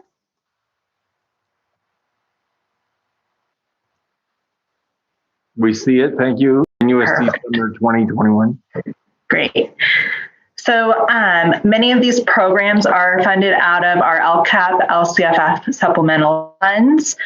Some of them will be looking to use some of that one-time funds that Superintendent Koska was referring to from our expanded learning opportunities. So the first one that I will be presenting to you tonight is Aim High. This is a program that takes place on the San Jose campus. It is a partnership that we've had for the past 3 years. These teams work with our NUSD teachers. They provide enrichment opportunities, academic support. It serves students that are coming into 6th grade through 8th grade. They spend a lot of time around the social emotional learning and working on building relationships. This year, they will be doing a hybrid of virtual and in-person activities, and it'll all be based around project-based academics. The next one is our Camp University. From previous years, our Camp University has served students in 1st through 5th grade, and it serves primarily our English language learners, including newcomers. Then we had a second program that was the Newcomer Academy for our secondary students 6th through 12th grade. This year, we will be combining our students 1st through 12th grade for all of our newcomers and English language learners, primarily levels 1s and 2s, because we've seen so much success from the Camp University structure. So what that'll look like is they will receive academics from NUSD teachers in the morning, partnered with our YMCA to have camp counselors co-teach and work with the teachers in the morning, and then they will do enrichment with the students in the afternoon. They focus on English language acquisition, and they usually have a STEAM focus. One of the things that I will preview for you that we are looking to embed into our summer offerings as a need across the board is summer math bridge programs. This would serve our elementary students, so rising sixth graders. Our current fifth graders who will be sixth graders. There's a transition into middle school math that we want to be able to help support them with their foundations to start the year off strong. The next one is the bridge of our middle school students to Algebra 1. So really, again, helping provide some acceleration opportunities so that when they go into Algebra 1 as freshmen, that they are able to start the year strong with those understandings and those concepts. And then the next one is our Algebra 1 to Algebra 2. Traditionally, in our programs, our students at high school level will take geometry in between Algebra 1 and Algebra 2 if they haven't done it concurrently. With this year's schedule with the 4x4, it is likely that we do have students who would have taken Algebra 1 as freshmen and then would have taken perhaps first semester geometry and not had a math the second semester. So we want to help, again, bring back some of those concepts that they had learned in Algebra 1 that they'll need to be successful in Algebra 2. The next one is our credit recovery. So here at the district office, we offer our senior summer school credit recovery, and this serves our seniors who are 10 credits or less from graduation. They come here and they work with an NUSD teacher to finalize those last credits, usually through an APEX course, and then they are offered a graduation ceremony during the summertime. Cool. And then at our high schools, they offer credit recovery for other grade levels outside of seniors to be able to make up credits from classes that they have failed as well.